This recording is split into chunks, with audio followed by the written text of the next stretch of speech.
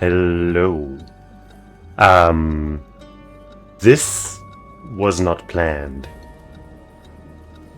Me playing the first game when I did and finishing just like 3 days or so ago, and then having 2 streams that would only take 1 day each, perfectly aligning with today, the release of the sequel, was not planned. I did not know this game would come out today. I thought it was gonna be in like June or like March at the earliest or something. But it came out today. And I was like, shit, dude. I guess I'll play it.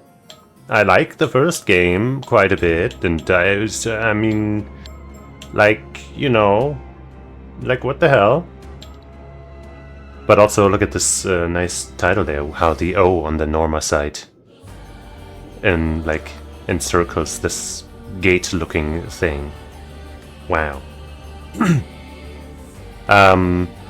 This time when I launched the game, it didn't do anything like last time. But I do want to check one thing. I already went and checked the graphics and the controls. But I specifically haven't checked the audio yet because I'm curious about one thing. Let's check it together right now.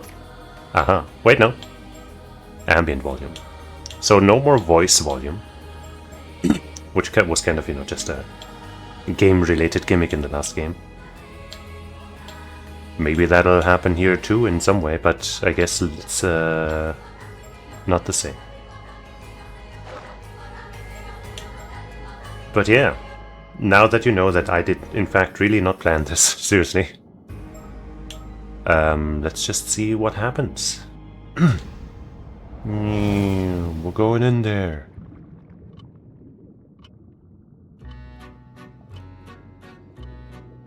Ticking time. The storyteller's back. My apologies for the wait. Welcome, welcome.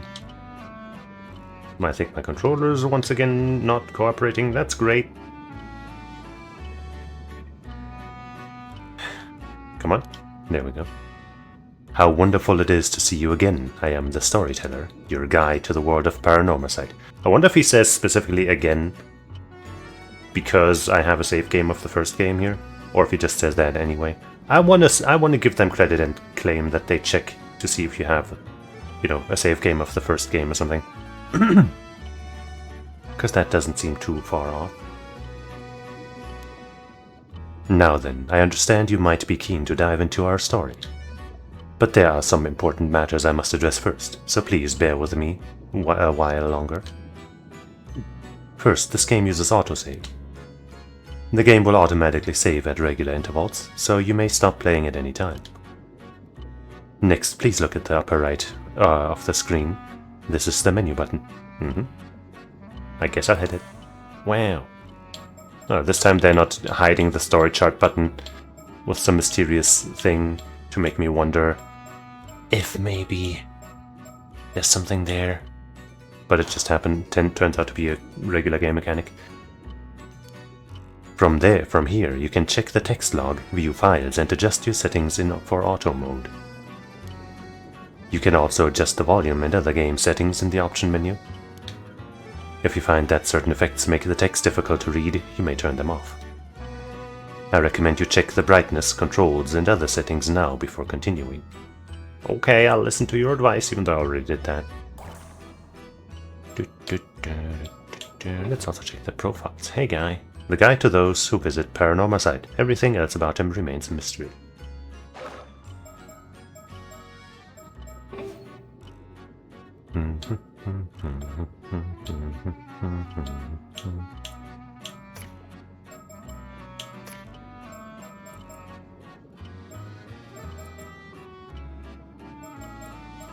Maybe the chromatic aberration will be, like, because it's called aberration, right? That's often a term used for ghosts and shit.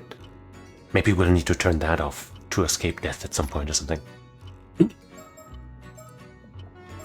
Oh, underwater gathering controls. Oh. We're playing on pad.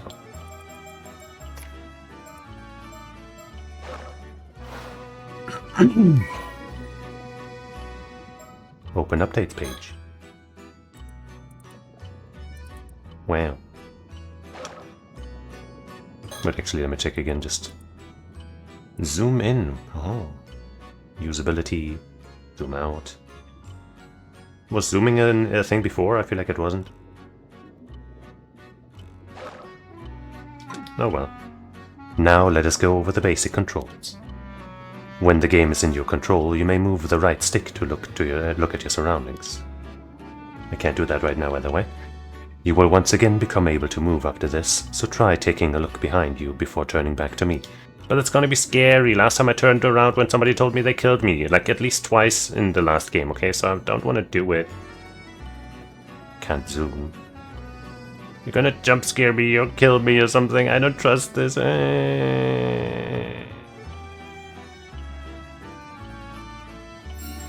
Okay. Wonderful. Well done. You may also select the face of an individual in front of you to talk to them. Please go ahead and try with me. He's got a face!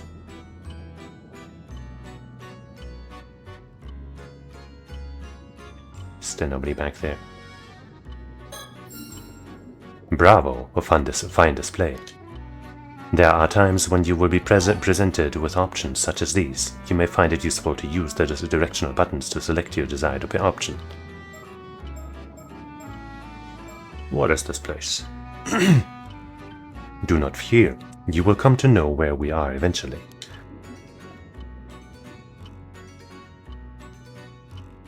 Well, guess I gotta talk to you again. Once you have seen everything an option has to offer, a check mark will appear next to it, like so. I guess they didn't tutorialize that part last time, but that's the same. I believe I mentioned you had seen everything this option had to offer. I see you find it difficult to suppress your curiosity. Ha ha ha. However, I would ask that you please select the option without the check mark in order to proceed. I do it again.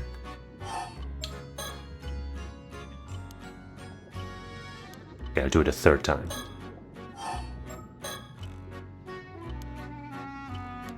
Alright, fine. Is what you think! Alright, fine. For real this time. Oh, so you've forgotten who you are, have you? Maybe I never knew. Maybe I'm Seaman again. So there is no need for concern. It is for you, it is for that reason. But there's no concern. Did I read that right last time? Anyway. It is for that reason that I am here to guide you, after all. You may be confused at first, but continuing through the story should allow you to remember your true objective. Am I the mermaid? That is all for my explanation of the basic controls. I will explain other essential functions when the time is right. Ah yes, there's one more thing I wish to confirm before we continue. As you may know, I previously served as guide to a different tale in the world of Paranormasight, one concerning the 7 mysteries of Fungal. You wouldn't happen to be familiar with the events of that tale, would you? I am. Is that so? So we have met before then, so it didn't check my save file. So you looked quite different during our previous encounter, so I failed to recognize you at first. My apologies. In that case, there's nothing I need to warn you about. Well, I believe I have kept you waiting long enough. It's nothing to warn me about, huh? The tale you are about to experience concerns a number of legends passed down in Ise Bay, a stretch of sea bordering Mie Prefecture. Specifically, those legends involving mermaids. Yes, as the subtitle suggests, our subject this time is the wildly familiar mermaid. Gorgeous in that background, just the prettiest mermaid I ever did see. Since ancient times, a great many legends about mermaids have been passed down in countries all around the world. In Japan, many of the legends famously include the idea that eating their flesh grants immortality. The tale of Yao Bikuni, which continues to be told in such places as Wakasa Province, modern-day Fukui Prefecture, is perhaps the most well-known. These legends have spurred those with a yearning for immortality to seek out mermaids since ancient times.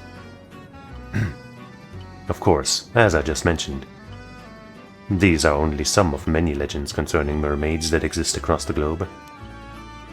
Indeed, many have sought out mermaids simply due to fascination with their status and as rare and mystical beings. They have also served as the inspiration for countless creative and artistic works throughout the ages.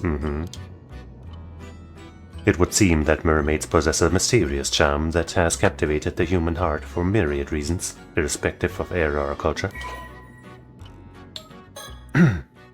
Mie Prefecture.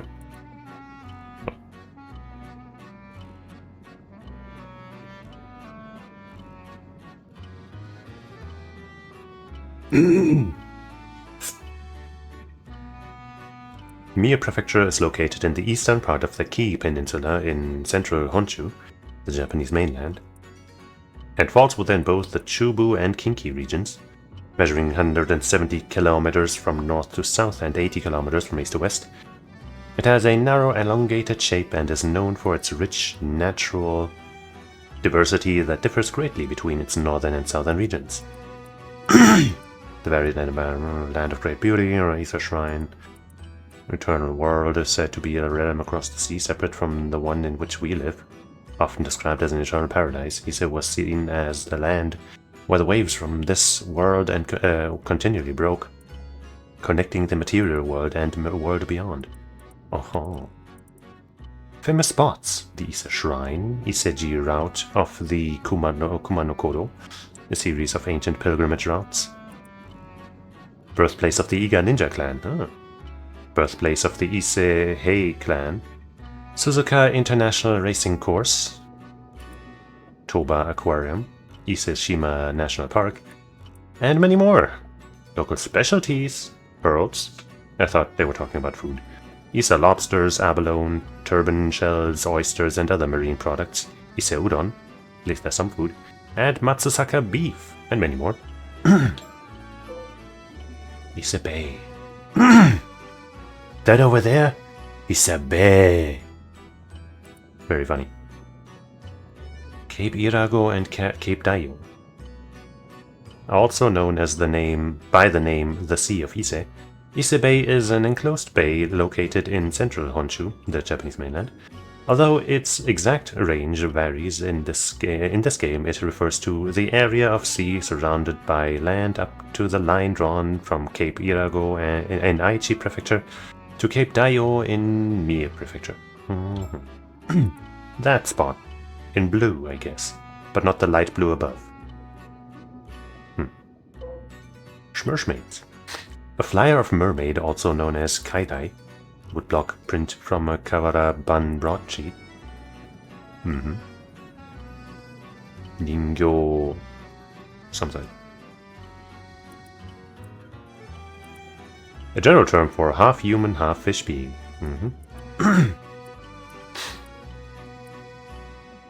The first recorded appearance in Japan of a creature believed to be a mermaid was more than 1300 years ago in the Nihon Shoki, Chronicles of Japan.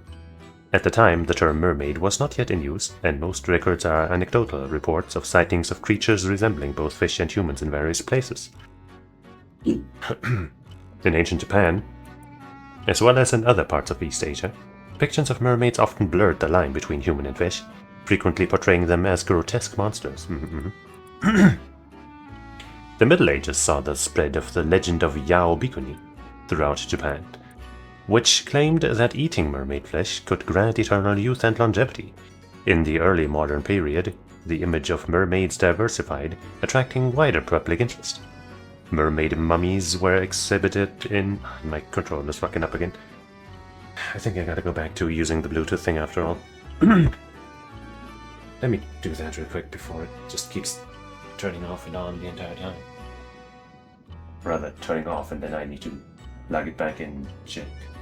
Come on. Stop being shitty. No.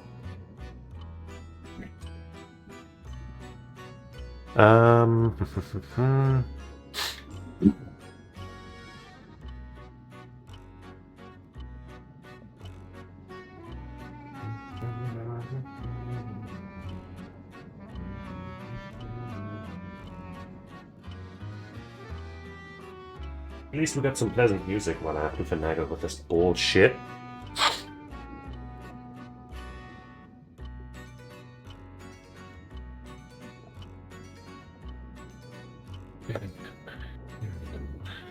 The Bluetooth thing obviously also has its flaws. Just sometimes starting to lag and shit, but at least I don't, you know, for a game like that, it's not that bad.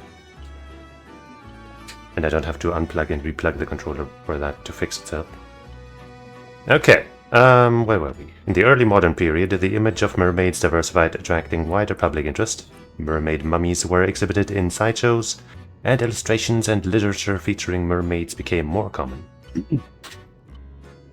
It was also during this time that the depiction of mermaids as having the upper body of a human woman and the lower body of a fish became more widely recognized. Kunisada Utagawa, Hiroshige Utagawa, Miracles of Kanon, adapted from the National Diet Library of Japan official website. That looks more like a European or something drawing. Arnold Böcklin, Play of the Nereids. Although the details vary from country to country, the most common depiction of mermaids in the West likely stems from the sirens of Greek mythology, sea monsters that over time came to be represented as the familiar half-fish, half-human figures. These mermaids were thought to be more akin to spirits or fairies in nature, enchanting those who encountered them with their beautiful feminine appearance and singing voices.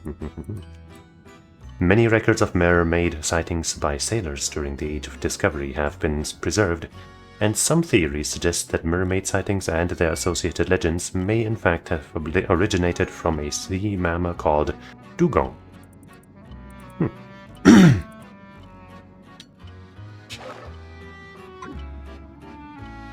Ah yes, the files added just now should provide a general overview of the terms that came up in our conversation.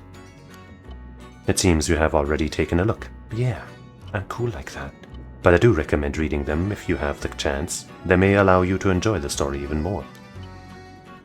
Words highlighted in pale blue usually indicate that there's a related entry in your files. Now then, allow me to introduce the primary setting of this tale.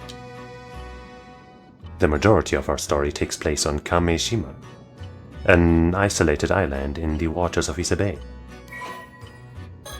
Kame means turtle, and it even looks like one. Is that a real thing? I think I've heard of Kameshima, but I don't know if it really looks like that. If so, then wow, good name. An island situated between the Atsumi and Shima peninsulas, and the most distant of the four populated islands under the administration of Toba City in Mie Prefecture. It has an area of approximately 0.7 square kilometers and a population of about 900. Wow. The island's name comes from the turtle-like shape, with kame meaning turtle in Japanese. Famous for its karst landscapes and other beautiful scenery, Kameshima is a popular location for tourists year-round. Recently, the island's youth organization has been leading a revitalization effort to boost the local economy and strengthen the community, creating an island logo and a mascot character, Kameshi Maru, which are expected to bring more people to the area. Can I click on this? No. But there isn't an entry, as far as I know, for Kameshi Maru. Not yet, at least. You will experience events through the eyes of a young resident of the island, one Yuza Minakuchi. If nothing else, please remember that. Yuza Minakuchi? User as in user? Maybe not. Well, I believe this ends my initial explanation. Bon voyage, and do enjoy the tale. I don't want to enjoy things, though. I'm here to be rude and, bad. This story is a work of fiction based on existing locations and legends. Please note that one of the locations that appears on this game Kameshima is a fictional island with no counterpart in reality. Okay. So that island is in fact not real. Or is it? Did you come to me or did I go to you? I cannot recall whether it was a dream or reality. I cannot recall if I was asleep or awake. The Tales of Isak, Passage 69. Ayo, Kari no Tsukai.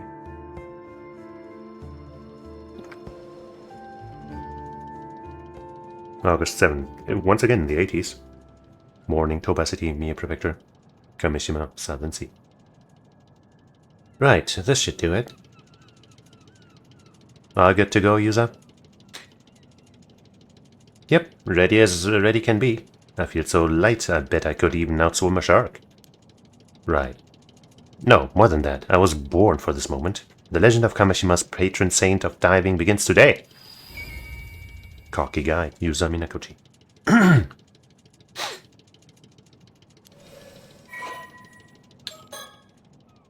18 years old, apprentice ama diver. A young man born and raised on Kamishima. Although generally quiet and serious, he has an eccentric side that often sees him make jokes and wisecracks with a straight face, catching whoever he's talking to off guard. After losing his parents in the large-scale maritime accident 5 years ago, he was raised by his grandmother, veteran ama diver Tsuyu Minakuchi. Because, just because it's blue doesn't mean there's an entry yet. He briefly found work at a seafood processing plant in Toba after graduating high school earlier in the year, but upon hearing that Tsuyu had injured her leg, forcing her to retire from diving and causing difficulties in her daily life, he quit his job after only 3 months and returned to Kamishima. At present, he is caring for Tsuyu while looking for work on Kamishima, and he has recently made the decision to follow in Tsuyu's footsteps and become an ama diver himself. Although he has been unable to bring himself to enter the sea since the disaster 5 years ago, he's hoping that his previous aptitude for swimming will lend itself to a natural talent for ama diving. His current diver rank is 1. Is a lower number better, or probably not, huh? Quiet and introverted as a child, he began to show a more animated side upon befriending Azami Kumori, a boy his same age, and it eventually became a common sight to see them getting up to mischief together. Although the maritime disaster 5 years ago saw a drastic shift in the way most of Kamishima's inhabitants treated Yuza, Azami alone continued to treat him the same. Even now, it is not uncommon for Azami to find himself caught up in Yuza's eccentric exploits, but he's always quick to laugh and follow his lead. Oh. So I guess that maritime disaster, right, that's what it's called. Where is it? Maritime disaster. I guess that has something directly to do with us. Just wonder if we're like just the victim and that's why everyone's treating us, like victims, or if people are blaming us for it in some way. Or whatever. Well, that sounds pretty impressive, but this is your first time diving out in the bay, so don't push yourself too hard, alright? Yeah, I know it's my first time, but somehow I'm brimming with confidence. I just know I can land a massive haul if I try. Well, I'm glad to see you raring to go, but make sure you don't go too far from the boat at first. Best friend, Azami Kumori. Azami spelled out in katakana. That's kind of rare.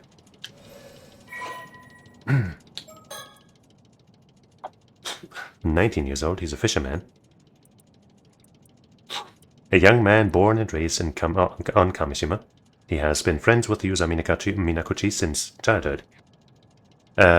He has a friendly and caring personality, and his willingness to help those around him has made him someone islanders of all ages rely on in times of need.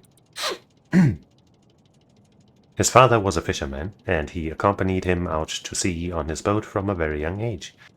As a result, he grew up never doubting that he, too, would one day become a fisherman. After his father died in the maritime disaster 5 years ago, his mother, the ama diver, took on the responsibility of raising Azami and his much younger brother on her own. Okay. During the closed seasons for diving, when his mother worked on the mainland, Azami was responsible for looking after his brother. After graduating middle school, he refused his mother's suggestion to attend high school and quickly obtained a 4th-class boat pilot license while helping with fishing around the island.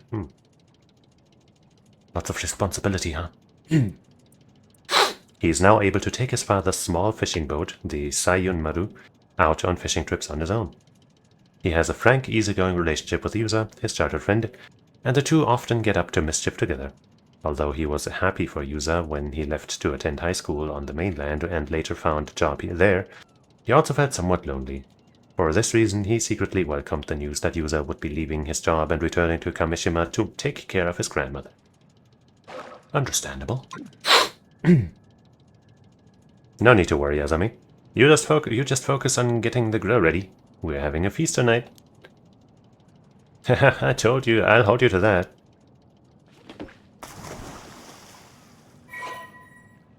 The diving minigame. What? Will now commence. Follow the instructions to get used to the controls, then press dive when you're ready. There's a minigame? I don't know if I'm ready for a minigame.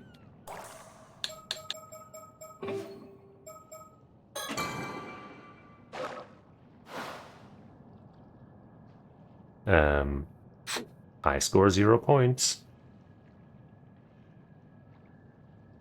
Can't look at anything. But I can talk to you. Okay, Yusa, this is your first dive, so you won't want to stray too far from the boat. Remember to swim up when you want to come back to the boat. If you don't remember anything else, remember that. It's first time out here, so even a single catch is a huge achievement. Don't get greedy, and try to come back quickly. It's first time out here. Oh. Potatoes. An island. The sun.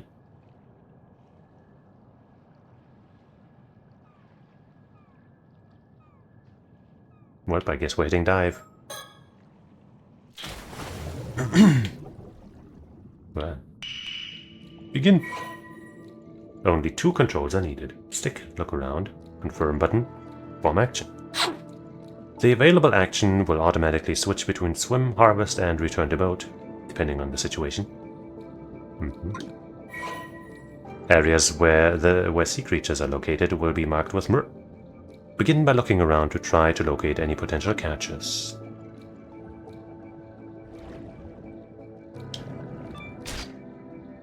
Oh.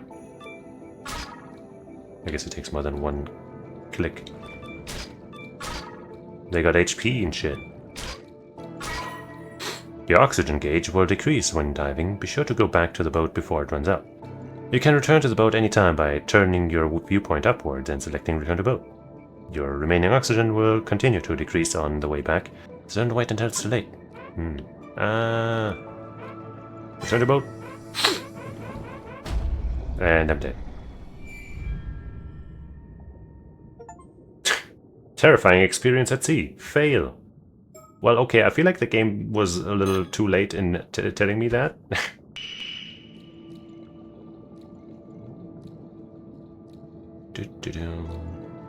Let's go with here this time.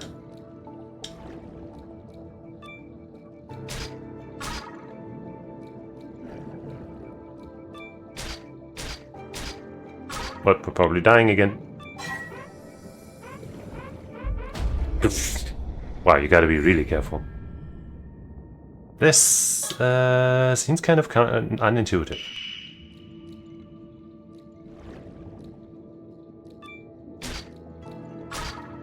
I want to get at least 2 things. Right? Come on, get close enough. Dang it. Okay, now. Surely now we're gonna be good. We made it. 2 catches. Amazing. New record! Diver rank up. Oh, select a skill. A high level means you can stay underwater for longer. That sounds important. High level means you can swim faster and return to the boat faster. That also seems important. High level means you'll have an easier time gathering sea creatures. That also seems important. High level means you can detect sea creatures from farther away. That seems like something for later, maybe. I feel like all of these kind of compound into having more time, you know, and making dying less likely. Let's just take the general more time thing for now. Maybe I can have more than one? No, not yet. Huh. That covers the basics for underwater gathering. Replay the tutorial? No?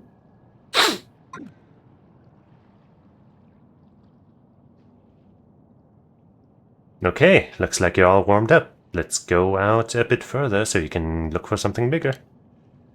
Abalone. The biggest catch you can get at this time of year is probably abalone.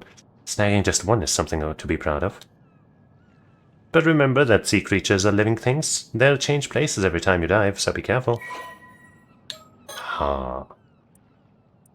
I am surprised that this is a minigame that we're playing. Controls. Look around. I think that's what we just saw, basically. But maybe not all of it. When there's nothing in front of you, interact with a swim. Each of the swim action will allow you to take a single stroke forward through the water. Work on some oxygen.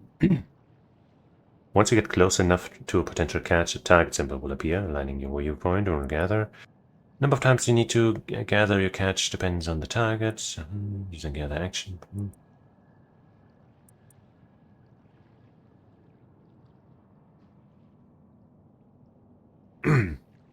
Your oxygen gauge will decrease both by performing actions and by passing time while underwater. When it starts getting low, turn your viewpoint upward. That also seemed to be like a shortcut for going up, but something with a Y, I think. Your remaining oxygen will continue to increase. When you return to the boat, your score will be calculated based on the number of sea creatures gathered during that dive. This score will go towards raising your diver rank, which will allow you to stay underwater, blah blah blah. Each skill can be upgraded up to a maximum level of 5. You can still increase your diver rank even after reaching the maximum level for each skill.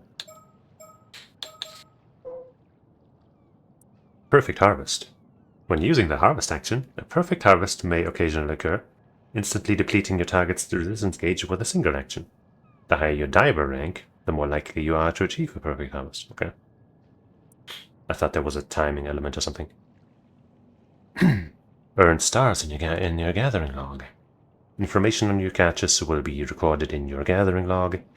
Each catch has individual variations, and the lowest and highest amount of points you have achieved for each catch will also be recorded. Once you record the highest and lowest limits possible for that catch, a star mark will be added next to the point values. Wow.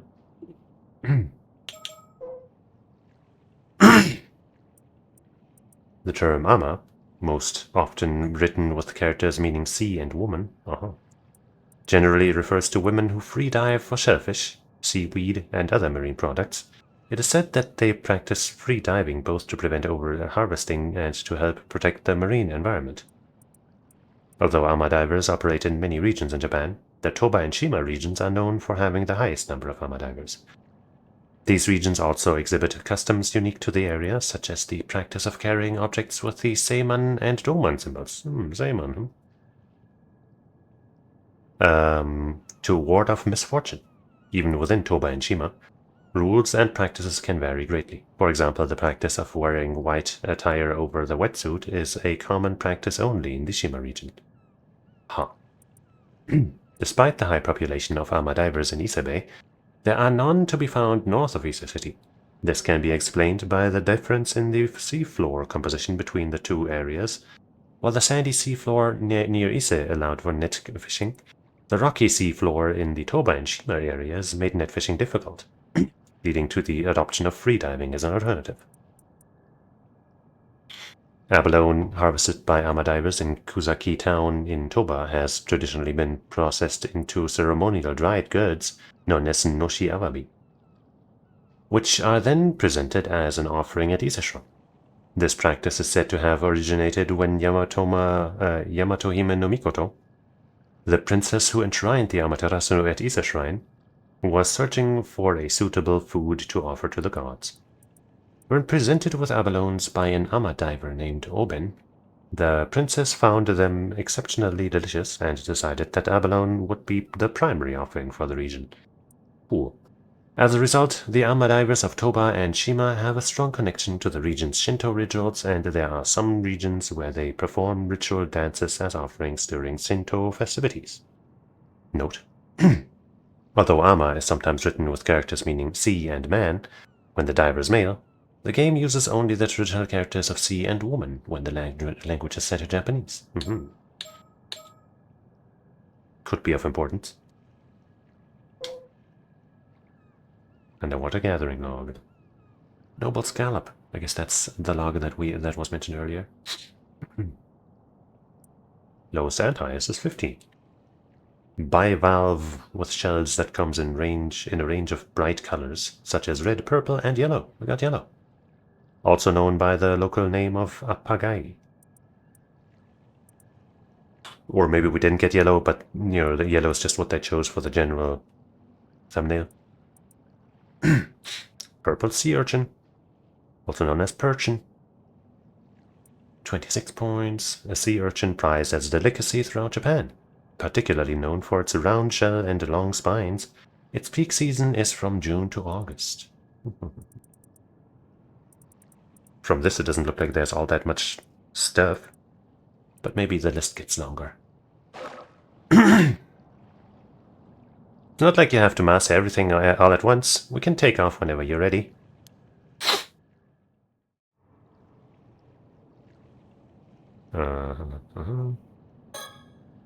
We still have plenty of time left, so feel free to dive as much as you like. You seem pretty confident, so I'm looking forward to seeing what you could bring in. I know you can do anything you put your mind to. Don't get too greedy. It's dangerous to stay out until you're almost out of air. You still need some air left to make it back to the boat, after all. It's important to know when to give up the chase. Try not to just swim straight for the first sea creature you lay eyes on.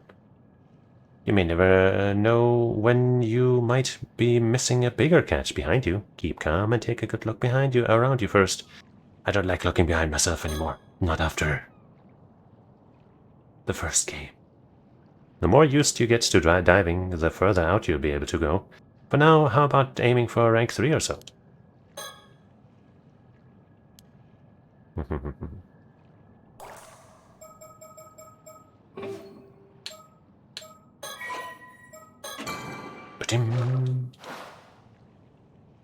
Good thing this game isn't going to be spooky or scary at all. It's just a nice little diving simulation.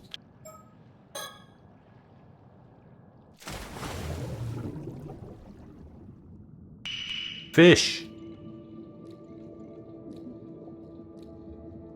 What's that question mark? That looks kind of far away, though. Well, let's go to the exclamation mark, though.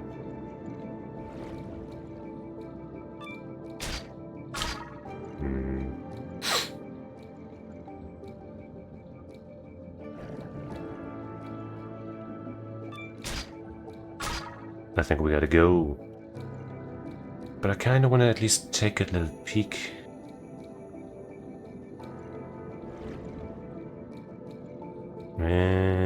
No, let's go up now.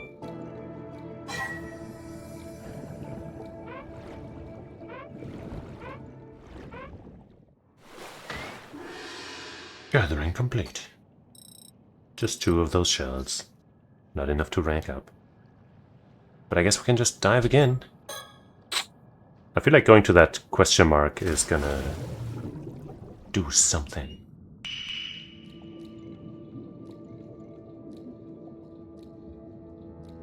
But I want to see what that is. And since just swimming doesn't seem to consume much, let's check it out.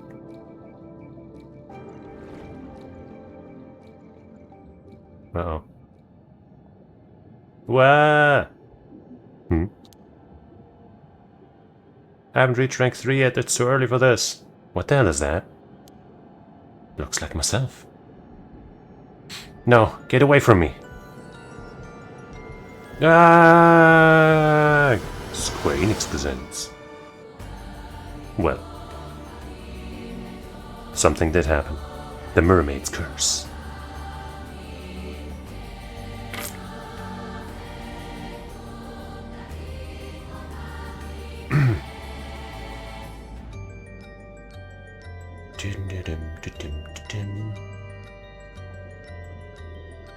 Oops. Encounter an apparition in the depths of the sea as user. Dive failed. Oh.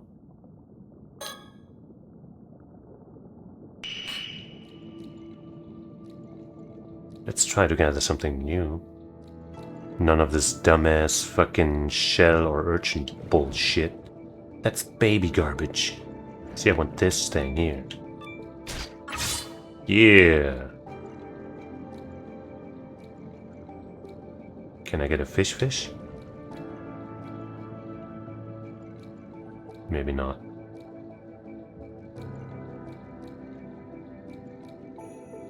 Nope, can't get that fish.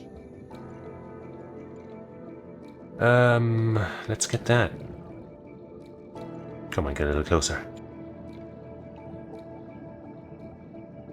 Shit. Probably can't get that now. Yeah, I don't think we're gonna get anything. Okay, I guess Y just makes us look straight up, which is, you know, good enough.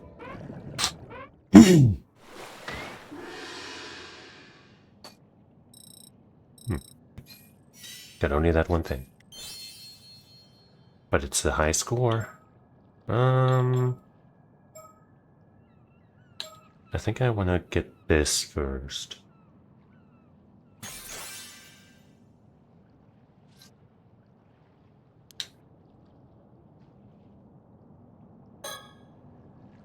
Hey, rank 3 already. You're doing great. Keep up the good work. Now all that's left is to dive to your heart's content. Just say the word when you want to head back. Well, I'm gonna be the greatest master fisher ever, because I feel like... I don't know, I think there's a chance that this is all like a big fake out. Like, we're gonna use this diving mechanic here. And then this guy dies or something, and then we never... never play him again. Or never until the end, when it's like, oh, in order to not have the Mermaid's curse kill everyone, you have to... And then whatever it points to is gonna lead us to, you know... to go back here and catch 12 sea urchin.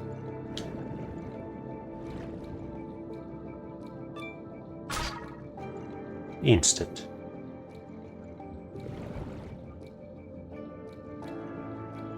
Come on, get closer. You dork. Yep. Better get out now.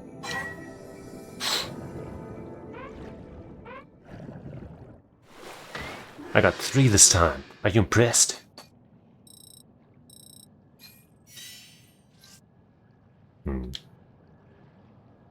Well, I want at least one more rank up.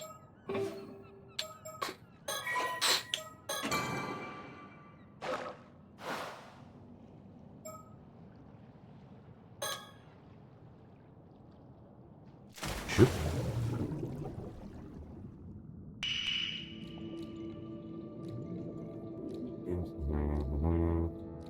It doesn't show that question mark anymore, so maybe that was a one-time thing.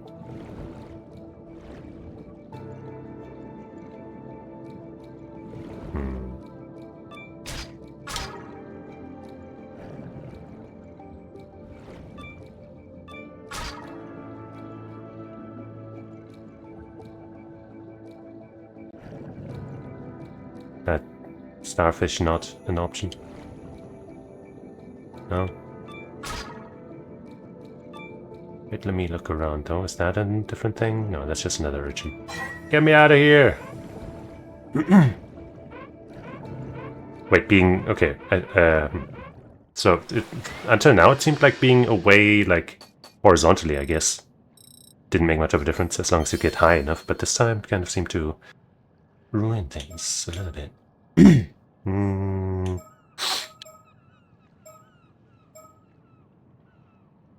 Let's do this one again.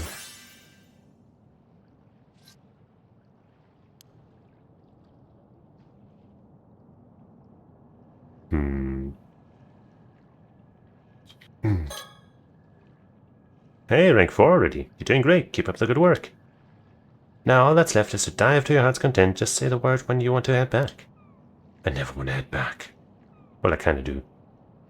But I also don't want to miss things. I guess if I really am missing things, I can come back and do it again. But what say we go for rank 5, right? That seems like a good stopping point.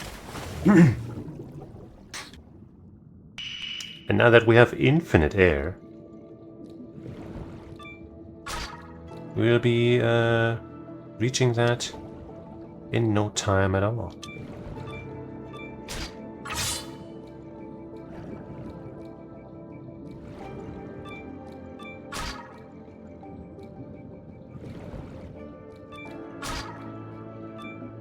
Double catch. Where's the catch? It's right here. That's one. Yeah. I guess now. Now let's leave. I don't want to risk it.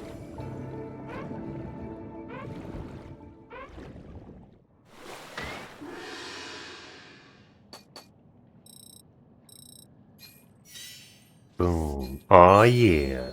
Told you. I friggin' told you. Let's get this finally. Yeah, reach diver rank 5. Diving enthusiast. Alright, I think now it's fine if we leave.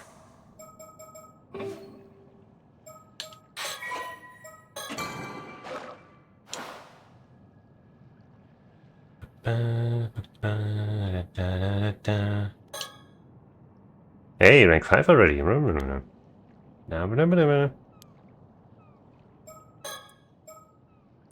15 to 24, 23 to 36, 42 to 52. Wow.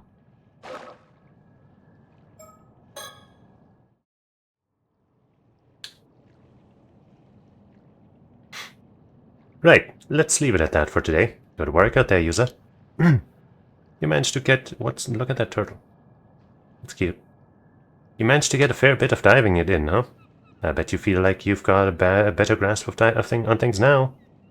Look, he's got the pentagram. That means he must be related to that girl from the previous game. For sure. I feel like my diver rank's gone up at least a bit too. So, do you feel any different now? Did your body undergo any weird changes? Nope. I feel exactly the same. Nothing's changed. I'm the same old user I've always been. I guess we were a bit off the mark, huh? Do you, so you wanna, what do you wanna do now? Should we call it a day? This is checkmarked, which means there's nothing else to do there, supposedly. Talk about the hole. Yeah. I guess we did have to go there, eventually. But I want to click on the turtle. Maybe this time, instead of birds, it'll be sea creatures.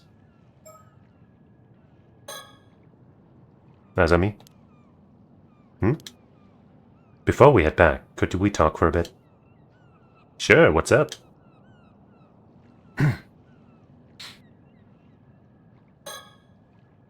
Kameshima is located in the waters near the entrance to Ise Bay. As such, there are strict regulations on both the times and places diving is allowed.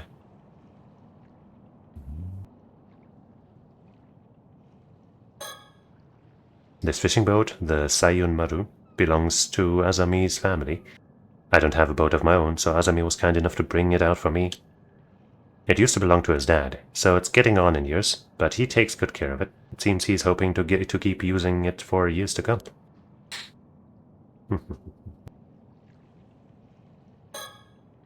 That island on the horizon is Kamishima, where I was born and raised.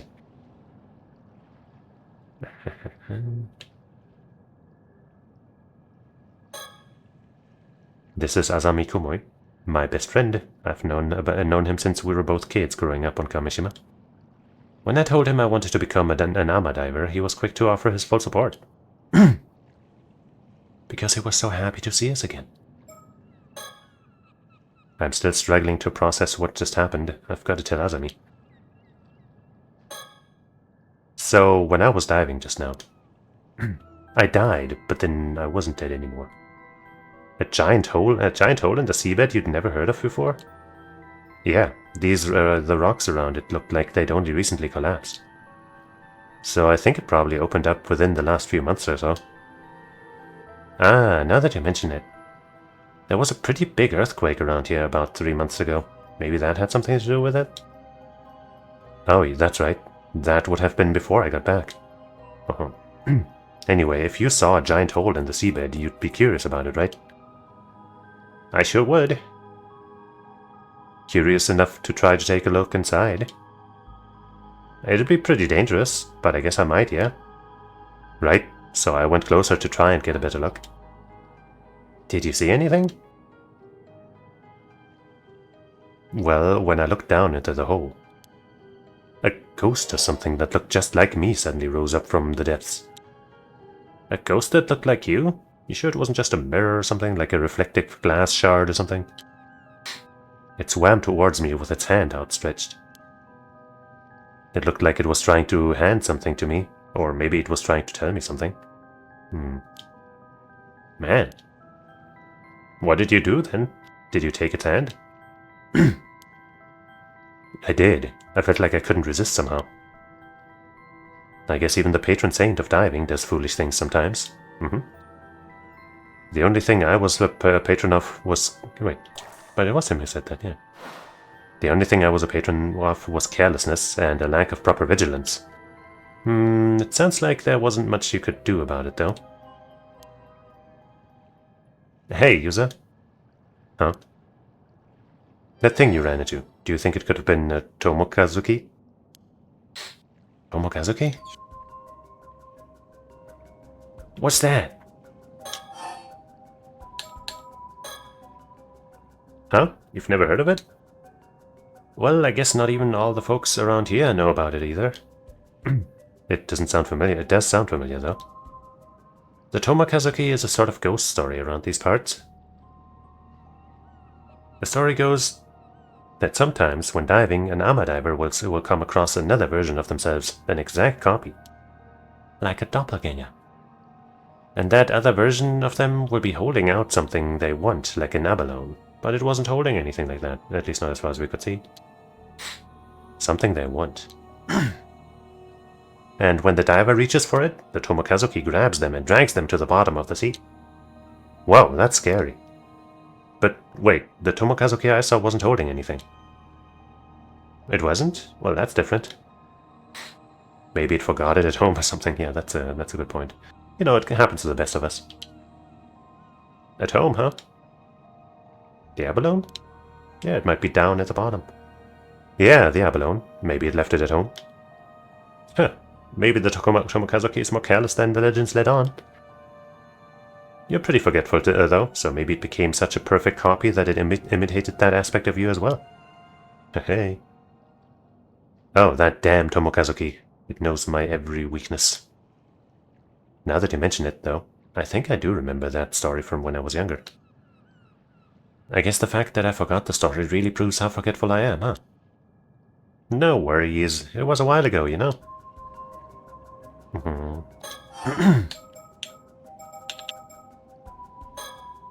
So, did anything happen to you after you took its hand? I don't really remember. When I came to, I was back outside the hole. I thought maybe I'd blacked out due to a lack of oxygen, and it had been some sort of hallucination. I see. Yeah, I guess that's possible. But if that's the case, that means I stopped you just to talk about some hallucination I saw, and that would be super embarrassing. Some people do say that Tomokazuki legends might have come about because of divers seeing things when they ran out of air. But hey, it's no big deal even if it was a hallucination. The most important thing is that you're safe. Still, I can't help but wonder about the hole suddenly appearing like that. Yeah, it's pretty weird. We should explore it some more. By the way, you know those symbols on your diving gear? Symbols? You know, on the left is a pentagram, and on the right is a tic-tac-toe board for like way too many squares though. Yep, same on Adomon. The Ama divers around here all have them somewhere on their outfits. I see. So that's what, that was mentioned. And that's what they are, huh? Oh, this was my mom's gear, so I didn't know. People say those symbols work as a charm to protect divers from the Tomokazuki. Well, did a shit job for us. Interesting. But if I ran into a Tomokazuki just now, wouldn't that mean the charm didn't work? Maybe, but it could be thanks to the charm that you made it back safely. I guess. The sea is a dangerous place when even without the Tomokazuki around. Things could have been even worse without the charm to protect you. I see. So without this charm, I really could have been attacked by a shark.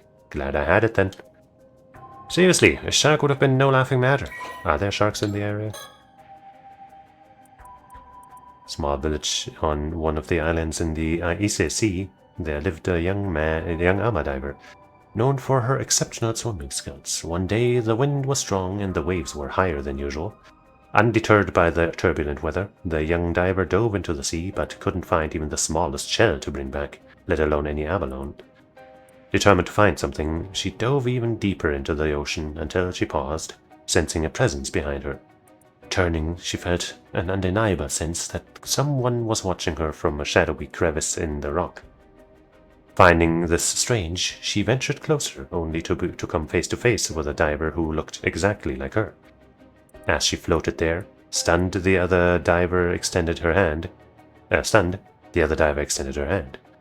In it was an abalone, larger than any she had ever seen. The young diver was mesmerized. She had to have that abalone, no matter what. She reached out her hand to take it. Suddenly, when her fingers were mere inches away from the abalone, the other diver's hand shot out and grasped her arm. Shocked, the young diver frantically struggled to pull away, but it was too late. Slowly, inevitably, she was dragged down into the depths of the ocean. Over time, this being came to be known as Tomokazuki, Together Diver. Due to it taking on an identical appearance to its victims, divers are warned never to accept Tomokazuki's offerings in the depths, lest they suffer the same fate. The Tomokazuki is still greatly feared by Ama divers in modern times, and the Seiman and Doman symbols inscribed in them on items they take with them when diving are charms said to protect them from it. Seiman, Doman. Protective symbols widely worn by Ama divers in Shima and Toba. The star-shaped symbol is known as Seiman, that's what I thought, because Sei often means star. And the lattice-like symbol is known as Doman. I wouldn't know what Do... I don't know. The two symbols are often embroidered side by side or drawn on clothing using purple dye made from shells. They are worn by Ama divers when diving to ward off potential disasters that might befall them at sea. Interesting.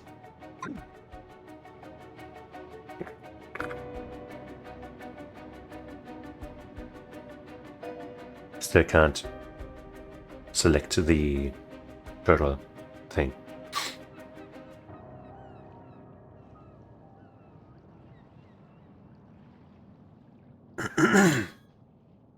Hey, Azami, about the Tomokazuki just now. Yeah? Recollection. Do you think it has anything to do with what we're looking into? I guess I'll hit that button. After I save. What if I accidentally kill my friend?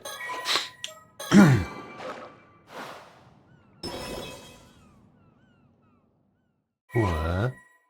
Unlocked past recollection chapter, Yuza Minakuchi. Something I want to do. Okay. Hey. My apologies for the interruption. I'd like to take this chance to inform you about a unique ability of yours, the recollection feature. But to make things clear, I must first tell you about the story chart. From here on, you will return to this screen the story chart that breaks in the story. You see, the story you will witness will not necessarily unfold in chronological order. This screen will allow you to see where each chapter lies in the grand scheme of things, as well as select where you wish to proceed to next. If the icon for a chapter is not dim, that indicates it has not been fully completed. Generally speaking, completing a chapter will unlock the chapter immediately after it. However, there will occasionally be times when a recollection button will appear during the story, as you experienced just now. Pressing this button will allow you to delve into a memory evoked by certain words in the text, which will in turn unlock a new chapter, a past collection chapter, for you to experience a most remarkable ability, is it not? Once you have unlocked such a chapter, it will become available in the story chart for you to peruse as you wish. This ability will be key in unraveling the tale before you, so do be sure to press the recollection button when you see it come up. Now it's making me doubtful if maybe hitting it is a bad thing, but for now I don't really see a reason not to. With that, please enjoy the continuation of this tale. Who the fuck, did you see that guy just now who was standing on the water and talking to like nobody? Did you see that? It was fucking weird. If so, could your mom have become an ama diver because she wanted to find the Tomokazuki? What, she wanted to die? But she wouldn't have worn something with this charm on it if that were true, right? Good point.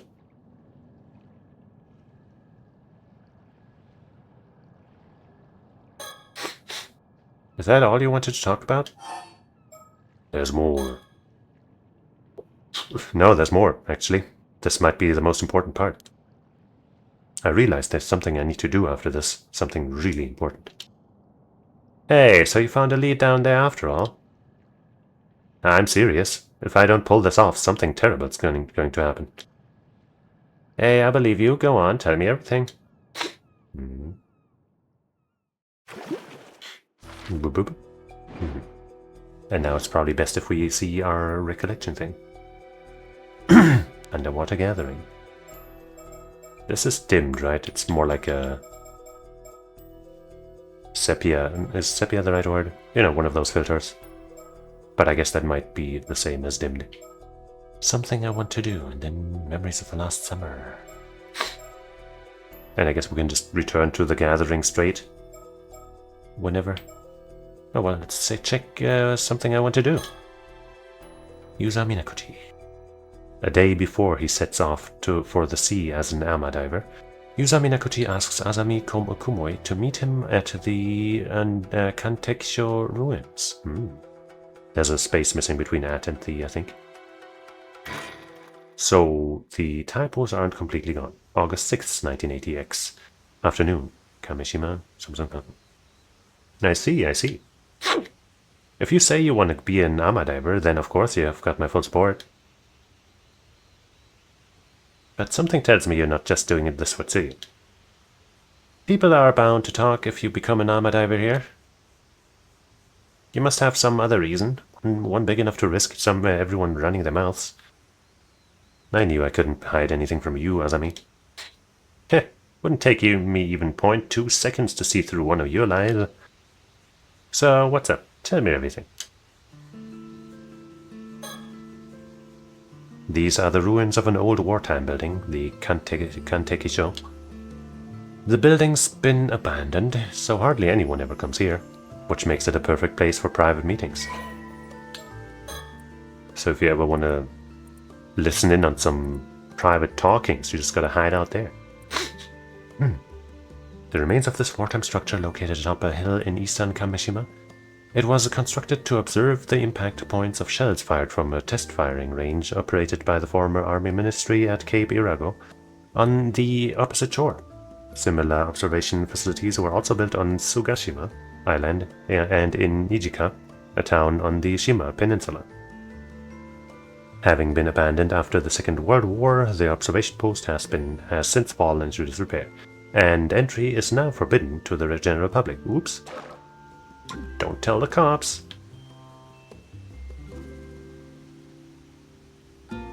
Looking for stickers or something.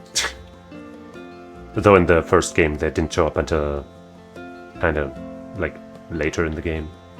I'd say like halfway-ish through maybe.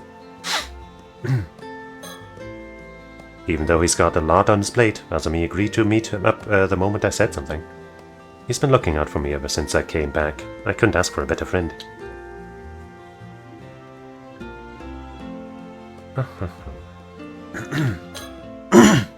I should be able to tell Azami everything, right? Sure. Hey, Azami. What I'm about to say is going to sound pretty crazy. You still want to hear it? Sure, bring it on. Thanks, I'll come right out and say it then. I'm looking for a mermaid, and I need to find one by tomorrow. To save Yuzu? Or what's her name? Your mom? Your grandma? What is she again? His mom, right? Oh, a mermaid, huh? And by tomorrow, at that? That's gonna be tough. I'm being serious. In fact, I've never been more serious. I really do have to find a mermaid by tomorrow. I think he's slightly blushing. I can tell you're not joking by the by the look on your face. You've got some sort of reason for saying this, right? Go on, I'm listening. Thanks, Azami.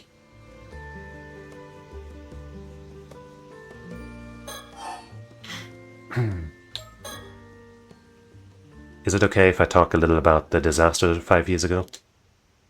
The disaster, huh? If you're okay with it, sure. I was in middle school at the time, and my parents had taken me out into the bay on a little fishing boat. This massive storm came out of nowhere and sank all 3 fishing boats that got caught up in it. I was the only one who survived. Wait. Parents, okay, so I guess it is his grandma, not his mother, after all. That is, that he might want to save or something. I don't know, we'll see. Yeah, it was really terrible. Southern Sea disaster. Kamishima no Sakana Bune, I think. Something. I think that's Noru, like, ride, but not sure about the pronunciation here. Gumi or something in Chu something. Yep, perfect. A localized storm that broke out in the sea to the south of Kamishima around 5 years ago, resulting in a maritime accident in which a total of 10 people went missing. 3 fishing vessels that had set out to sea from Kamishima were suddenly caught in an unanticipated storm and foundered, leaving all but one of the 11 fishermen and armor divers on board missing. When the ships were later dredged up and searched, not a single body was discovered. The sole survivor was Yuza Minakuchi, who was a middle school student at the time. His parents, Tosuke Minakuchi and Mare Minakuchi, as well as Azami Kumoi's father, Kyokichi Kumoi, were among the victims. Locals in the area reportedly heard an eerie rumbling from the sea on the morning of the incident. List of casualties. Medium-sized fishing vessel Daiichi Kyosui Maru, foundered. Captain Kyokichi Kumoi and all 5 crew members reported missing. Small-sized fishing vessel, right, this one was medium-sized, okay. Omei Maru, foundered. Captain Yukichi Nishikawa and 1 passenger, identity unknown, reported missing. Small-sized fishing vessel Minakuchi Maru, foundered. Captain Tosuke Minakuchi and 1 other crew member reported missing. 1 passenger recovered with slight injuries, dissociative amnesia due to psychological trauma. The sole survivor. When the boat the Minakuchi family was on was about to sink, Mare and Tosuke Minakuchi put a life buoy on their son, Yuza, and helped him escape the boat before the waves engulfed it. Despite the slim chances of survival in such a dire situation, Yuza was miraculously found drifting in the sea at the next day, still wearing the lifebuoy, and was successfully rescued. Although he had no external injuries, the shock of the accident had left him in a state of confusion, and he has little memory of what happened at the time. After the accident plunged Kamishima into a state of deep sorrow. Fishermen and armor divers temporarily stopped fishing to mourn, and a memorial was erected to honor the lost.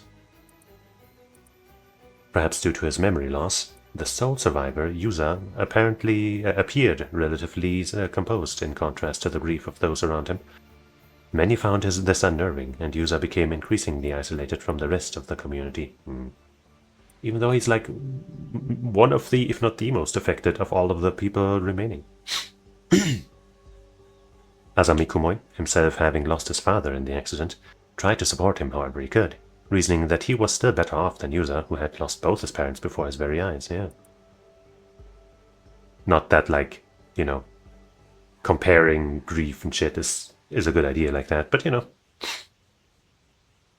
Like, oh, you suffered more than me, so you're better or something, right? That's not what we're talking about here anyway. As investigations continued, questions arose about what the Minakuchi family had been doing in the vicinity of the disaster despite not having gone out to fish. Wait, sorry, let me read that again.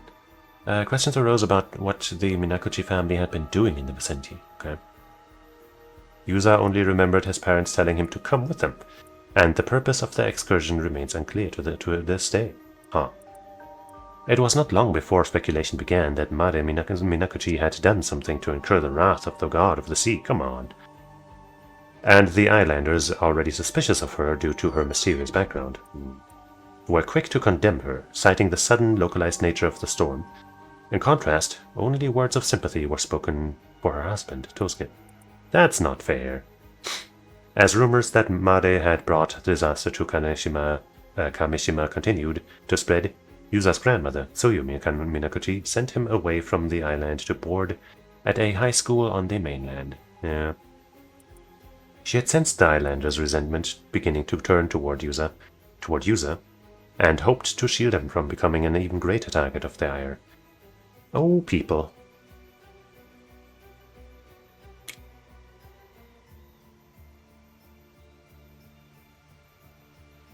Even now, 5 years after the accident, feelings of animosity toward Mare Minakuchi remain deeply ingrained in the people of Kamishima. With the truth of the accident still shrouded in mystery, deep scars and suspicions continue to linger in the hearts of many of the islanders. Okay, so we're gonna go out to sea, and then find a spot where we can kill all the other islanders. That's the plan, right? So what about the disaster that you want to talk about? Well, I've recently started to remember some things about what happened. For real? I know your memories of the disaster were kind of hazy due to the shock. But it's great that you're starting to remember, is it though? Could be even more traumatic. Oh, but I guess it's not exactly something you'd want to remember, huh? Sorry for getting all fired up. What a good friend. It's okay. It actually hasn't bothered me as much as I thought it would. Thanks for worrying about me, though. It's just that the things I've remembered are a bit strange, so I couldn't bring myself to say anything. Sorry for keeping quiet up to now. Strange, huh? Well, I can see why you'd want to keep it to yourself. All things considered, don't sweat it. So, about the accident. When we ran into the storm, our boat got caught in the whirlpool and started to sink. My parents gave me a lifebuoy and lowered me into the water. They were frantic, and I was too stunned to do anything but go along with what was happening. I can imagine that must have been really scary. The waves were knocking me around, so it took everything I had to just to hold on to the buoy.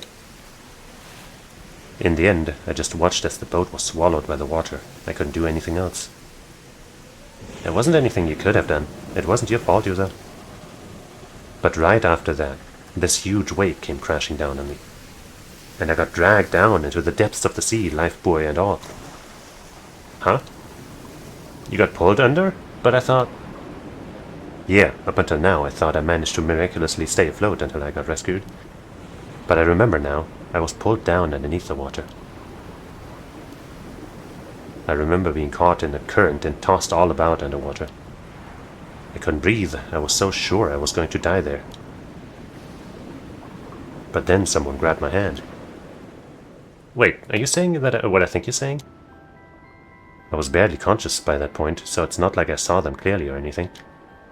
But I'm certain someone was there with me. Someone who grabbed hold of me and pulled me to safety. So he's saying it's either... Well, he's probably saying it was a mermaid. But what if it was that mysterious person that nobody could identify? And maybe that person was a mermaid, I don't know. I didn't skip anything, right, accidentally. And from what I remember... You're saying they were a mermaid? Exactly. So you want to go out there to thank them? So you were saved by a mermaid? I'm sure of it, and it looked exactly like what first comes to mind when you hear the word mermaid. Ariel? A real mermaid, huh? But it was really a really extreme situation, so it's entirely possible I was just seeing things. So he is being realistic about that, at least. You know, he is sure he saw it, but he can also imagine him having hallucinated or something. Which, you know, that's a good headspace, I guess.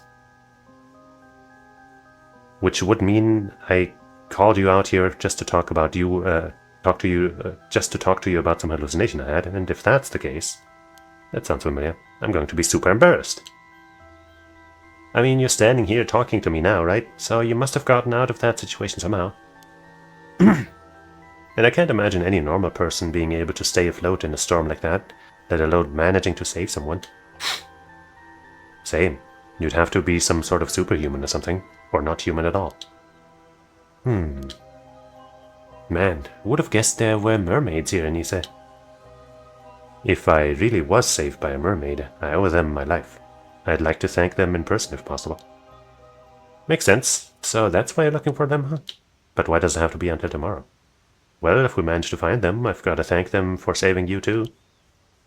So I was thinking of heading to where the disaster happened and diving there to see if I can find anything. Wait. Are you sure? You almost died there.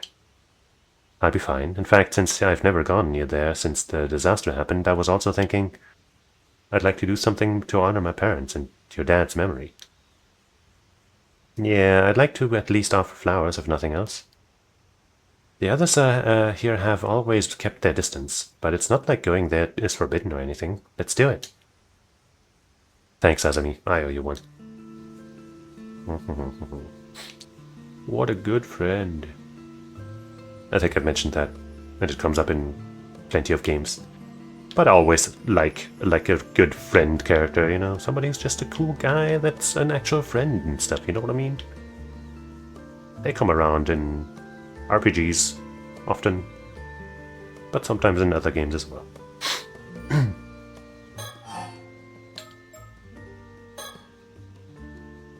But there's no guarantee the mermaid will still be around there, right? I'm thinking it'd be good to have more of a lead before we head out there.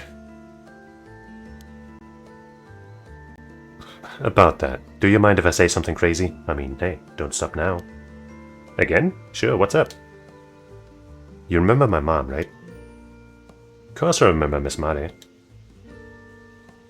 Well, she wasn't originally from Kamishima, but she met my dad when she moved here and ended up marrying him.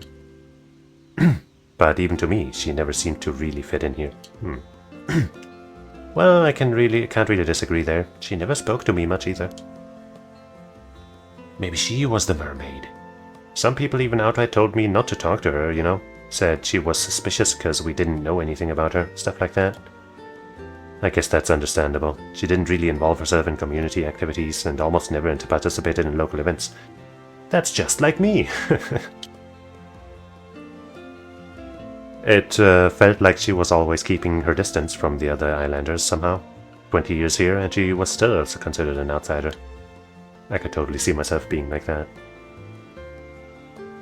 Yeah, I never knew how to bring it up to you, but I always kind of wondered. Was there some sort of reason for that? She's just, you know, a big old hikikomori, just like me. You know, would rather stay home, do her own thing. No big deal. Not as far as I know. Dad and Gran never seemed to mind, so I figured that's just how she was. But looking back at things now, it was pretty weird. Doesn't seem that strange to me. Female, occupation, user's mother. Great occupation, age unknown. Is that just to be like, oh, she's dead, so it's, you know, her age is unknown, is that, or is that actually mysterious? Because surely you would know her age. Yuza Minakochi's mother, having gone missing in the Kamishima Southern Sea disaster 5 years ago, she was declared dead a year after search parties found no sign of her. More than 20 years ago, Made Sumikawa arrived on Kamishima with no possessions to her name, expressing that she had taken a liking to the local environment and wanted to move here. However, she remained tight-lipped about her background, only revealing that she was from a small town out in the mountains, and that she had to leave her home for undisclosed reasons. She was totally a mermaid, you guys. She fulfilled her wish of turning into a human, just like Ariel always wanted. And although her request to move to Kamishima was accepted, many islanders remained suspicious of her.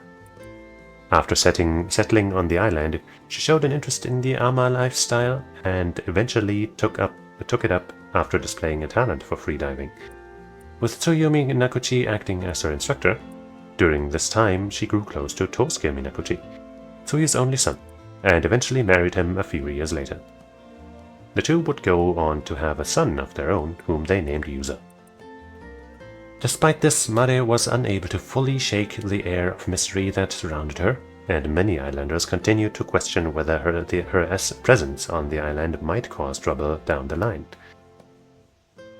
Something of a free spirit, her nonconformist ways and somewhat naive personality meant that she was often absent from local activities, leading to further criticism from a portion of the population. Some also reported frequently spotting her wandering the island after she first moved there, seemingly looking for something or catching sight of her doing something on the shore in the middle of the night. Fortunately, her mother-in-law, Tsuyomi Minakuchi, was a person of no small influence on Kamishima, and no one dared to openly persecute Mare under Tsuyu's watchful eye.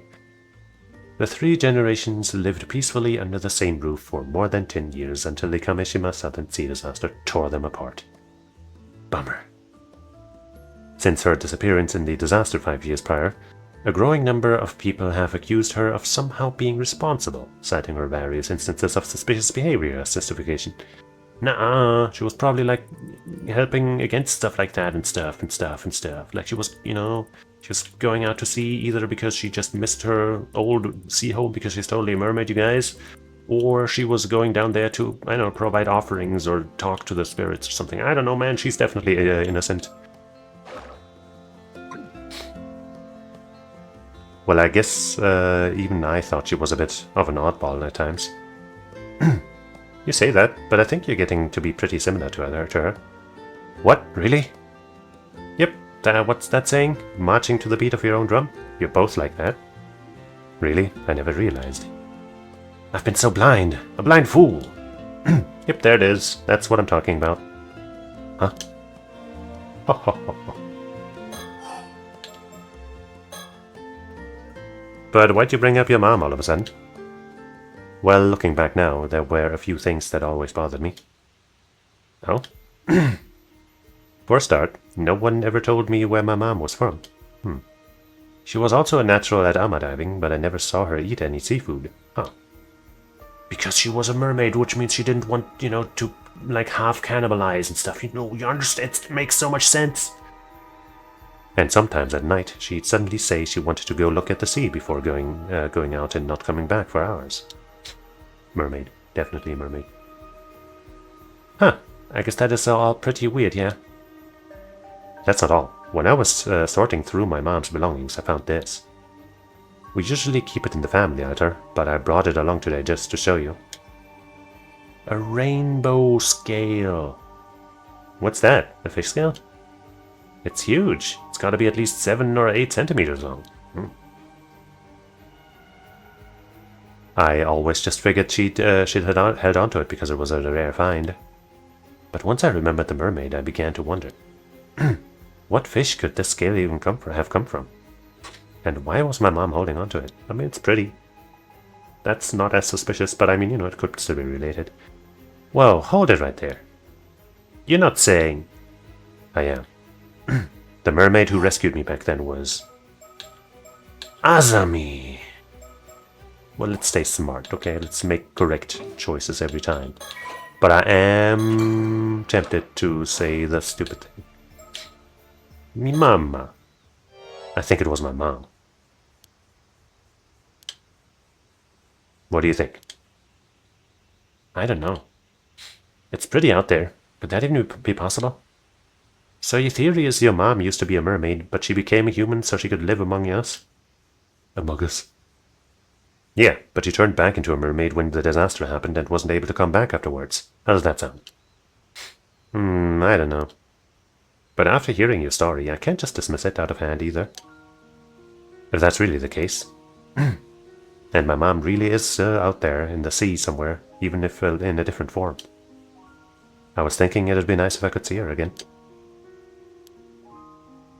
It might be because they're still treated as missing instead of dead, but it still hasn't really sunk in that my parents are gone. I know what you mean. Sometimes it feels like my pops is just going to show up at home again like nothing ever happened. Finally found that milk, you guys. Huh. Though, even if your mom's alive, I guess it'd be hard for her to show up if she's back in her mermaid form now. If my mom really does have some sort of connection to mermaids, then maybe that was the reason she never really fit in here. It might help clear up any mistaken impressions the others have of her anyway. I see. So you think that by trying out ama diving like your mom did, you might be able to find something out? And maybe if you're lucky, you'll run into a mermaid in the process. Yeah. And if I really am descendant from the mermaid somehow, it's possible that diving might awaken something in me. That's what that comment was about. Oh, right, I hadn't thought of that. I guess if your legs suddenly become fins, legs into fins? Sure. We'll know for sure you're a second-generation mermaid. Like, I guess the tail fin, like, I guess you could call that a fin. Yeah, I guess. Sure. We know for sure you're a second-generation mermaid. Okay, I think I've gotten the gist of what you want to do now. Thanks for understanding, Azami. I haven't been happy with how people have been treating you ever since the disaster either, and what they say about your mom. If there's anything I can do to clear the air, I want to help. Thanks, I appreciate it. Though I don't know how people will react if you suddenly start talking about mermaids. It might be best to keep quiet about that part for now and just say you're looking into your mom. What do you think? Yeah, I think that would be best. Okay, now we've got that settled. How about we head out tomorrow morning? That sound good to you? Yep, I've been doing some training in secret, so I'm all set. Secret mermaid training. I just have to make sure there isn't suddenly somebody here.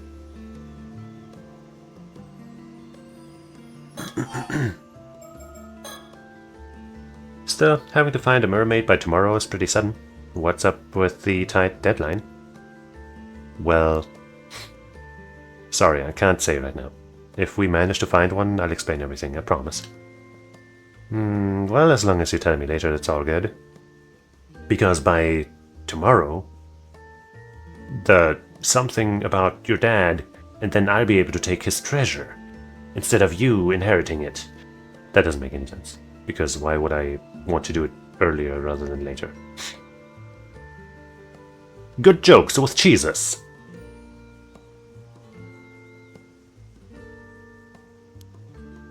Oh, here's an idea. If you're in that much of a rush, how about we talk to Tsukasa and Sato? Maybe they'll be able to help out. I wonder. It would be nice to have more help. But would they even believe me? The whole thing is pretty crazy after all. Besides, Tsukasa's going back to the mainland soon. I'd hate to bother her now. True, still knowing Tsukasa, she might be surprisingly on board with the whole thing. See, I knew he'd be here. Oops. Ah, hey, 2 girls, nice. Whoa, speak of the devil. Yeah, when did you 2 get here? Oh, talking about something you didn't want us to hear, were you? Cuties. Especially her, with the glasses. Boys will be boys, I guess. Childhood friend, Tsukasa Awao. Her name is also spelled in hiragana, not as rare as katakana.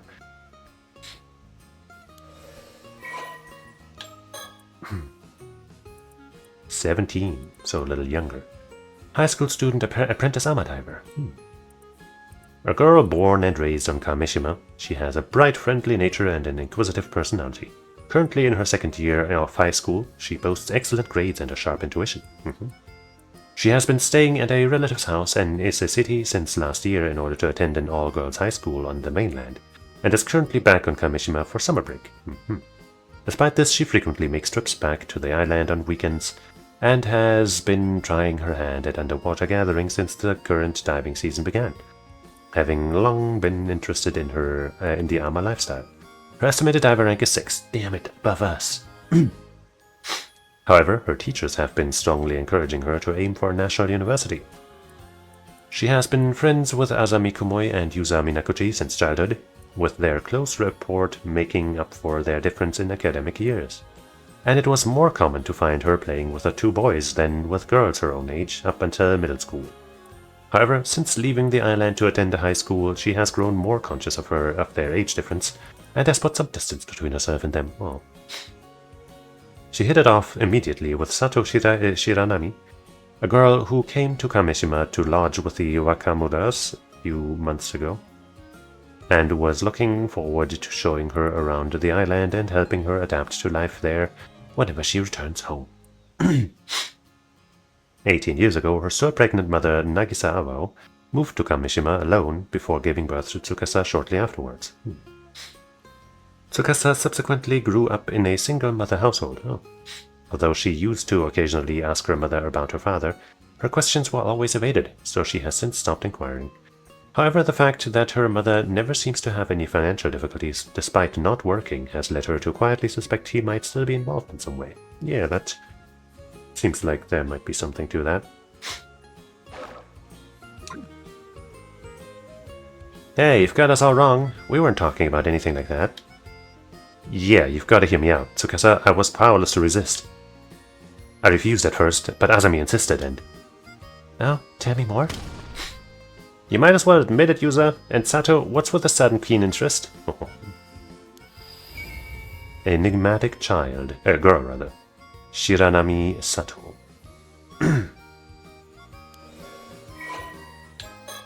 She's also 17. She doesn't look so happy in this shot. A house guest is occupation. Not a high school girl?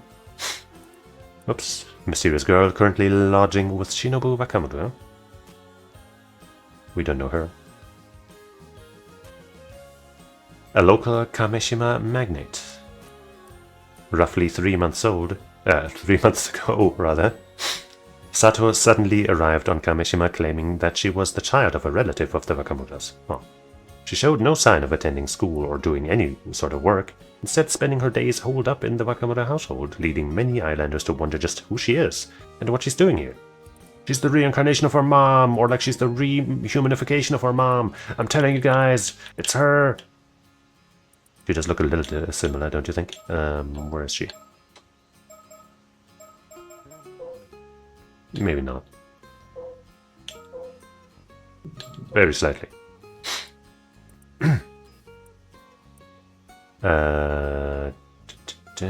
Hold up what she's doing here. There. Those who know about Wakamoto's high-interest money lending behind the scenes speculate that she might be the daughter of one of his borrowers, sent to work as a domestic servant to pay off a debt. But Sato herself is extremely easygoing and doesn't seem to be bothered by the endless rumors.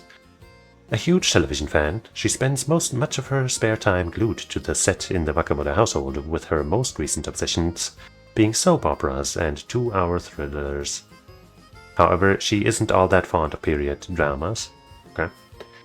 She is good friends with Tsukasa Awao, who is close to her in age, and the two can often be seen enjoying themselves wandering the island together. Yeah, let's all calm down, okay? It's not like that. We were having a perfectly normal conversation. Yeah, sure. Anyway.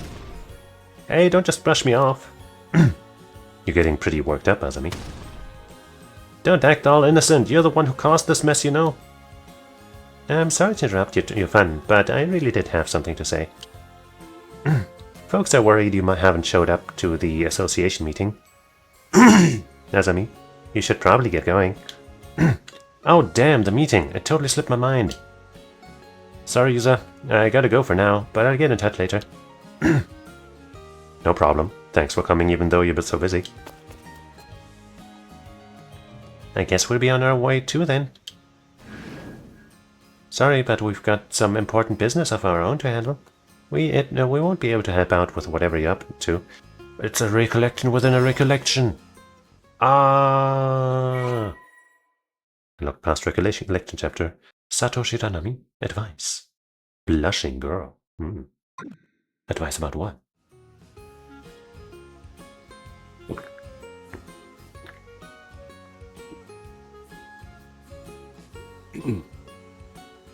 So you did hear what we were talking about.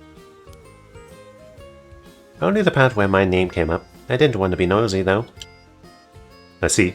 Well, thanks for coming all the way out here to get out of me. I don't know what you guys are up to, but you've piqued my interest. Be sure to tell me all about it later, okay?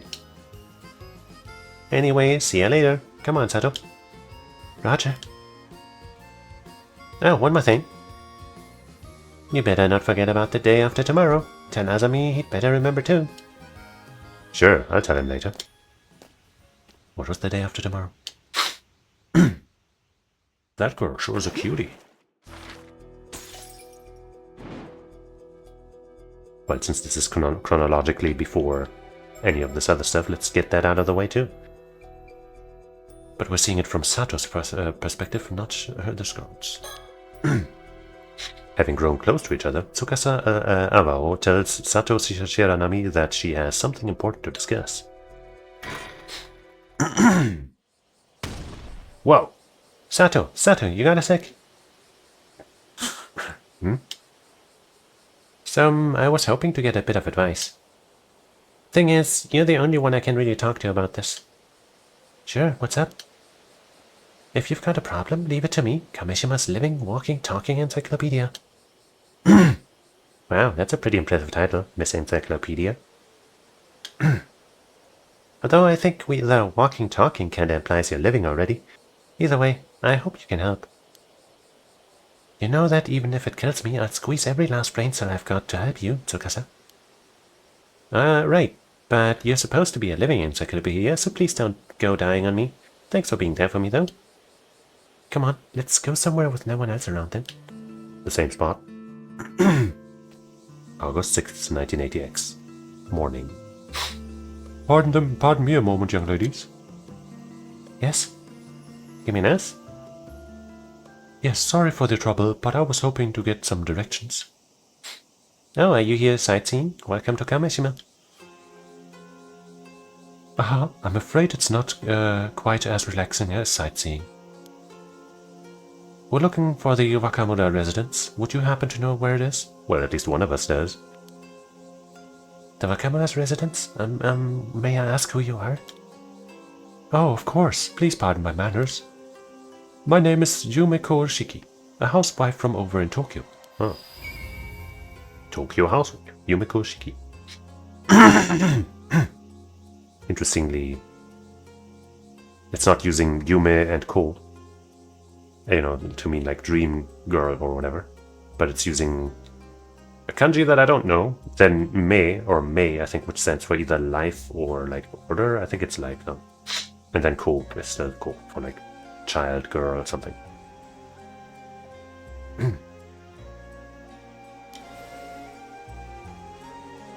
Oh, a housewife.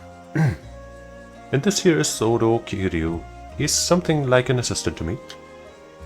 My pleasure. Yumeko's assistant, Sodo Kiryu.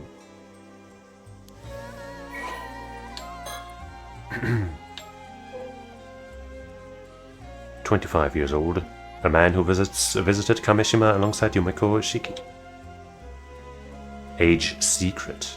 A housewife from Tokyo who came to Kameshima to visit Wakamura. Oh, you must be guests for the old man. The Wakamura home is just up the slope after you head through that through that valley. It's a bit of a maze, though. Want me to show you? Ah, so it was that way. Thank you, but I believe we can manage from here. Another recollection! Believe it or not, we've been running all around the region. We're quite used to the area now. I wonder if it's just gonna be mostly shit in the past. Okay, that's okay.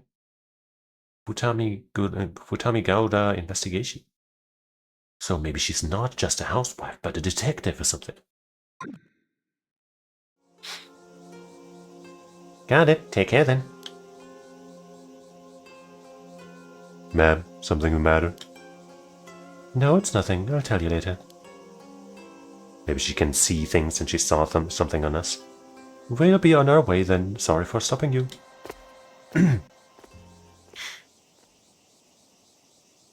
Huh, those two had a really strange vibe. The old man sure gets some unusual guests. Yeah, there was something about them. Don't you think that's the kind of aura that sorcerers would give off? Ah, I know what you're getting at. I've heard those rumors too. Everyone's saying that old man Wakamura has been super reliant on some shady sorcerer lately. Shinobu Wakamura, local magnate, 55 years old, the single most influential person on Kamishima. Although born to an ordinary fishing family on the island, he entered his 20s during the post-war economic boom, and through tireless work and juggling multiple side jobs, he managed to amass a small fortune over the years. He went on to invest this fortune into the development of Kamishima, not only upgrading his fishing equipment, but also improving the island's infrastructure to entice businesses to set up shop on the island, efforts that have earned him the appreciation of people all over the island. He currently holds many key positions on the island, including serving as the head of the Kamishima Fisheries Cooperative Association, and it is said that his appointment as the next mayor of Kamishima is all but confirmed. Although admired for his many contributions to Kamishima's development, his personality leaves much to be desired. With many stories of him using force to get things to go his way, he is often high-handed in his dealings with others, fully aware that his position makes it difficult to oppose him. Having moved his mansion home and base of operations to the mainland many years prior, there are abundant rumors that he has since added loan sharking and land grabbing to the list of ways he's willing to add to his sizable fortune. It is said that he has recently become an ardent devotee of a certain famous sorcerer in Tokyo, and often relies on their guidance when making decisions. They did say they were from Tokyo. Maybe they really are sorcerers? Whatever. Come on, Sato, let's go. Yep. Good. There's again. It seems like I can interact with it, or is it just moving like that on its own? No, wait, okay. Boom. I don't have to click it, I just gotta move my mouse. Bam, bam, bam, bam. Wait, we just saw the backside. Maybe there's something of a hint. It is showing something.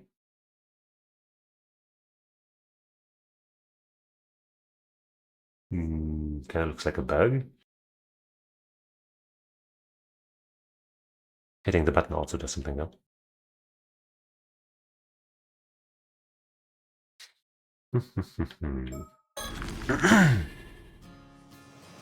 August 6th, 1988. Kamishima Bay. Okay, this spot should work fine. Oh man, now that I'm actually about to talk about it, I'm getting super nervous. Cute. Tsukasa asking me for advice? Something must really be weighing on her.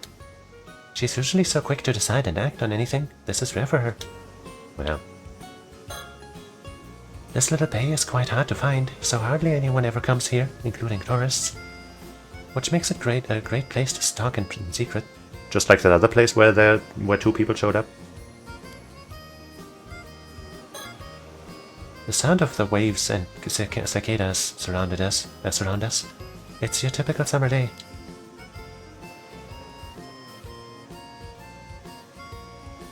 Any onlookers?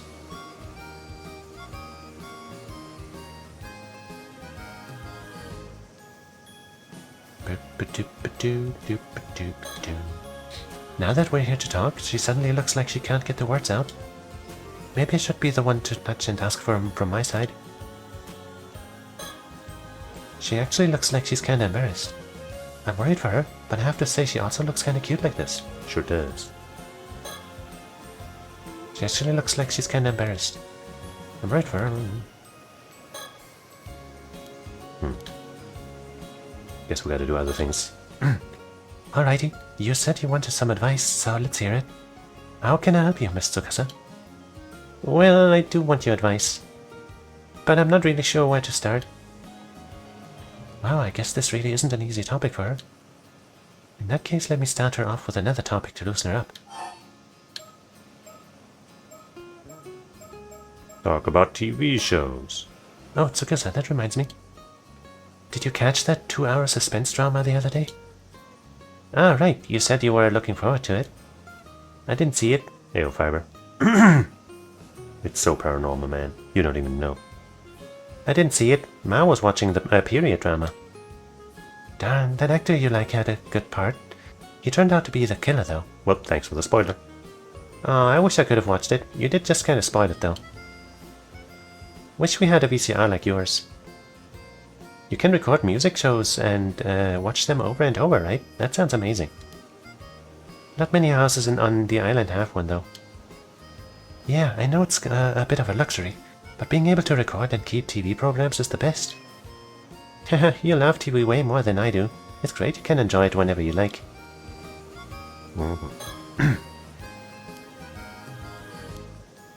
Ayo, user.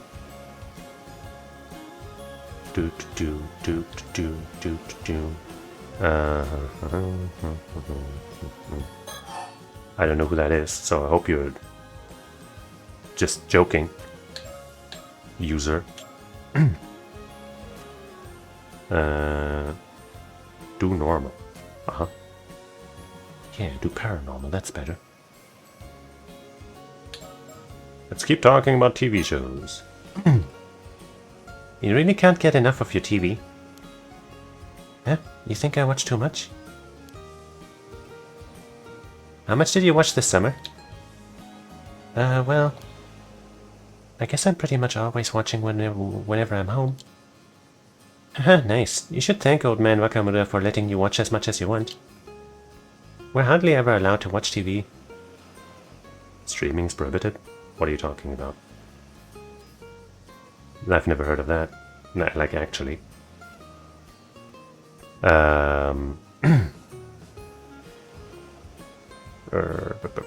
Even at home, I'm always fighting over what to watch with Ma. Makes it damn hard for me to keep up with the conversations at school, you know? TV's just got too much influence on everyone. Can't blame him either. It's pretty fun.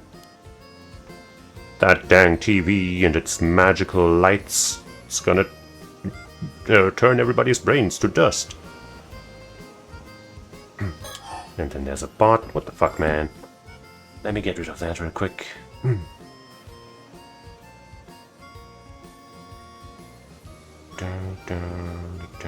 Report. Scam and shit. Viewership tampering.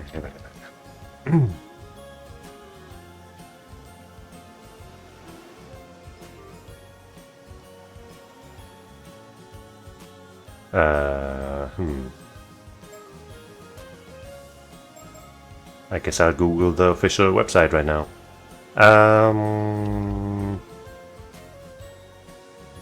Paranormasite. Mermaid's Curse website.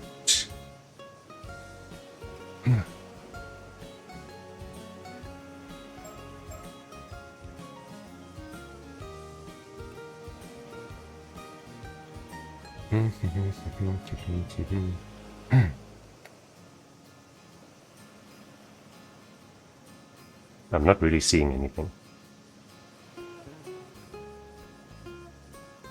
It's not saying anything.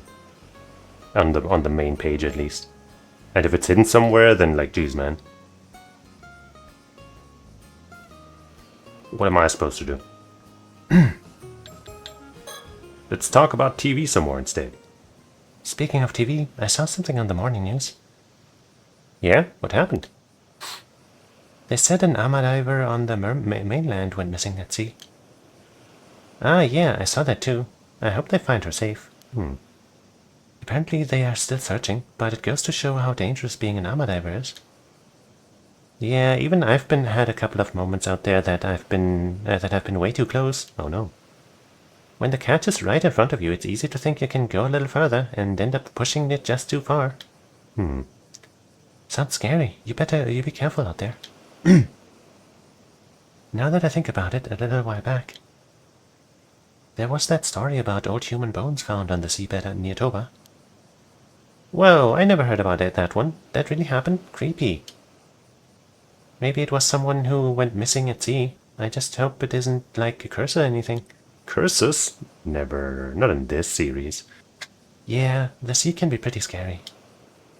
The old Amma grannies always told us. We islanders live with the sea. Never forget how fearsome it can be. That's why the Amma divers wear charms and mind the proper rites, right? Yeah, gratitude, manners, and restraint towards the sea are never to be forgotten. That's the first thing they teach you when you start diving.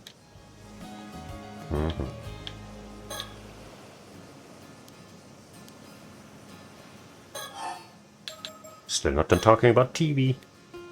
You know, Sato, compared to when you first arrived on the island, you've really brightened up. Might be thanks to all the TV. What, because the screen's so bright? Are you stupid? Oh, oh, was I really that gloomy before? Yeah, up until about a month ago, it felt like there was a little cloud hanging over you whenever we spoke. It was like you were kinda depressed all the time, like nothing in the world really mattered to you. Oof, so that's how I came off. Sorry for being such a downer. Yeah, you didn't crack jokes like you do now either. But this year, way better. Having fun stuff going on really brought you to life. Makes sense. I'll try to keep up the positivity.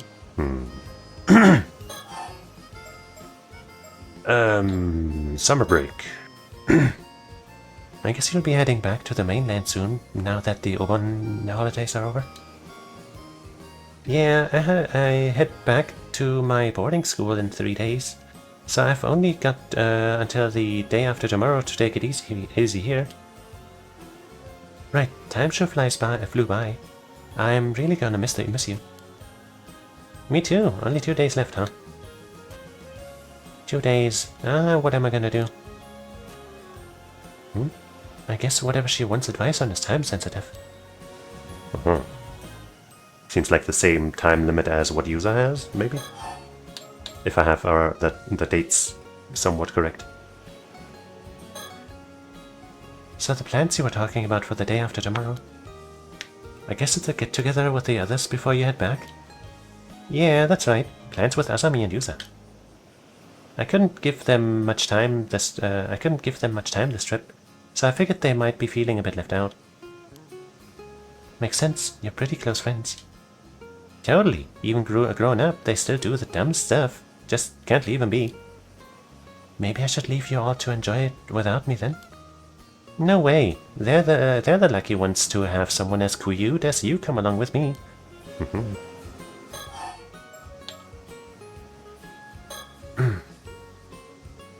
Man, can't believe my summer break's already coming to an end. Yeah, it's kinda sad.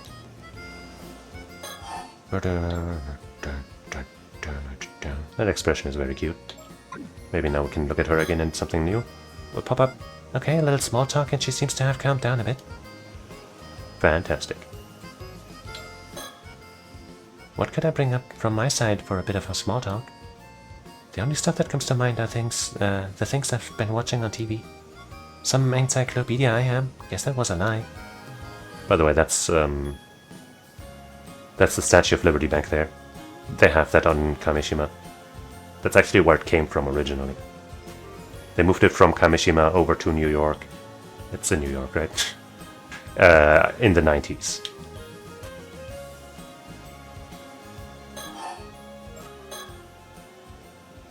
Okay, I'm ready. I just say it. Go ahead. So the thing is, I think I like someone. I never would have guessed. Alright, go on. We'll hardly get to see each other anymore soon. I want to tell him how I feel while I'm still on the island. Oh, she specifically said him, so there's no mystery about it being Sato. I know, what's her name? Yeah, subtle.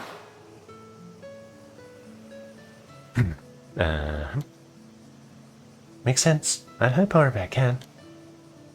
As Kamishima's living encyclopedia, I've seen this all on TV before. I probably know a thing or two that can help, for sure. Yeah, you don't sound all that confident, which kinda makes me a little nervous. But I can tell you mean it, thanks. I just don't really know what to do. Just show him how cute you are. So, which of the two is the lucky guy? Huh? What do you mean? Oh, no wait, don't tell me you think I like Azumi or Yuza. Wait, you mean it's not one of them? Me falling for one of them? Not a chance. Oh. They're basically like brothers to me. I could never picture a romantic relationship with them. Yeah, didn't you see that anime where it's like, oh, you can't have a rom-com with your childhood friends, but then they totally do. Ah. Oh, sorry, I just assumed.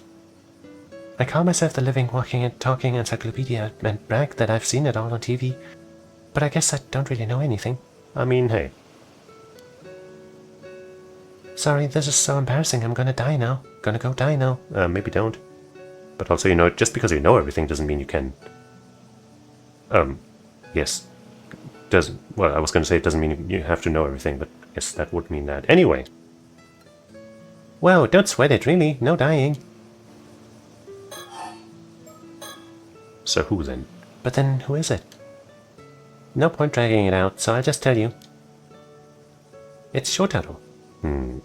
Doesn't he look dashing, being shown against the sky in the background like that? Ah, Mr. Nakamura's son. I see.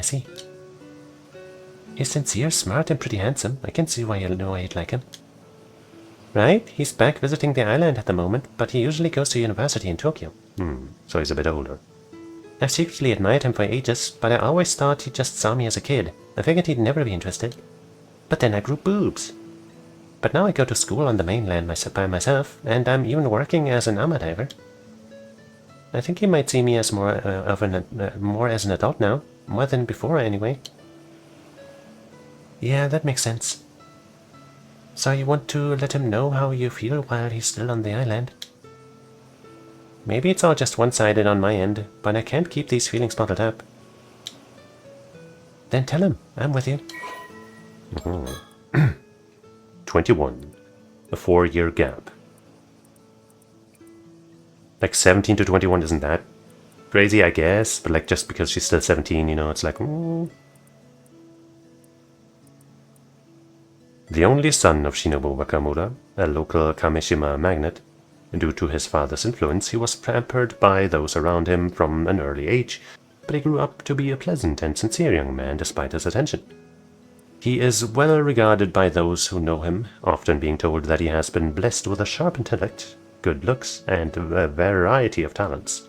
He is currently attending a university in Tokyo and is back on Kamishima for summer break. Although his father Shinobu wants Shotaro to inherit the influence and wealth he has spent much of his life building up, Shotaro himself has no intention of doing so. On the contrary, he is skeptical of the old-fashioned insular ways of island society, and regards his father as the very embodiment of those outdated mores, viewing him with the utter disgust for his overbearing, vulgar tendencies and superstitious beliefs. Harsh, but real.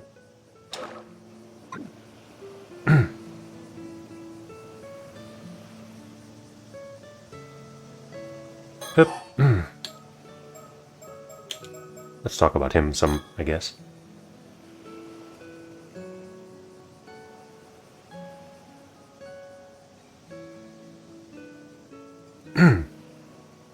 You're staying with the Wakamuras right now, yeah?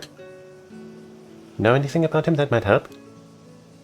Oh, I'm afraid Miss Encyclopedia might not have that kind of info. You don't have much info at all, do you? I mean, he's honestly not home most of the time, so there's a lot I don't know about him. Feels like he's always got something to do, checking in on folks all over the island. Like, I don't suppose you know if he has a girlfriend in Tokyo or anything. I'm afraid I'm not sure. Tokyo's packed with beautiful girls, right? A guy like him won't be left alone for long. Well, from what I've seen, I haven't noticed him keeping in touch with anyone. Then what about what he likes? Something he'd be happy to get?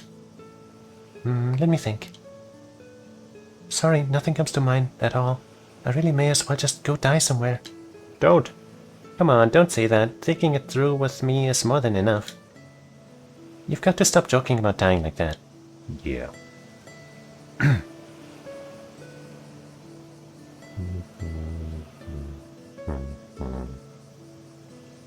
Just gotta make sure nobody suddenly started listening in. Oh, Tsukasa, how about this? I'm pretty sure I can ask Shotaro to meet us somewhere. I'll organize that for now, and we can plan from there. How does that sound? But what if that makes him think that you're interested in him, and he's actually interested in you, and then things will get awkward and bad. Just like in one of your TV shows. Oh, sounds good. Thanks so much, Sato.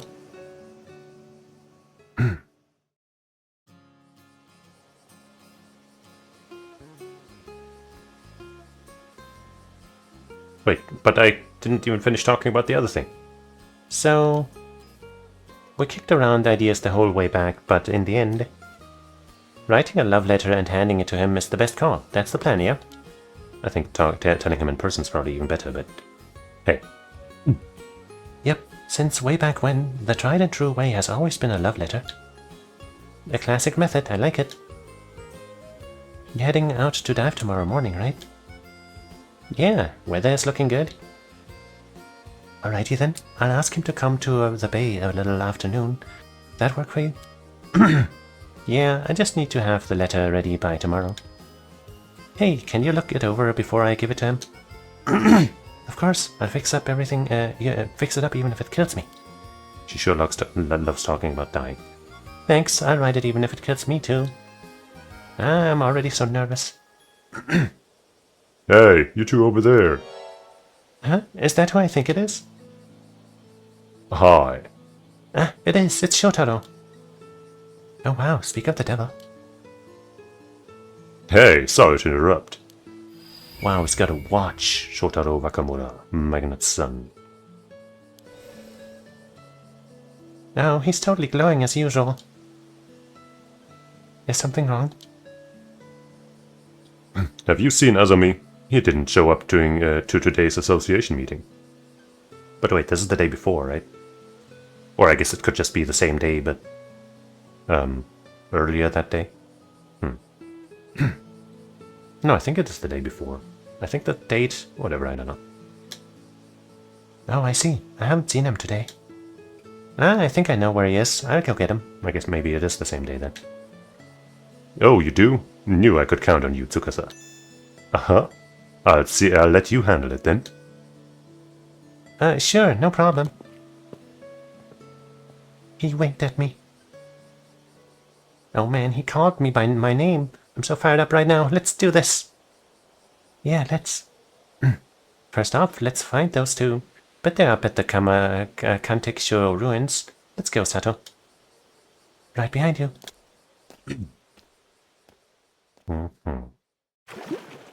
Blip blip.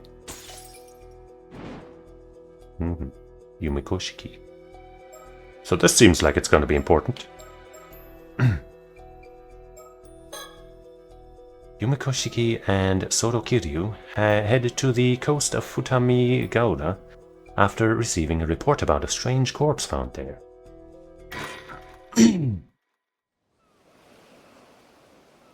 Also, let me ban that user person before I accidentally look up at that post where they potentially spoiled the identity of somebody. And also just for being rude as fuck with that, even if it is not true, you know what I mean? Anyway, and I'll report them even though I don't think it'll go through. But maybe, you know, maybe spoiling and lying counts. Let's see, bullying or harassment. Malicious pranks, maybe?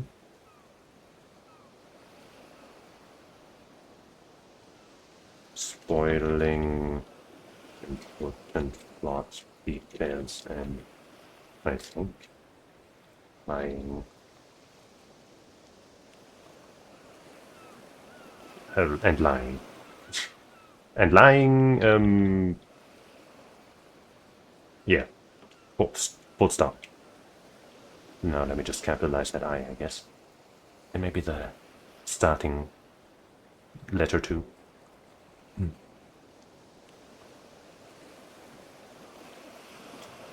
Not sure this is grounds for a report come up, but I think it should be.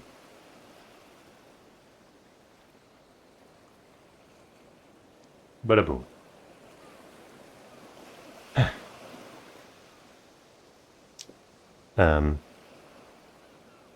Miss Cheeky, there you are. Sorry for calling you all the way out here. Not at all. Thank you for bringing the case to our attention. I hear you've got an unnatural corpse on your hands. Well, forensics aren't here yet, so I honestly don't know whether it can be even called a corpse or not. But I do know that it'll cause a stir if anyone catches sight of it, so right now we're just trying to keep the busybodies away. I sure am glad it happened while you were still here, though. What with you being from the Tokyo Metropolitan Police and all? Prefectural Police Detective, Masaru Ide.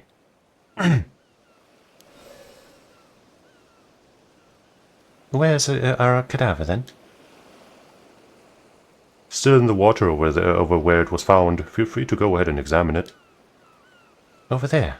I see. That's gonna be pleasant. Yeah, yummy.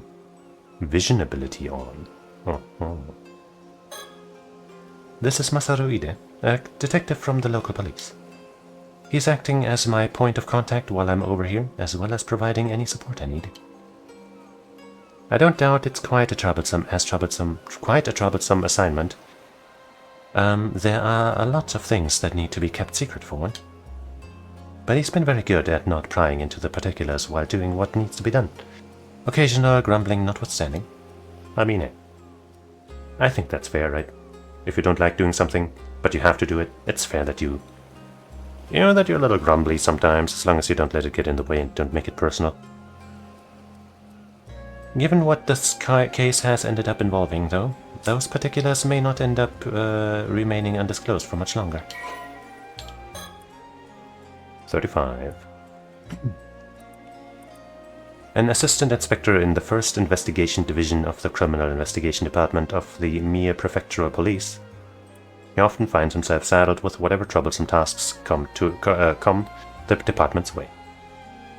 Something he makes sure to grumble about each time, but is a proficient detective in his own right, being diligent in his duties and having passed his promotion exam without difficulty. Although often said to have a somewhat unreadable expression, he is quite sociable and makes a point to attend all the department's drinking parties. Born and raised in Mie, Masaru never ventured beyond bicycle commuting distance of his hometown, Sioux City, until the time came for him to attend university. With no particular plans for his future in mind, he took the employment exam for police officers, figuring that a local government job would at least be stable. He had no admiration for the police or any strong sense of duty or justice, but found the strict discipline of the police force suited his personality. He quietly married a fellow classmate from the police academy soon after graduating, and at home he takes on the role of a doting father to 2 sons and a daughter. Well, if pressed to discuss his hobbies, they would include walking and combination puzzles. Strangely enough, he often happens to be walking nearby whenever incidents occur. Leading to him being first on the scene even when off duty, something his colleagues frequently tease him about. He's cursed. He's a killer. At least one of those, maybe. At first glance, he seems the sort to find hard work troublesome, but he's proven himself to be quite the thoughtful individual. If that attitude of his is a deliberate ploy to get those he's dealing with to lower their guard, he's certainly not one to be underestimated. If that is the case. This is Futamigaura. The coastline... Oh wait, no, Ida's saying that. The coastline just northeast of Ise City. It's a pretty popular location for tourists, and there are several beaches nearby as well, so a bunch of people are milling about around. It certainly is an impressive sight. It's too bad we couldn't come here as simple tourists. Utami Gaga. Utami Town. Merged with Isa City. National Park. Futamigara is said to originate from a visit to the area by Yamatohime no Mikoto. According to legend, the area's beauty caused her to turn to look back upon it, leading to Futami, look twice, becoming part of its name.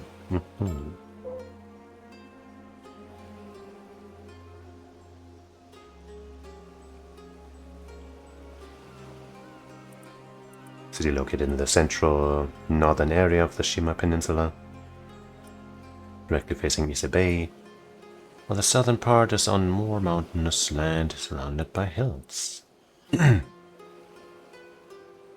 Leading up to the Torii Gate of Ise Shrine, it stands at a particularly popular tourist destination, even among the many attractions in the Ise Shima area. The city is sometimes referred to as Shinto, meaning the city of the gods. Although best known for Ise Shrine, many other temples and shrines can also be found within the city. The land overlooking Ise Bay is blessed with an abundance of beautiful scenery, including Mount Asama, which was included on the list of 100 famous Japanese scenic spots during the Showa era.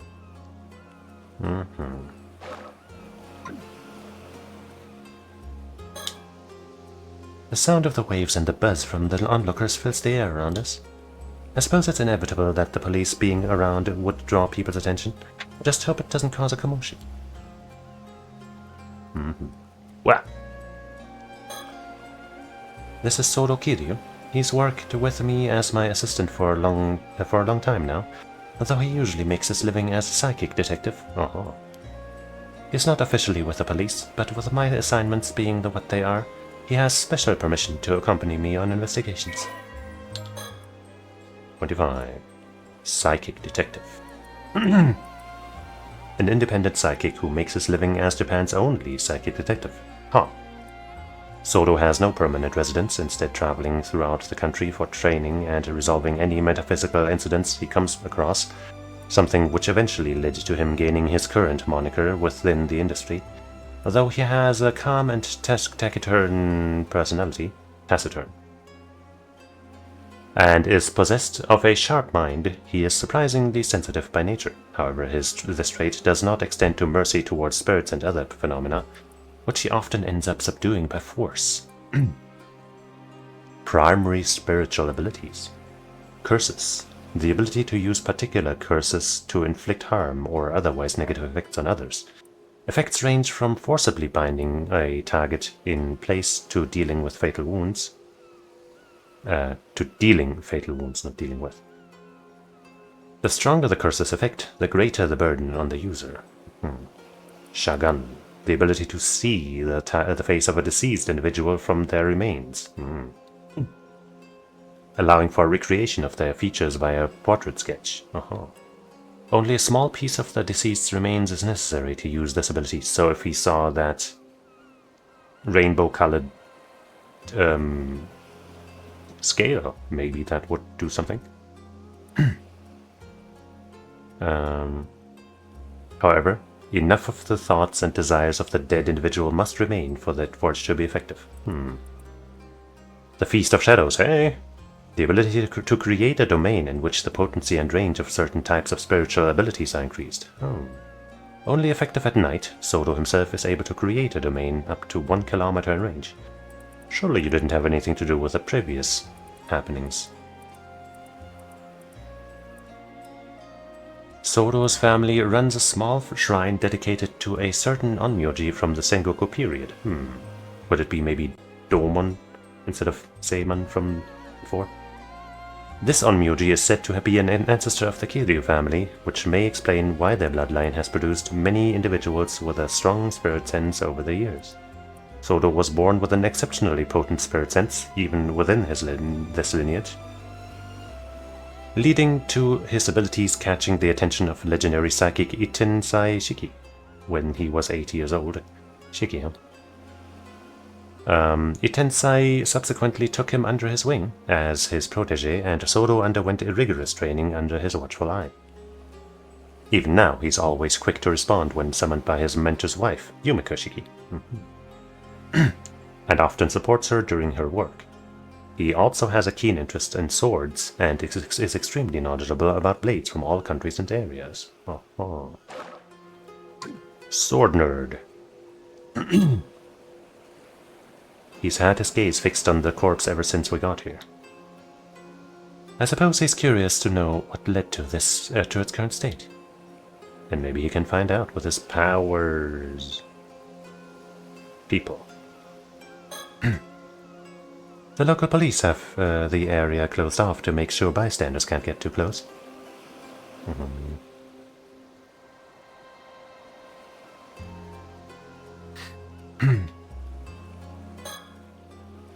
Is there anything that stands out to you so far, Soto?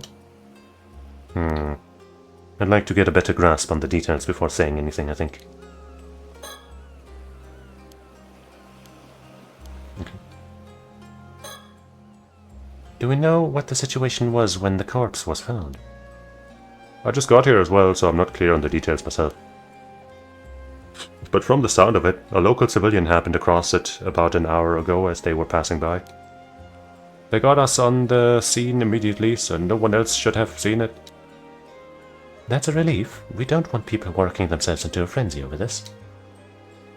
Where's that local now? We've got someone taking their statement in a nearby police box. I'll let you know when we get more info there. Please do. Weren't you going to examine the body? What, are you trying to get me to walk away from you so you can curse me to death? Huh? Fine, I'll die then. I'll fucking die if that makes you happy, you cop.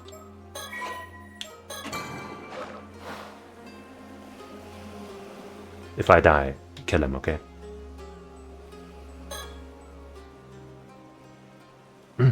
I see. So this is the corpse in question, is it? Unusual is certainly the word for it. One word for it. It's all dried up now, almost like it's been mummified. But apart from that, it's pretty safe to say this is a mermaid, right? Let's take a closer look at it. Tail, torso, head. Can't look around anymore. The body's lower half is identical to a fish's tail. If this was a fish, it'd be a pretty huge one. It would seem like the fish half of the body begins from the shoulders downward. All the mermaids I've ever heard of have had the fish half start from the waist down. If it is a fake, maybe whoever made it didn't do their research. Well, I mean, we've seen how different mermaids can look throughout different myths and stuff. Really, several of the mermaids described in old Japanese legends had their faces and as the only human parts, though. Seriously? Guess that makes me the one who didn't do their research then? Amateur. If this really is a corpse, I wonder when they died. I doubt their body would have ended up desiccated. Alright, desiccated, yeah. Is that how it's spelled? Let me check it.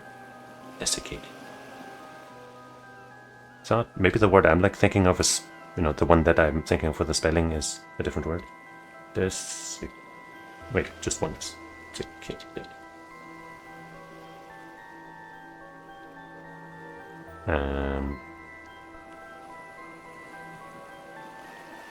Dried up. Okay. I think I knew that word. I don't know what I was thinking of. If it had been in the sea this whole time. Yeah, drying up at sea. Sounds paradoxical.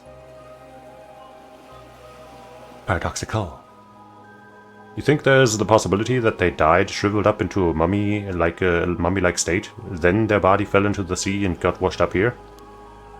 It makes for quite the enigma, that's for sure. There's no sign of any external wounds. I can't see anything that could have caused their death, at least. Well... As you can see, there's no doubt it was a human head. It has a human head. That's the main reason we went ahead with treating it as a corpse. That makes sense. I can't imagine anyone who would have seen a creature like this before, after all. If it really is a mermaid, wouldn't this be a pretty huge discovery? It's not the sort of thing we'll be able to make public, that's for sure. I don't suppose we have any way of confirming their identity. Their identity? Given the state of the body, it'd probably be difficult to confirm based on facial features, but we might have a chance using dental records. Though that would depend on if they've ever had a dental exam. I see, that makes sense. Honestly, I'm kind of leaning towards it being a fake of some kind. What do you think? It's true that many of the mermaid mummies discovered were ultimately found to have been man-made in origin. Mermaid mummy. Relics believed to be either the embalmed or mummified remains of mermaids are preserved in temples throughout Japan. Among them, several are said to bestow blessings such as eternal youth and longevity or sound health, and are treated as objects of worship in worship. In the 1970s, some garnered so much attention after being featured on TV that people traveled en masse to see them, prompting some temples and shrines to discontinue public viewings. Because they wanted the youth and stuff for themselves! Those greedy guys, we gotta burn them all down! Mermaid mummies have also been documented in other countries in the 1800s. The exhibition of mermaid mummies as exotic curios became a widespread phenomenon across Europe and the United States. Although these mummies were originally believed to be genuine, subsequent analysis has revealed fibers from materials such as wood and paper and their composition, exposing them to be man-made in origin. But that's just the cover-up. What they really found will shock you. Find out more in my next video, which you will get access to by donating money to me. Where was I? The quality of some mermaid mummies crafted in Japan during the Edo period was particularly high, with several being widely circulated, especially in Europe. However, the revelation that many of these mermaids were man-made does not disprove the existence of mermaids, and debate on the topic continues even today. Yeah. You won't find me complaining if it is. No need to investigate a fake corpse after all. Maybe that's being too optimistic though. Maybe. We'll just have to see about that, won't we? When I first saw this expression, I thought they must have died in unbelievable agony. I thought they were having a laugh. But at the same time, I can't help but feel like they look almost satisfied. Could just be my imagination though. Satisfied because they saved their son from death? I don't know. Satisfied.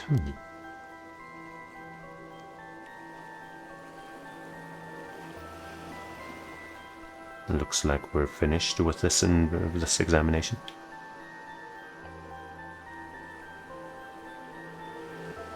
I do kind of want to look at this part specifically, but it's not really letting me.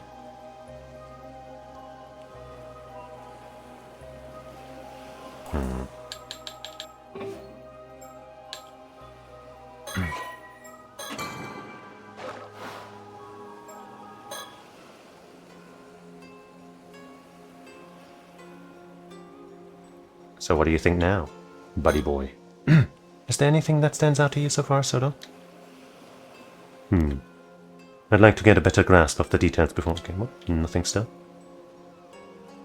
Any onlookers squirm their way up here? Nope. If we really do have a mermaid on our hands, do you think all those stories about becoming immortal from eating mermaid flesh are true? You want to try? Oh, so you're curious about that too, Detective? Well, I don't know if I'd actually want to eat it, though. Living forever doesn't necessarily mean you'll be happy, you know? Besides, I find the thought of eating meat from this thing all that appealing. I see. I suppose that's a natural response. But there are plenty of people who would be interested in getting their hands on this corpse for that exact reason. I can't see that. We might even have people fighting over it if it gets out. All the more reason to try and keep it hidden. Think. We originally came to Mie from Tokyo to investigate another case. But with so many other incidents occurring, I can't help but get the sinking feeling something troublesome is about to happen. Sinking, like in water.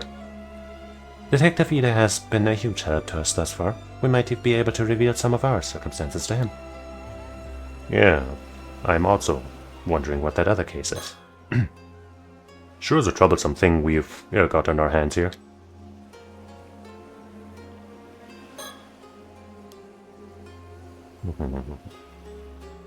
You willing to talk now? Well, I think we have a decent grasp of the situation now. What's your opinion, Solo? First of all, based on the state of the corpse, I think it's safe to say this is another case of the curse of the forsaken fish. Some of the residual curse energy is still lingering around the body. Oh. Just as expected, then. I suppose that's no surprise. Huh? What was that just now? We'll try to explain our understanding of the case so far, Detective. I realize some of it may sound a bit absurd, but please bear with us.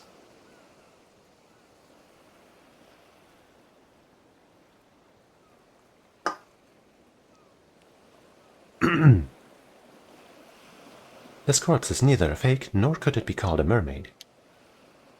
It is the remains of a human, one transformed into a fish as the result of a curse. What, to form a human? And a curse too? It's pretty hard to know what to say to that. One thing's for sure, that's not going to fly in the case report by itself. Mind explaining a bit more for me? Of course. Let's start with an explanation of our circumstances, then.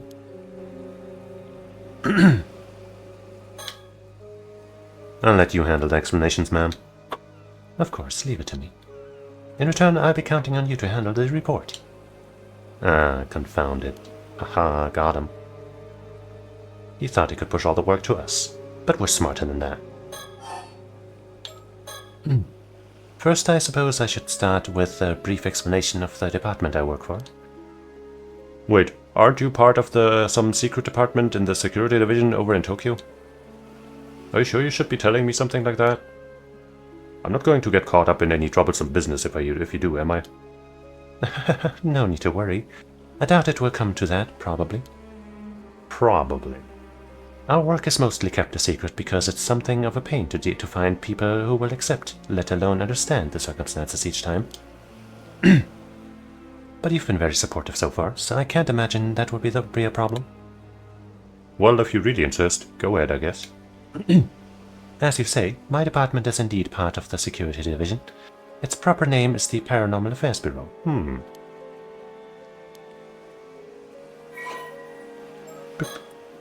Paranormal Affairs. Got like a yin-yang bird thing going on. Although officially named the Tokyo Metropolitan Police Department, Security Division Paranormal Affairs Bureau, it is more commonly referred to simply as Paranormal Affairs. Only a handful of people know of its existence, even within the police force. I think this might be exactly the same wording as in the first game. As the name suggests, this unit specializes in the investigation and resolution of cases involving paranormal phenomena, since the existence of such happenings is not public knowledge, nor is it readily believed by the general population. The Bureau's activities are conducted in the utmost secrecy, and as there are currently only 5 members in the unit, including the chief, they utilize a network of psychic contacts across the country to assist with their cases. The current chief of paranormal affairs is a man named Koiru Nakaguchi. More Nakaguchi cases. Although said to have been born to a family of psychics who have been involved in keeping the world safe from paranormal phenomena for generations, Koiru is an elusive figure. Very few have met him in person, and he is rarely seen in the office. It is said that this is because he has oft been the target of curses. However, some theorize that it is in fact because Koiru is not actually a flesh and blood human, with some going so far as to question whether he really exists. His seat in his office is usually occupied by his familiar, A nue, a legendary creature found in Japanese folklore. The nue resembles an ordinary white thrush and acts as Kuru's messenger, leading to bizarre scenes of police officers earnestly reporting their findings to a bird. The term Nakakoshi case serves as a code name used to refer to cases under investigation by Paranormal Affairs. I think all of this might be exactly the same as in the first game. Oh well. Geez, the Paranormal Affairs Bureau, huh? Though if there really are cases of spiritual phenomena causing harm around the place, I guess it's not that hard to believe there's be some sort of organization to deal with them within the police. Precisely. I'm glad you're so quick on the uptake. Well, after seeing that corpse over there, there's not much else I can do but believe it, you know. Oh, does that mean you have spirit sense, or some other sort of psychic powers? Not to any notable degree, I'm afraid. As I mentioned, I'm primarily a housewife. Are you though? If you ask me, I would rather sort this all out and get back home to my husband as soon as possible. Right. Soto here was my husband's protege when he used to work as a psychic, though. He helps me with out on any work I'm assigned to. I'm responsible for handling any spiritual work that comes up, yes. Spiritual work, huh? Hearing you say that like it's just another job really makes me feel like we're talking about another industry entirely. But if you really are just a housewife, Mrs. Shiki, why are you working for a special unit like that? I know it's none of my business, but if your husband is a psychic, wouldn't all this be more in his line of work? True. Personally, I'd also rather our roles were reversed. But there are several reasons why that unfortunately can't be the case. I see. I don't really know your circumstances, but it sounds pretty tough. Either way, I should be good to put this down as a paranormal affairs case, right? That should be fine, yes. You can leave the rest of the investigation to us. We'll also handle the report, more specifically Soto will. Look at that face. Really? Thanks. That's a great help. Not again. Haha. Age is still a secret. Itensai Shiki's wife, paranormal affairs employee. A woman who balances her work as a housewife with her position as a full-time employee of the Paranormal Affairs Bureau, a secret department within the Tokyo Metropolitan Police. Although the very image of a refined lady in appearance, she has a surprisingly free-spirited personality and tends to find anything she has no interest in too bothersome to take seriously. Things that do catch her attention, on the other hand, often command all of it, and she will actively involve herself in looking into them. She utterly adores her husband, swooning in admiration whenever the topic turns to him, and she is also viewed with affection by her co-workers who call her man. Out of the 5 current full-time members of the Paranormal Affairs Bureau, Yumiko alone lacks any particular metaphysical abilities despite possessing a meager degree of spirit sense. Even so, she was chosen to be part of the Bureau's elite unit for very particular reasons, reasons known only to a handful of people close to her. Maybe her husband is actually a spirit that doesn't, that possesses her or something, you know what I mean?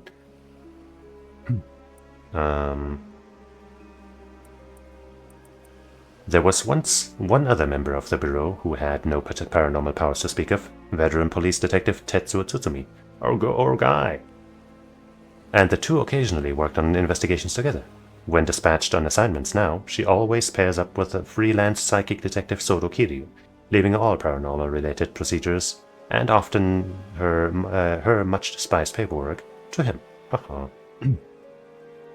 Yumiko's husband is also a psychic by the name of Itensai Shiki, and Soto is his cherished protege. So do we also get an update on him? No, apparently not. Now we do, I guess. No. Psychic spirit sense. The various abnormal occurrences attributed to the spirits of the dead are collectively referred to as spiritual phenomena. These can range from small peculiarities, such as being able to see things that shouldn't be there, hearing strange sounds, or feeling a sudden unnatural chill, to larger-scale phenomena, powerful enough to defy the laws of physics, potentially even triggering natural disasters, like some kind of maritime disaster. Harmful spiritual phenomena that cause unwanted effects by interfering with nature or tampering with the human body or mind are called curses. Curses can themselves be divided into two categories: those that occur naturally, often arising from negative emotions such as deep resentment from the dead, and those that are intentionally created by someone with spiritual abilities using an existing spirit or grudge. However, creating a curse is quite difficult, and there's the risk of the curse rebounding and causing harm to the creator instead. The more powerful the curse, the more stringent the conditions that are required to use it. The ability to sense the energy of spirits and spiritual phenomena is known as spirit sense. The strength of this ability varies from person to person, and while it can be increased to a certain extent through training, it ultimately comes down to the individual's innate talent. According to those who have it, spirit sense is similar to a sense of smell. The lingering spiritual energy in an area can be detected by what feels like specialized sense organs, conveying information such as the relative strength of this phenomenon and whether it is benevolent or malevolent in nature. Those with a particularly potent spirit sense are also able to glean specific details from the energy and even track it down to identify its origin. However, as spiritual energy is unaffected by air movement, it is not possible to use wind to drive it away. I mean, yeah, that would be kind of weird. The ability to see spiritual phenomena is considered a psychic ability, further described below. Spiritual phenomena occur regardless of one's ability to perceive them, so many people that lack spirit sense are affected by such phenomena without any awareness of the cause. As spirit sense is impossible to quantify, comparing its strength between individuals is difficult. However, as tolerance to forcible exposure to spiritual phenomena is comparable to a tolerance to alcohol, there it is. There are those who use this comparison when explaining it to others. Like what Yoko and Tsutsumi were doing. Psychic ability is the special power to interact with or influence spirits. It covers a wide range of abilities, from simply being able to see spirits to being able to directly control or exercise them. It also includes the ability to intentionally induce spiritual phenomena in order to use specific skills such as peering into the future, capturing images with psychic photography, or searching for objects using dowsing. Individuals who possess such abilities are known as psychics. People who possess spirit sense but lack psychic ability are particularly susceptible to the influence of spiritual phenomena, whether they are aware of it or not, and as such often fall victim to supernatural disasters or disturbances.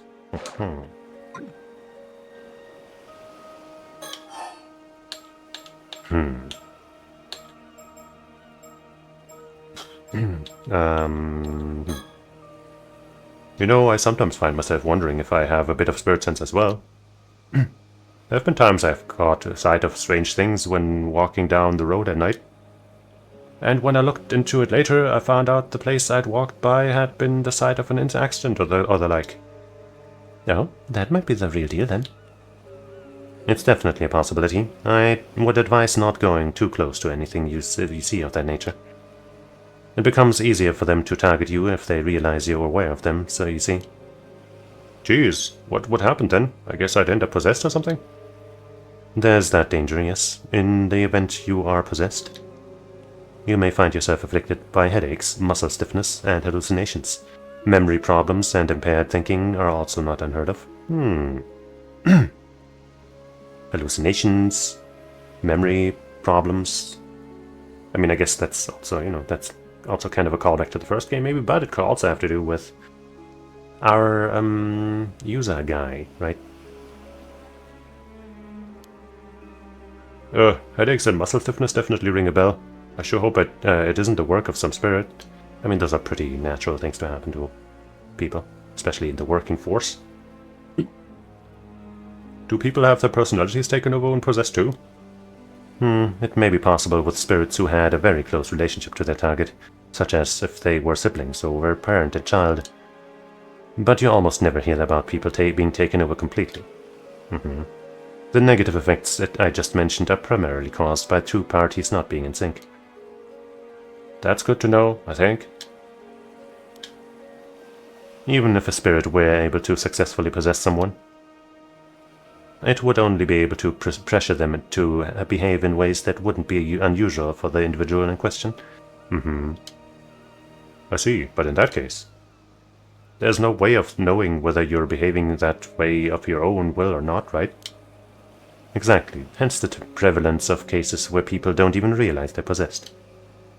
Huh, so that's how things work there. As far as I know, I haven't been having any problems like that though, so I think I should be fine. But you might just not know. Having spirit sense seems like it's more trouble than it's worth somehow. Maybe. Still, I never would have guessed that there's a curse out there that can turn people into fish. And it only half worked, so the victim ended up looking like a mermaid. That's bound to cause misunderstandings. Yes, silly curse, caster. Didn't you consider that? The curse is originally meant to turn a person's whole body into that of a fish, you see. Well, I guess they died mid-curse. But the victim died before the transformation was complete, so it stopped before it could reach that point. The vast majority of the mermaids discovered over the years are either man-made fakes or victims of the same curse. I see. To be honest, part of me was kind of excited when I first saw what it looked like. I thought that it might mean there are really mermaids out there, you know? Oops, shit. Exactly like the ones you hear about in stories. I mean, that could still be true.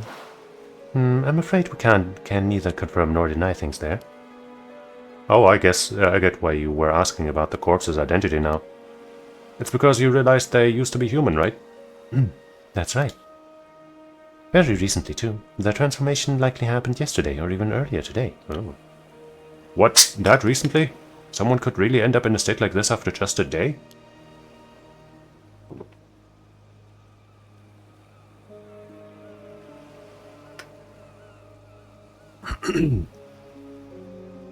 They're certainly good. Seriously? These curses sure are scary. I'll get forensics to take a look when they get here then. I feel like regular forensics might not stand a chance, but hey. Please do. The investigator in question has worked on paranormal affairs cases before, so they shouldn't need any explanation. Okay. Ah, right. The case from yesterday. Great. That should give us some effort then. Save us some effort then. Cursed one day, a mummified corpse the next. Sure it's a scary world we live in. So, does that mean that you came all the way to Mir because you knew something like this was going to happen?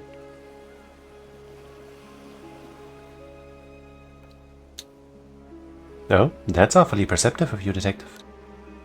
I suppose you could say that, yes. At the very least, the situation hasn't come as a huge surprise. Ah, if that's the case. Was the body from the other day one of those cases too then? Well, I guess we're gonna recall some more. Yumikoshiki, unidentified skeletons. It was indeed, yes. Seriously, that does sound like a pain to deal with. We really just aren't moving forward in the story at all, just backwards. I bet our chief knew all about this when he assigned me to the case. If it lessens the burden, you've been a great help to us so far, Detective. You know, the recollection ability is like our ability, right? I thought at first it was users, but I guess it's ours, whoever we are now. Which sounds a little similar to what we read about this guy over to our left. Our assistant, I guess, right? He can see people's... I guess not people's memories. Like deceased people's memories. But he can get some kind of info out of them, right? So maybe it's kind of similar to that. I don't mind occult stuff, so I've been asking all these questions out of curiosity. But it's probably best I don't get too involved in all this paranormal business, huh, right? We must have had a good reason for keeping it under wraps, after all. I think that would be wise, yes. Ma'am? What is it? Perhaps I could use my Shagan ability to see if it produces any results. I was thinking, of course you should do that. Ah, that's an excellent idea. I almost forgot we had such a handy trick up our sleeve. Shagan? What does it do? What is it? Patience, detective. You'll see soon enough. Right.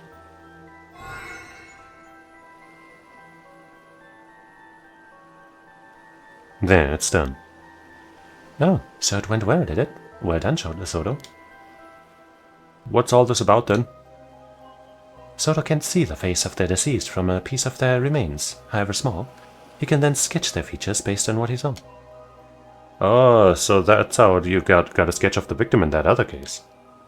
An ability like that would be priceless if we could use it on the Force, you know? Well, I hear it doesn't always work, so it's unfortunately not foolproof. So, what did our victim look like? Yeah, that sure looks a lot like Mommy. But if she only died a couple days ago, then, About that, I think it might be faster to see for yourself. Does she know her? This face, it's Somikawa. That was her name before she came to this island, right? Interesting. Wait, Somikawa? You can't mean.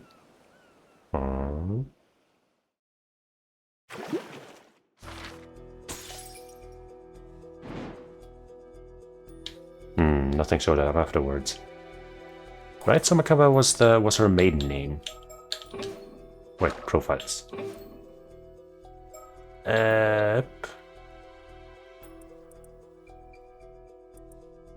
Yep. More than 20 years ago, Made Somikawa arrived on Mermaid.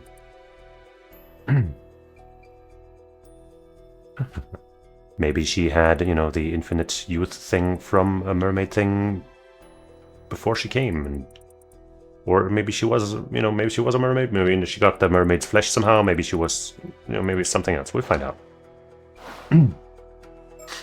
But hey, I guess we got some more past things to learn. Unidentified skeletons. Yumiko Shiki arrives in Toba City, Mie Prefecture, to investigate the discovery of skeletal remains with her assistant, Solo Kiryu. Date unknown, August 1980X morning. Ichiga Town. Welcome, ma'am. Welcome, ma'am. I've been waiting for you. The site where the bones were found is a little ways offshore from this beach. You went ahead and started an investigation, I see. Thanks for that. Not at all. You clearing everything with local police meant all I had to do was arrive and inspect the remains myself. To get straight to the point, there's no doubt signs of a curse are clearly evident. The skeletal remains are tied to a supernatural incident. Seems I was right to trust my intuition on this one. Alright then, let me hear the full report. Understood.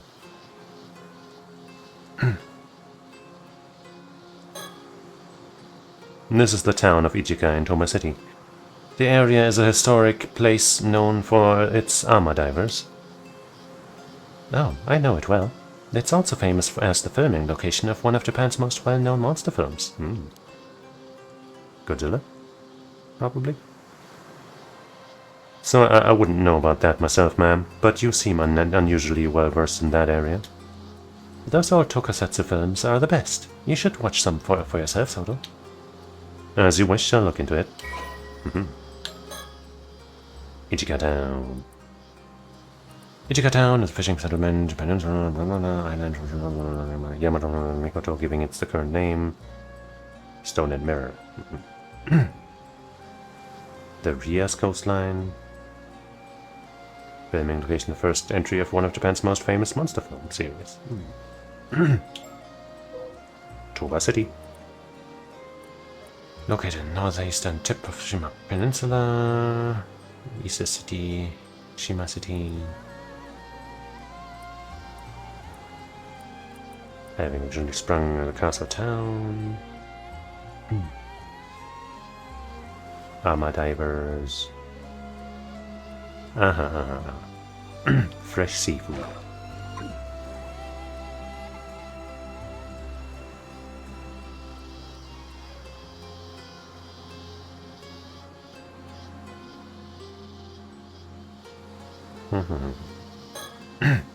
A diligent and earnest young man, his mentor and my husband, has nothing but praise for his skills, so he has my complete trust. I know I shouldn't rely on him too much, but he is so good at noticing the finer details that I often find myself doing so.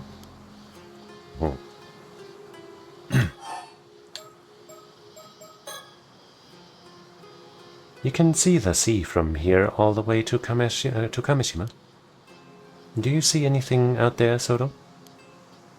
Yes, I do. The waters south of Kamishima are saturated with the powerful presence of the curse of the raging waves. I can sense it even from this distance. That's how strong it is. Is that what caused that disaster?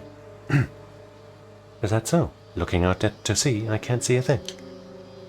I just hope this means we've made it in time. Even during the disaster 5 years ago, the energy was never this overwhelming. The seal has broken, there's no doubt about it. The seal, huh? That hole, maybe? So it's already broken. That is good. The sea still seems calm, though. Does the storm not break it out immediately? Yes, sometimes something seems to be holding it back for now. Oh, so there's a silver lining at least. It seems stable for the moment. We probably have 2 or 3 days of safety. Then we've got a bit of breathing room. Perhaps there's still something we can do. Wait, how many days? 2 or 3 days? That wouldn't also happen to coincide with the other time limits we've heard, would it? I mean, it says date unknown for this one, so who knows?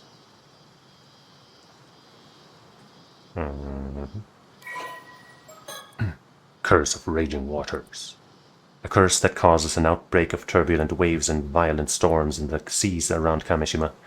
It is said that the curse was born from the resentment of the former residents of Taishima, an island once located to the south of Kamishima, after someone brought about its destruction. Someone brought about the destruction of an entire island?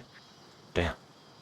Some believe that several of the disasters that have struck Kamishima in the past were actually caused by this curse in some manner, including the Kamishima South Sea disaster that occurred 5 years ago. The person accused of bringing the curse to Kamishima was called the Raging Waves Curse Bearer, and was shunned by the island's inhabitants. Was that Mami? Or somebody before that?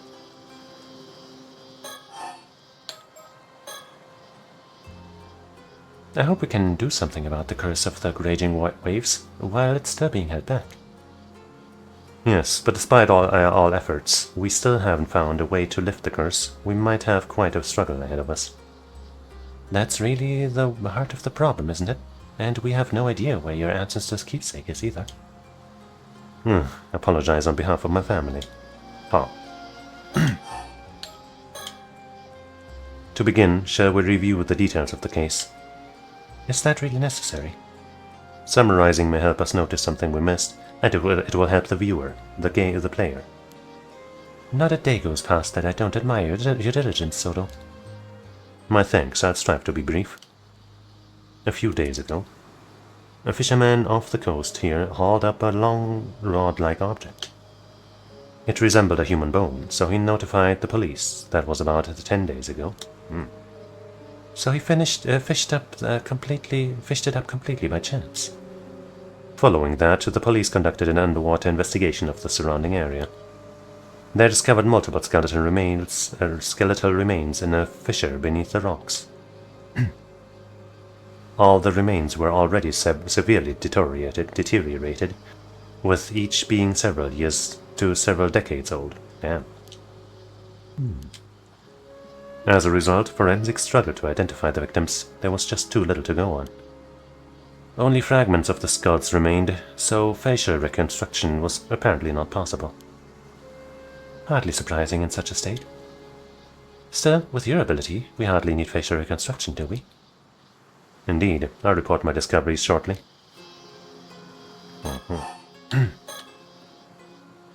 You know, one possibility comes to mind. Will you humor me? Please, go ahead. I wonder if those skeletal remains could be the victims of the Kamishima Southern Sea disaster from 5 years ago. Regrettably, that is not the case. We heard that some of them are several years old. That could fit, but decades? It wasn't that long ago. Oh, darn it. Please don't sound so defeated. Forensics confirmed 5 bodies in total. But they said that each had decomposed over a different length of time. Oh, meaning they didn't all die at the same time? Correct. The most recent appears to date back 6 years. The others go back some 10 years before that, and another 10, and another 10, and so on. So roughly 1 body every 10 years. Indeed, I imagine that any older remains may have simply decayed entirely. Some 10-year ritual? Which means someone's been using that fissure as a place to dump corpses for decades. It's surrounded by rock, and with minimal currents in the sea, it's unlikely they drifted there naturally. Had that bone not been fished up by chance, we'd never have known, in other words. It was an ideal site for quietly disposing of bodies. I guess better than the river that other river where multiple things were found. So this was no accident. Someone did this. I imagine quite some resentment must have piled up over the years. Indeed, but I've already cleansed the lingering resentment in the area. Wow. What a skilled guy. Leaving such resentment to fester could lead to a curse manifesting after all. Efficient as always. My thanks. By the way, I haven't tried out what happens if I hit that button.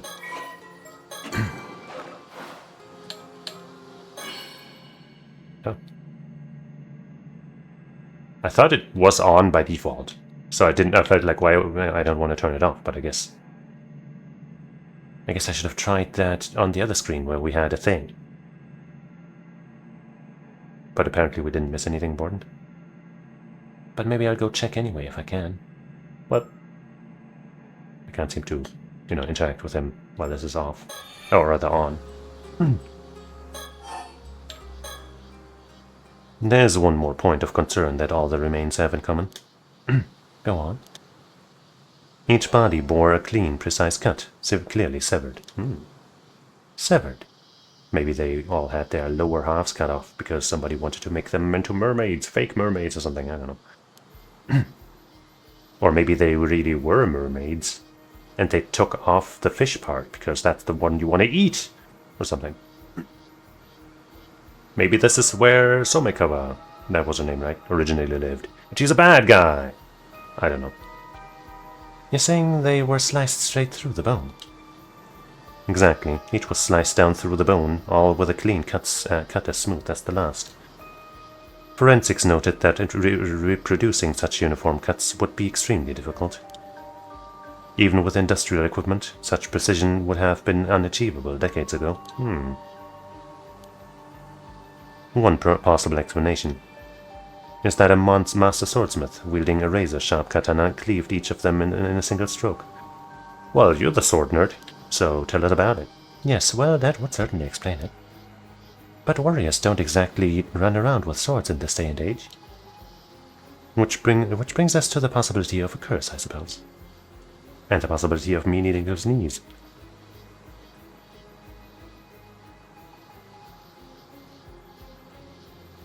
Sorry, I need to sneeze every time I sense a spirit nearby. Correct. If the cuts were made by supernatural means, the rules change. And as it turns out, there were traces of a curse at each of the severed points. It was just a matter of time until we found one. Also, for the briefest moment, I glimpsed a curse echo. That looked like a warrior in armor. A curse echo in armor? Wow. Yes, judging from the crest on its armor and given our location. It appears to be a curse tied to the Heike. Right, the Heike. You are familiar with the Heike, I assume? Like, very minorly. So I think I'm gonna say not really, so we can learn.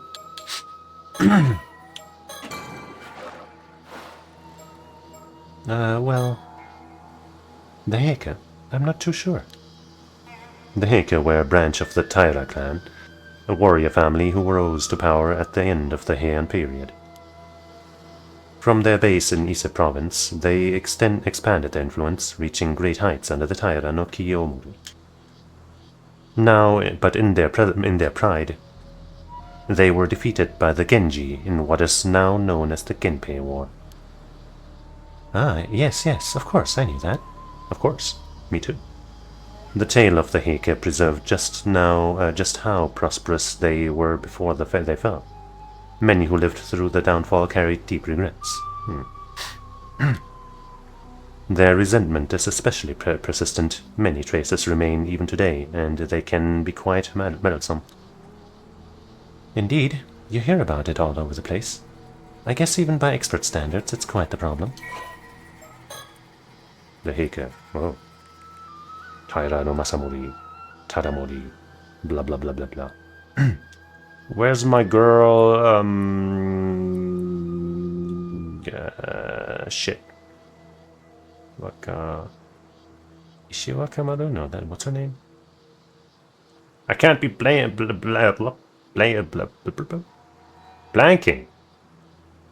on that name. Come on. She's got an alternative Avenger form that's Taira no Kagekyo, which is a much more complicated name. Why am I remembering that one so well? And Taira, of course, is mentioned in that. Ushiwa Kamaru. There it is. The Heike were part of the Ise Taira clan, which was itself an Ise-based branch of the Taira clan, a prominent samurai family of the Heian period. Although the entire Ise Taira clan was greatly influential, Heike refers to the particularly prosperous lineage of Taira no Masamori, Taira no Tadamori, and Taira no Kiyomori. Known as one of the most prominent samurai families of the Heian period alongside the Minamoto clan, the Taira clan was originally based in the Kanto region. However, following Taira no Masakado's uprising against the central government in the year 935, and its suppression at the hands of Taira no Sadamori, the latter's son Kodehira moved to Ise province, where he came to wield significant political power. This was the start of what would become known as the Ise Taira clan. 4 generations on from Kodehira, Taira no Masamori consolidated the family's influence in Ise. His successor, Tadamori, was granted permission to enter the imperial court in 1132, eventually attaining a rank equal to that of nobility. This is really long, and I don't know how important all of this is, but the distinguished military exploits of Tadamori's son, Taira no Kiyomori, further led to Kiyomori's promotion to Daijo Daijin, Chancellor of the Realm. The highest possible governmental rank in 1167. In 1180, Kiyomori's daughter Noriko married into the imperial family, and her son ascended to the throne as emperor, enabling the Heike to consolidate their monopoly on political authority. Thus, the Taira clan came to dominate the political landscape of the time. Such was their wealth and power that one member of the clan is said to have remarked that all those who did not belong to the Taira clan were to be considered people of no position. However, this golden age of the Taira clan did not last long. Their arrogant rule and dictatorial grasp on power led to many turning against the Taira clan, and the stirrings of rebellion soon came to a head, with several prominent figures joining forces in a bid to overthrow them. In the midst of the resulting years of warfare, Kiyomori died of illness in March 1181.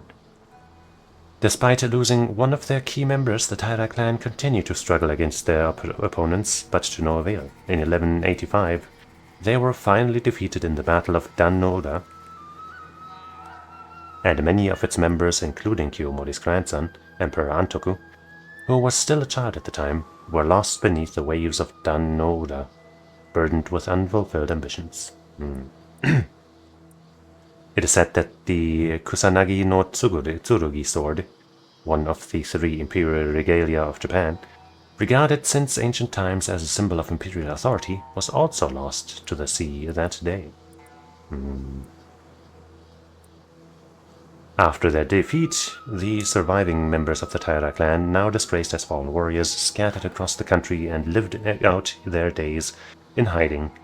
Even to this day, legends of Taira clan survivors persist in various regions across Japan.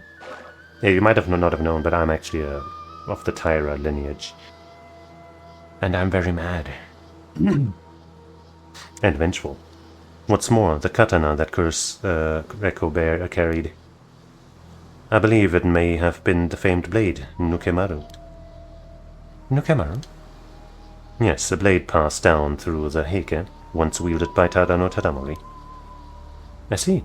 It would seem your love of swords has improved rather useful here. So what you're saying is that these skeletal remains were cut and killed by the power of Tadamori's curse? I can't say it was Tadamori himself, but I am confident it was a curse from someone within the heike. So at the very least, it offers an explanation for those mysteriously perfect cuts. But the body's being dumped every decade. Surely that can't be the curse too, can it? Correct, I imagine that part likely involves further intervention by someone else. So this wasn't an accident by some spontaneous curse. There's a perpetrator out there.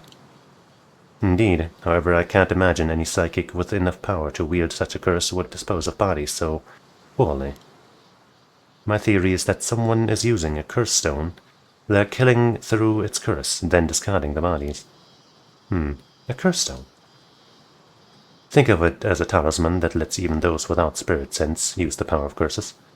Yeah, I was wondering if our first guy, Yuza, got a curse stone from, his interaction with that Tomo whatever, but just hasn't realized it yet. But I guess we didn't have one of those scenes of like, oh, kill them or whatever, even though it's a different scenario, so maybe that doesn't have to happen.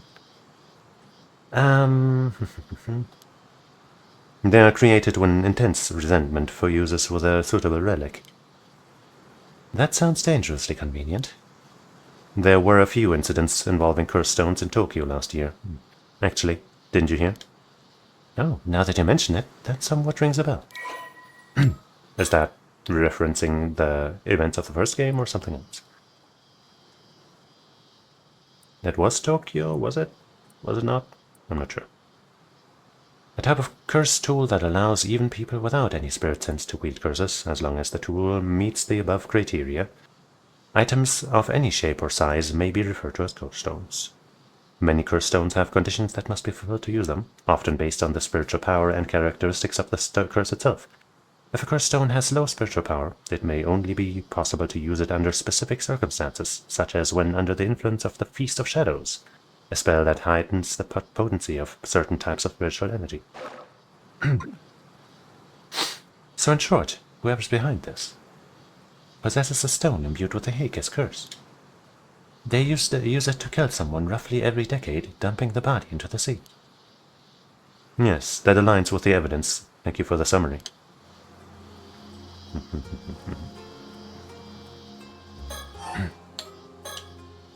Now then, about those skeletal remains. Were you able to use your shotgun, Solo? Yes, I did. It only worked on the most recent body, though, the one from 6 years ago.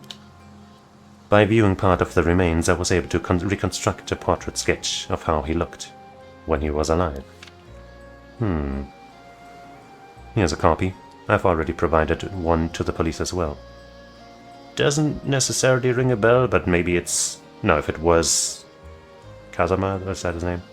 His father, then he would have been dead more than, this is from 6 years ago. So, that doesn't line up, but hey, who knows? Just saying, don't think we know this guy right now. Impressive. That ability of yours remains quite the asset, and honestly his drawing skills, help a lot. Not always. There are times when the vision just doesn't come through. It's far from infallible.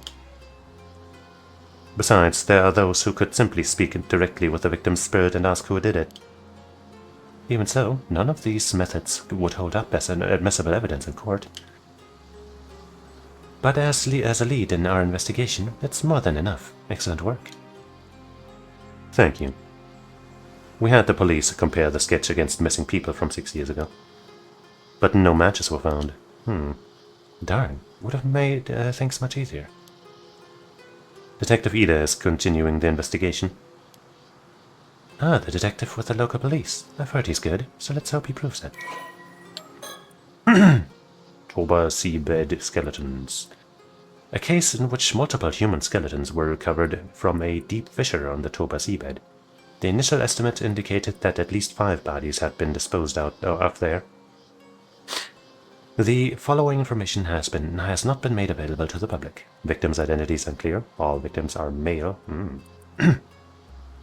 Each body is thought to have been disposed of at different times. The most recent body dates to about 6 years ago. Facial sketch of this individual obtained using Sodo Kiryu's Shagan ability. The other remains show signs of gradual aging, with the oldest dating back to more than 30 years. Although the presence of older remains has also been confirmed, they have completely decayed, and it is impossible to tell how old they are. It is unlikely that the bodies could have drifted into the fissure naturally, so it is thought that someone has been discarding them there every few years. Each skeleton shows signs of a clean, precise cut inflicted by a sharp blade. Traces of a curse were also detected from around the severed sections. The victims are believed to have been killed by a curse wielded by someone connected to the Heike. Maybe it's a guy who wants a new identity or needs a new identity every 10 years or something too. And that's how he gets it. I don't know, man. I'm speculating all the way. Say, Sodo, what's that sketch of yours? Maybe we should show it to some of the locals. No, good point. Someone might recognize him if they were around here 6 years ago. If we can identify the victim, it could help us trace the one who used the curse. I guess we can't just leave things be now that we know there is a curse involved. Honestly, I'd rather not deal with it. There you go again. Are you sure that's something you should be saying out loud? Obviously not. I just want to get this over with and go home, that's all. I like her. Yes, we all know how much you love your home.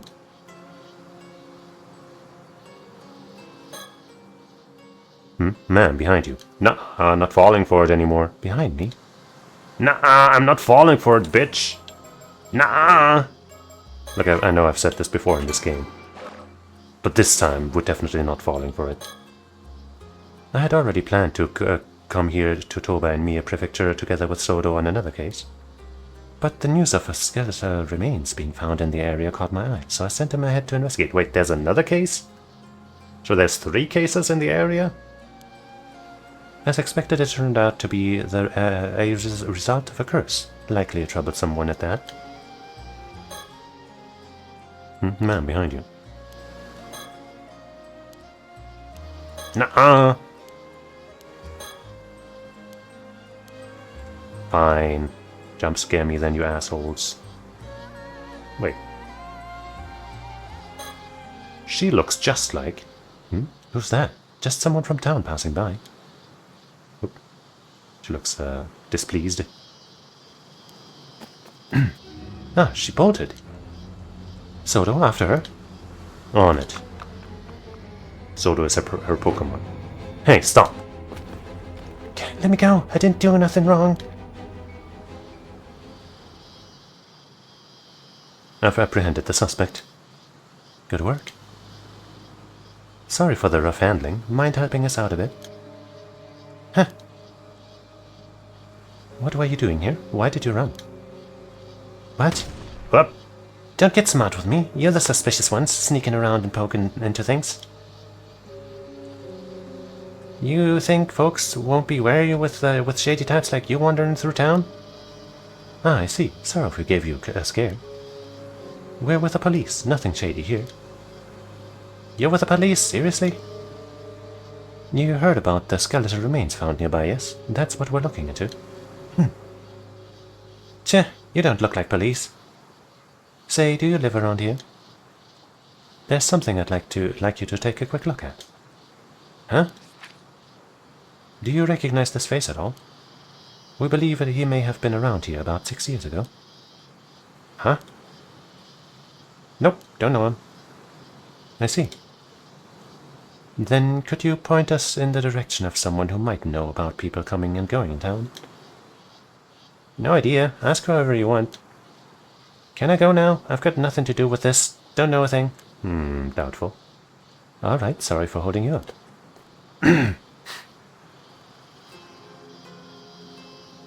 Sus. Man, I should have activated the vision shit. What a peculiar woman. It was like her mind was somewhere else entirely. Well, either way, we should talk to more people in town. Agreed. Also, could you ask around and find out who that woman is? Of course. Several hours later. Ma'am, I've learned a few things. Excellent, let's hear it.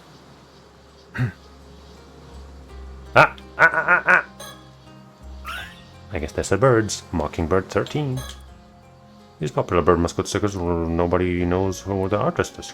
Bonus content. Reach a total of 5 and 20 stickers to unlock fun bonus content. So this time it actually unlocks something extra.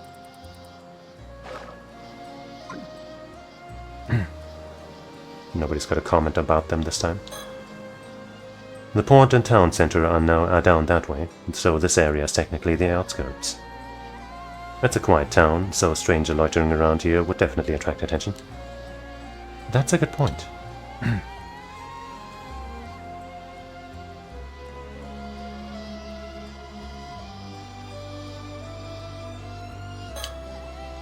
He didn't so much as flinch at the thought of tedious door-to-door investigation. Not to mention he's good at it. Having him here is a huge help. My favorite Pokemon.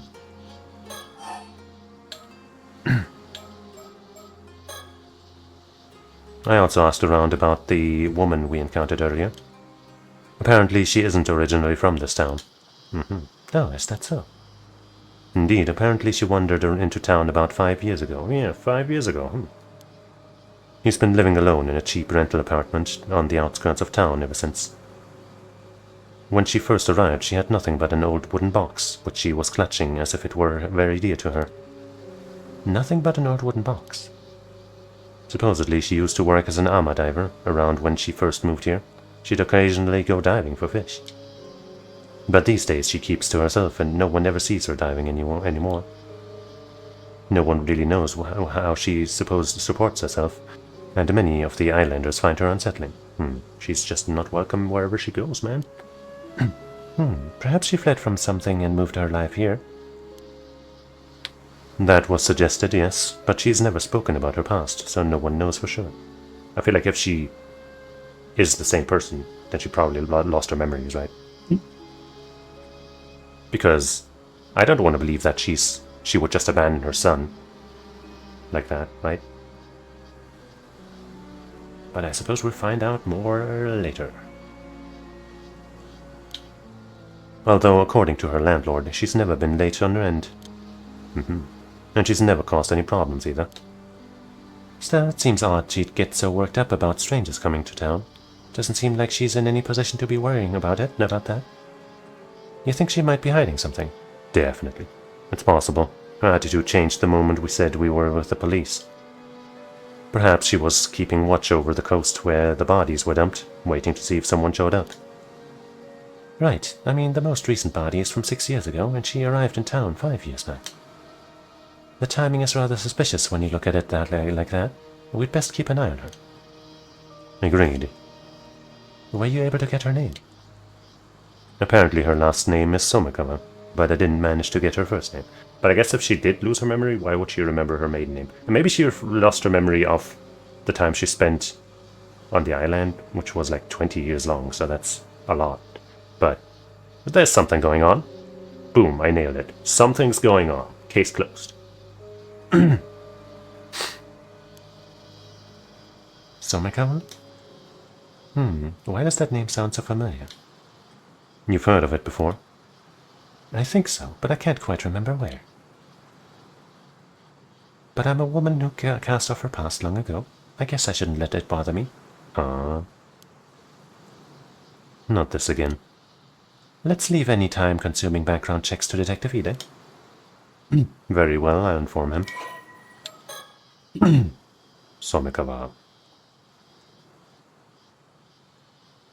Is it just the photo or whatever, or does she have heterochromia? Like, you know, her right eye is blue and her left eye is, like, black? Maybe she lost vision in the left eye? Or something? A woman living in Toba. Although she occasionally does work as an ama diver, it is unclear who she is and where she came from. She apparently showed up in Toba about 5 years ago when nothing but a grubby wooden box with nothing but a grubby wooden box to her name, and has been living there ever since.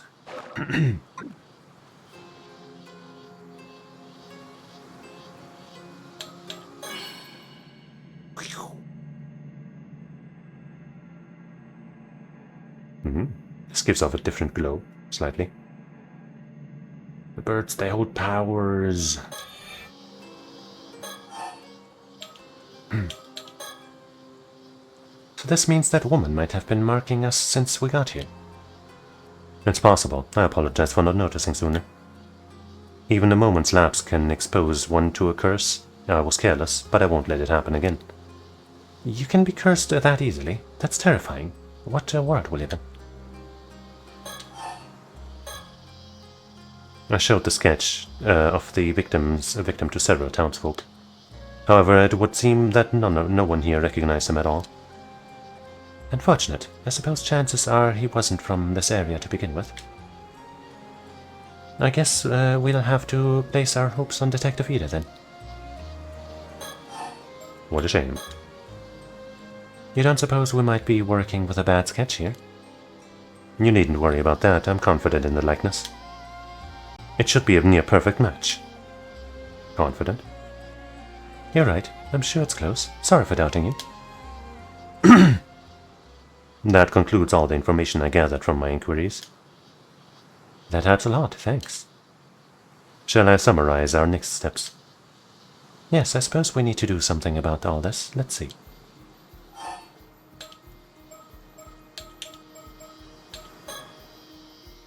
Regarding our main objective, or the so-called Curse of the Raging Waves. I guess that's the case they were originally attending to. Without knowing how to lift it, there's not much we can do right now. I don't suppose there's a chance you'd be able to break the curse using brute force. You're quite good at that. It's certainly an option if worst comes to worst. But I can't say I have high hopes for it, hopes it would work. Isn't it worse comes to worst? Let's find out. Worst comes to worst. Or I guess autofill is already confirming that I'm not the only one asking that. Worst/worst comes to worst. A Reddit thread. I'm about 100 pages into Tchaikovsky's Children of Time. What? Tchaikovsky has one of his chapters say, if worst comes to worst. I was taught the worst comes to worst. British form or whatever. It's worst comes to worst, but people who are more used to hearing than reading have been morphing it over time. I see. I guess I can see that.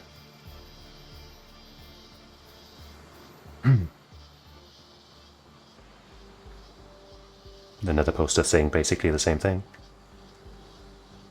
And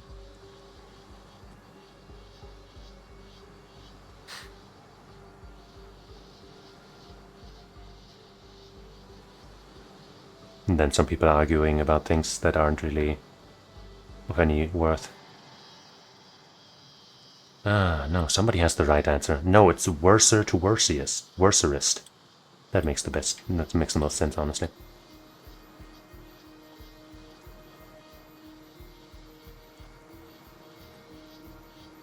Anyway. I still think worse comes to worst makes more sense. But I suppose if it's originally one thing, then...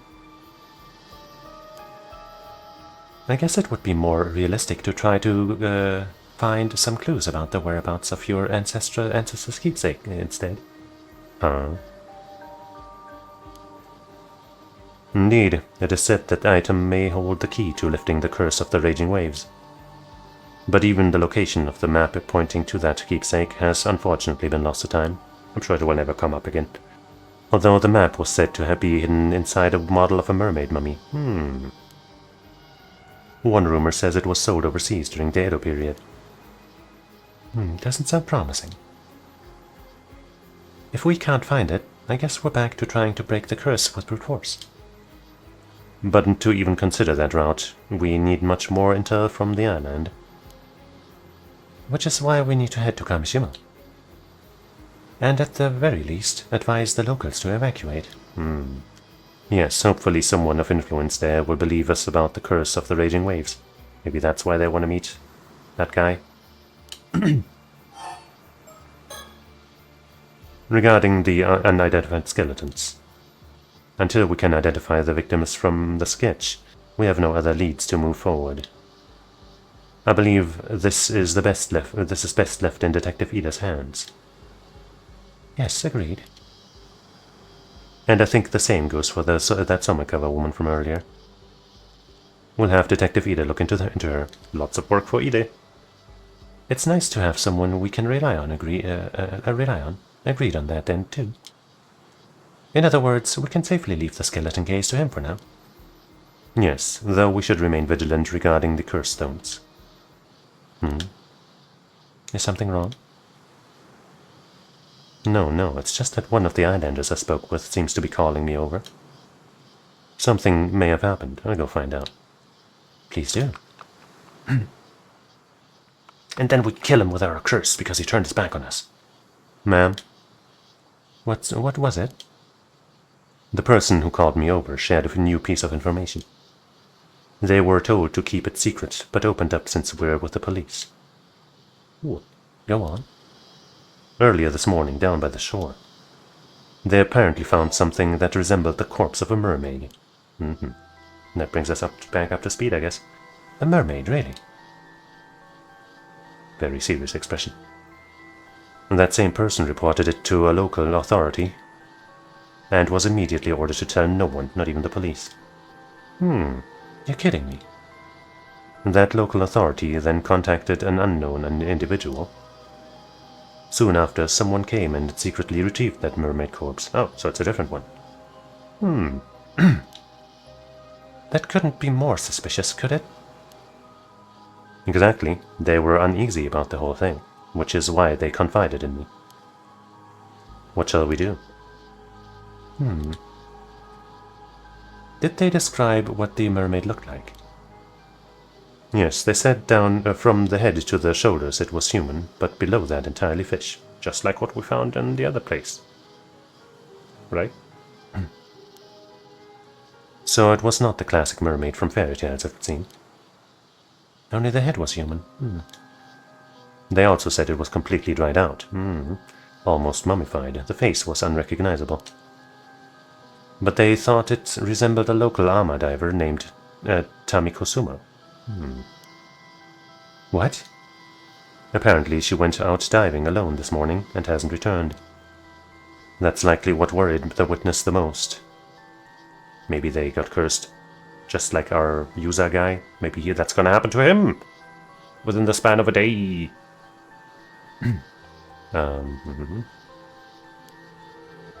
That is troubling. Damn it, just what we needed. More things to deal with. First things first, let's deal with this mermaid story. Come on. Or I guess it is that... No, wait, there's one in between now. Dang. Oh, I was like, where's my mouse cursor? Somehow it was down here. Shit. I was gonna stop after this, but now this is like in between here. So that seems awkward.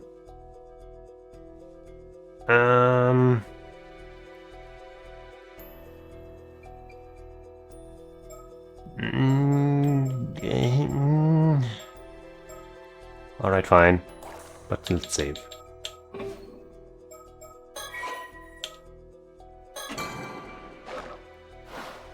I was gonna first go back here and check the vision thing, but no, I'm not gonna anymore.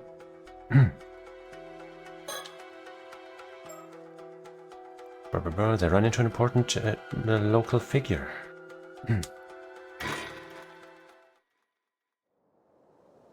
Date unknown, August 1980X. Afternoon, Yamashina Estate. Mr. Yamashina, thank you for agreeing to meet with us on such short notice. I understand you're a busy man. Not like I have much choice when it's some bigwigs from the prefectural police badgering me to do so. So you're Shiki from the Tokyo Metropolitan Police Department, Security Division, was it? Ha! And here I thought you were just some housemaid. You sure you're from the police in that getup? Well, I am primarily a housewife by trade, but that's hardly important right now. Yeah, you're not gonna get her to be mad, to be angry by calling her a wife. Because that's what she likes to do, apparently. You're also known as Unkaku Dono, I believe. After hearing so many rumors, it's an honor to make your acquaintance. Rumors, eh? Unkaku Dono. Yoshiatsu Yamashina. 70 years old. A tycoon. A wealthy tycoon who owns multiple companies and swaths of land, particularly in the Tsu and Ise areas, born in the Taisho period, unmarried. His family first came into business in the Edo period, traveling from town to town selling talismans, miscanthus, reed hoops, and other items to ward off evil spirits. During the Meiji period, this business expanded into a trading company, and the Yamashina family became prominent contributors to the development of the region. Born to the heir of the Yamashina family business and the daughter of a noble family, Yoshiatsu grew up in an affluent environment where he received a thorough education tailored to gifted children. Following the end of the war, Yoshiatsu inherited the company assets in his 30s, but was quick to sell off all the shares he owned, using the proceeds to buy and sell real estate and stocks, a practice that made him extremely wealthy. After amassing his fortune, he showed a keen interest in investing and ambitious young people, actively mentoring those he took particular liking to. This approach led to the emergence of many successful businessmen, which included Shinobu Wakomura. Kaneshima, I was wondering about that. Those who have received Yamashina's support view him with both gratitude and a sense of awe, bordering on reverence, referring to him as Unkaku Dono, a title that evokes a figure elevated above the clouds. Un, I think, can mean cloud. So, I guess that's that. Yamashina has always shown a strong attachment to wealth, even going so far as to partake in illicit activities such as illegal donations, tax evasion, insider trading, and media control, all in an effort to garner even more status and money. The greed. In the shadow of the many success stories enabled by his support, many more of his beneficiaries have fallen into bankruptcy or been arrested, fueling endless unsavory rumors about him to this day. Yamashina himself, however, seems to be unconcerned by these rumors, considering anything that does not directly harm him to be beneath his notice. What a cool guy.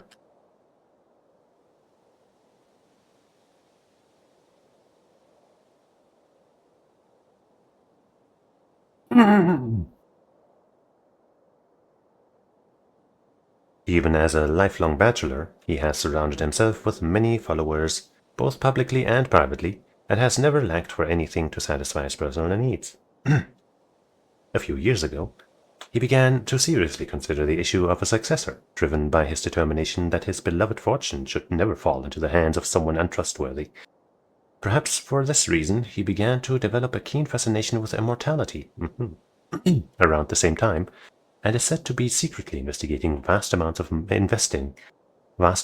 money into research on the topic. Another one of those. Yes, I hear you've been doing some under-the-table research into immortality. And so what if I am? Well, now, I wouldn't have expected you to be such a dreamer. But it does make you just a bit more relatable. Okay, I thought, these like spots on her neck were shading before, but I guess she actually does have some marks here. Wonder what those are from. Maybe something to do with spirits. Or it could just be a burn, like from something. Anyway. You can laugh all you want. What's it got to do with the police anyway? It seems, on this particular occasion, it has quite a bit to do with the police, unfortunately. You don't say. These splendid gardens all fall within the grounds of Mr. Yamashina's Issa City estate. Part of me wonders why he needs so much space when he doesn't have a family. But I suppose he has an image to maintain. He's just a really greedy motherfucker. Haha. Number 9.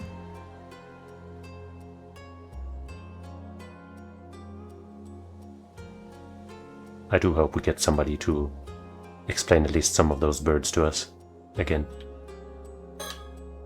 People like Yamashina have a tendency to underestimate me whenever I meet with them alone. Having someone intimidating like Soda with me gets them to take me more seriously. I'm glad he's here with me today. He's got all kinds of uses, this Pokemon. I'm amazed we were able to get an appointment with him this quickly. Yes, and all thanks to Detective Ida. It would seem he's quite a capable fellow. This is Yoshiatsu Yamashina. He's a tycoon with multiple properties and companies to his name, mostly based here in Isashima. He's long been rumored of being involved in various shady dealings. Special Investigations has had an eye on him for a while now, but they haven't managed to find any concrete evidence so far. It seems he has a knack for pinning the blame on his subordinates before finding a way to slip away. Needless to say, he and the police are quite familiar with each other by this point. Though I don't doubt he has local police chiefs and politicians under his thumb behind the scenes. There's no need for me to get involved in all that. I'll be satisfied as long as I get the information we need from him. Yeah, no need to stir up any fighting. Apparently he wears that crested hakama every day. Not exactly casual wear for most people. Wearing something like that in the summer heat. It's commitment to keeping up appearance.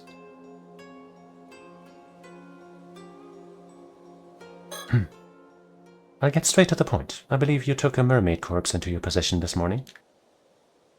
What? I guess it would make sense if he's interested in immortality. The corpse is linked to an ongoing case. We came here to ask you to release it into police custody. Huh. No idea what you're on about. Of course. You will get something in return. We have some information I'm sure you'll find quite profitable in exchange. Like I said, no idea what you're on about. If that's all you came here for, then scram. Oh, pity. I really thought you'd be interested in what we had to share. Assuming you really are interested in immortality. Huh? Well, I suppose we barely know each other. It's only natural that you'd be wary of our intentions. What do you say to a little chat to get to know each other better, Mr. Unkakudono? By the way, the birds really do glow in this vision stuff.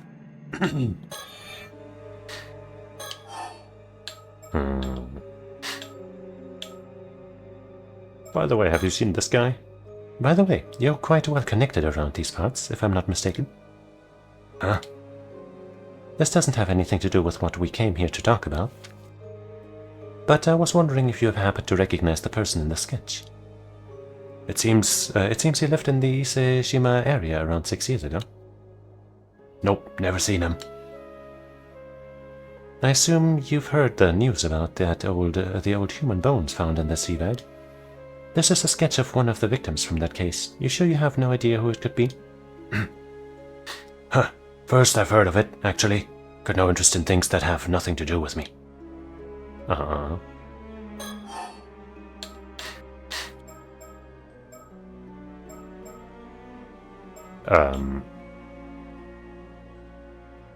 Why would we talk about...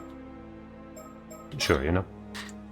By the way, you're obviously not just some run-of-the-mill cop. Who are you? Why, I believe I mentioned it when I introduced myself. I'm just a simple housewife. Huh, a likely tale.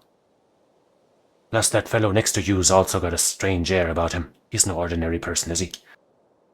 My, how observant of you. I suppose you could say that, yes. Huh, doesn't take a genius to see it. One of them phony psychic types, are you? Phony? Gah, hit a nerve, did I?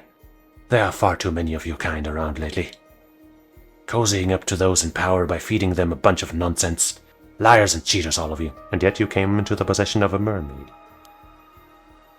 You seem to have quite the chip on your shoulder about this, Mr. Yamashina. Huh, don't know if it's because of this occult craze going around, but I've seen far too many folks get taken in by that tripe. Occult craze. I think we've read most of that last time too. Lenny Kuchisake on now, that's like the slice face on a woman. Hanako-san, that's a classic. UFOs. Mockingbirds. That Wakamura over on Kameshima's one of them. Talk about a waste of potential. Wakamura?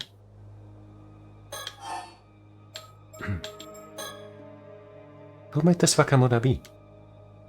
Wakamura, he's one of my proteges. He's the one currently in charge over on Kameshima. Used to have high hopes for that one, but that changed when he came under the thrall of some phony sorcerer in Tokyo. A phony sorcerer in Tokyo?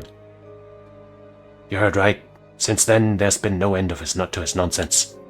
Buying properties out of the mountains, in the mountains, changing company names, all because of something this sorcerer whispered in his ear. He even told me the layout of my house was unlucky and tried to get me to renovate the place. Just recently he was going on about some curse causing a big storm, that sort of rubbish. Well, that might be true though. A storm caused by a curse, you say? Huh. I like that look on him. That's a good face. Even said the storm 5 years ago was caused by the same curse. He might be onto something. He's been trying to wheedle me into helping him find some way to stop it.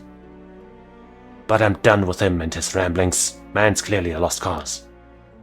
He'll be coming over here tomorrow morning, but I'm thinking it's time to have someone else take the reins over on Kameshima.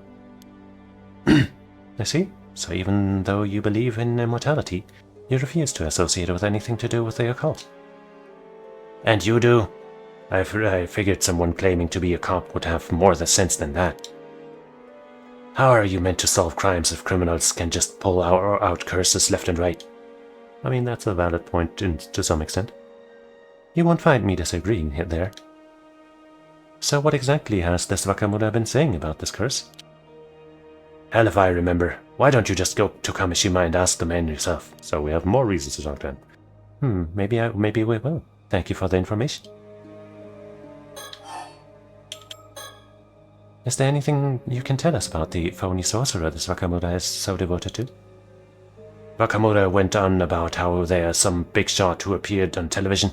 I never heard of him. As I said, just ask him yourself. Of course, we'll be sure to do so.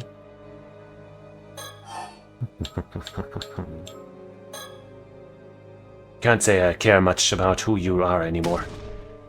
You going around with some phony psychic tells me all I need to know. How dare you? Soto, calm down. He can think what he wants.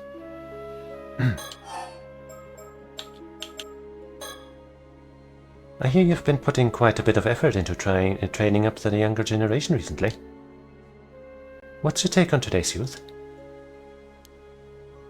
Useless, the lot of them. Bunch of pushovers that have let all this new generation tribe go to their heads. We're the ones who built this country back up after the war, but they're out there strutting around like they own the place. Far too big for their britches. My, what a scathing review. Would our resident member of the new generation like to comment on that at all? Please don't call me that. I hear you've been searching for a successor, though. Given your strong opinions on the matter, I take it that you're struggling. Though I can see why that could lead to a desire for immortality.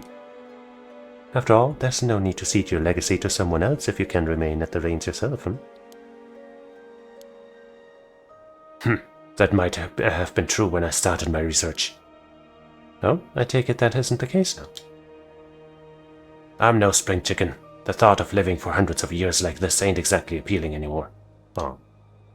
Don't see much point in immortality if I'm already long past my prime. Well, that certainly is different from the rumors. My apologies for jumping to conclusions. You have my wholehearted agreement that immortality doesn't necessarily bring happiness, though. Let me clear up one more thing while we're at it. I've already decided on my successor. Oh. Turns out the perfect candidate was right under my nose the entire time. Is it me? Me? I haven't told them yet, but they are a sharp one. They'll do a fine job. That's so. I'm glad to hear it. I suppose that would mean that you no longer have any need for immortality, then? Huh, who said I wasn't still interested? It simply has nothing to do with my successor. I still intend on continuing my research for medical advancement, you understand. Think of it as doing my bit for society. Sure. You lot are always quick to assume the worst of whatever I do. How about you mind your own business for a change?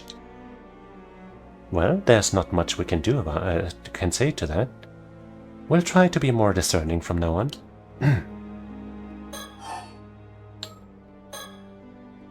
I've already chosen my successor. No need to harp on about it anymore. Already written up my will and passed it off to my lawyer. You be sure to let your friends at the police know too.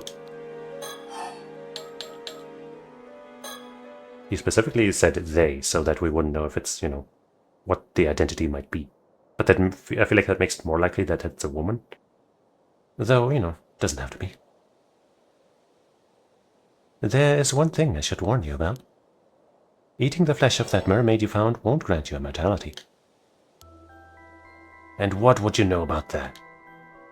Well, one hears all sorts of things in this day and age. I don't know where it came from, but there seems to be a legend that eating mermaid flesh will grant one immortality. All I wanted to say was that it's just that, a legend that has no bias in reality at all. How can you be so sure? Just think about it, if that legend were true. Wouldn't it be strange that no confirmed immortals have ever been found? Yeah, who's to say they aren't just living in hiding? The legend of Yao Bikuni is passed down in over 100 places across Japan, yet not a single verifiable immortal has even been found to show for it. So you mean to say all those legends were fake? Please. If even just one of those tales is true, there's always the chance there's an immortal hiding away somewhere. I see. You really are quite the dreamer, aren't you? Huh, I figured you were trying to bluff me out of that mermaid corpse for some reason or other. But now I'm sure of it. That thing's hiding some sort of secret, isn't it? Something you don't want me to find out. Sharp, eh? So you admit you have the mermaid corpse, then? Uh-huh. We're sharp, too. Oh, don't worry. We assumed as much from the start.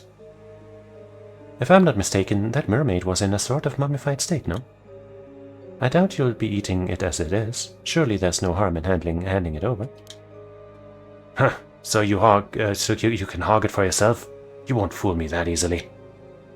You don't think that a rare specimen like that ought to be placed in the care of a proper research institute? I'm saying I'll get a specialist research institute to study it. Problem solved.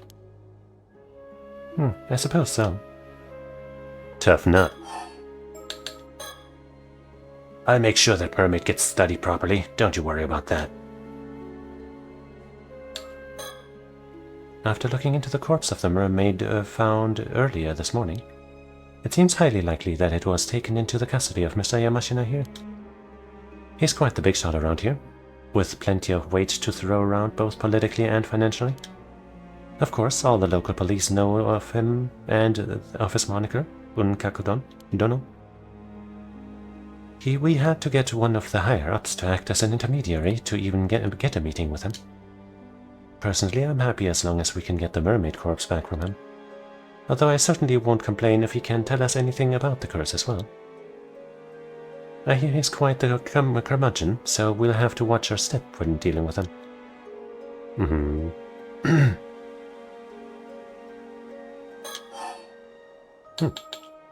I thought we were done for some reason. About that topic. How about this then? If you agree to give up the mermaid, we'll tell you what we know in return. I guess I thought that because he kind of repeated what he said before, and usually when they do that, they're done with it. For someone who doesn't seem to believe in the occult, you seem awfully fixated on this mermaid and immortality. Which suggests to me that you've found something you consider quite conclusive. Bah, what are you on about now? Well, I happen to know a bit more about mermaids than most people. Ma'am, are you sure? It's fine. I had the opportunity to do some research into them a while back, you see. You don't say, and... Well, mermaids do indeed have the ability to grant human immortality. Ha, I knew it. More precisely, individuals granted immortality in this way are known as 800-year mortals. 800-year, huh? So they have a lifespan of 800 years.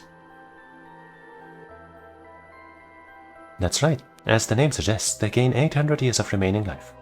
They gain 800 years on top. So if you eat more, you can have even more life, yeah? During this time, they won't age a day, and even if they die, they'll resurrect immediately.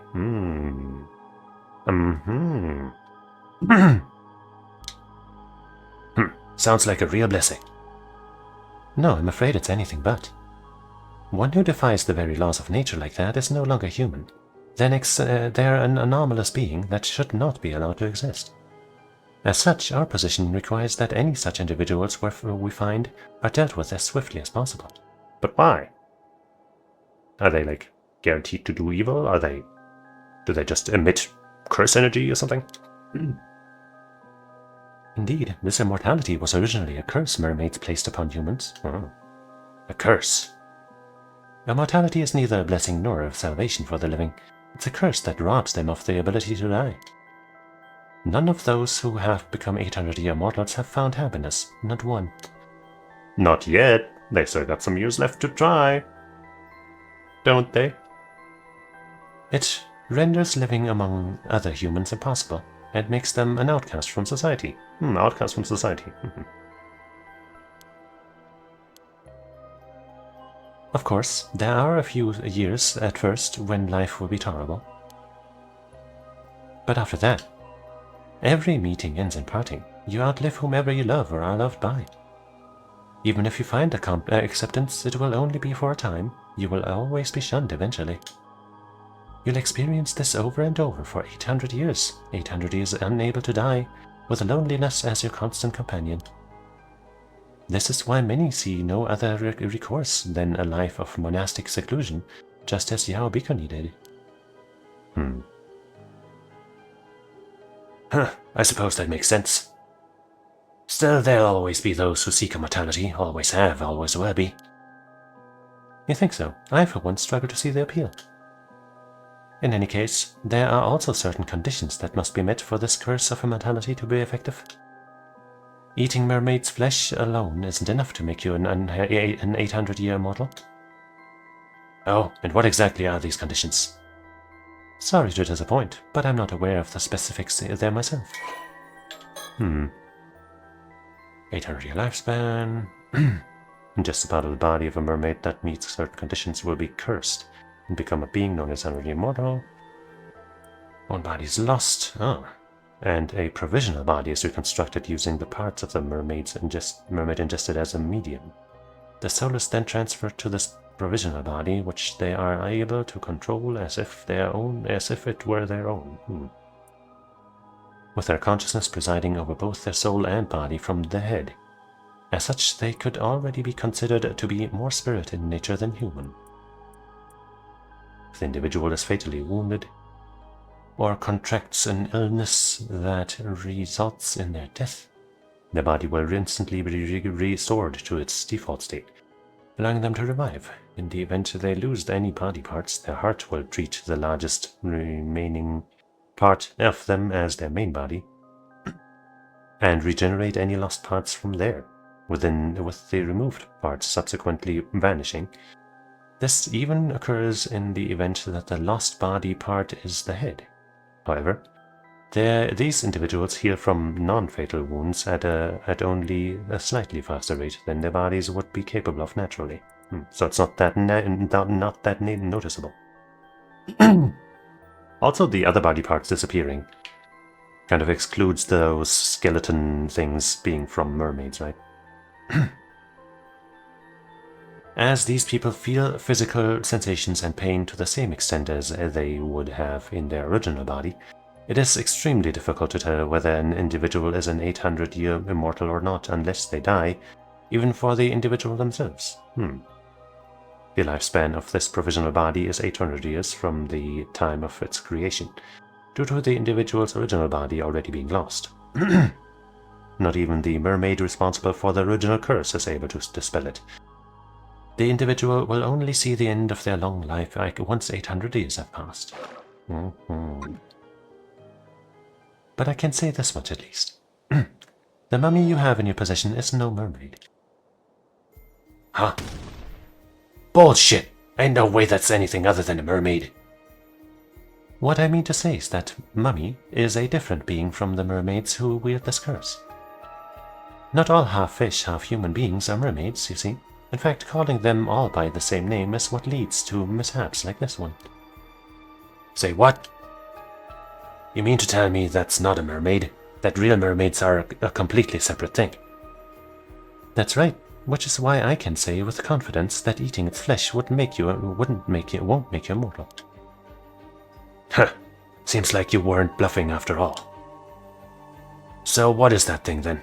There's gotta be some reason you're after it. I imagine that even if you had it dissected and examined, all results would point to it being just a mass of fibers. In other words, nothing more than a man-made fake. There's a very good reason for that, you see. That mummy is merely the corpse of an average human, twisted beyond recognition by the curse of the forsaken fish. What? Another curse?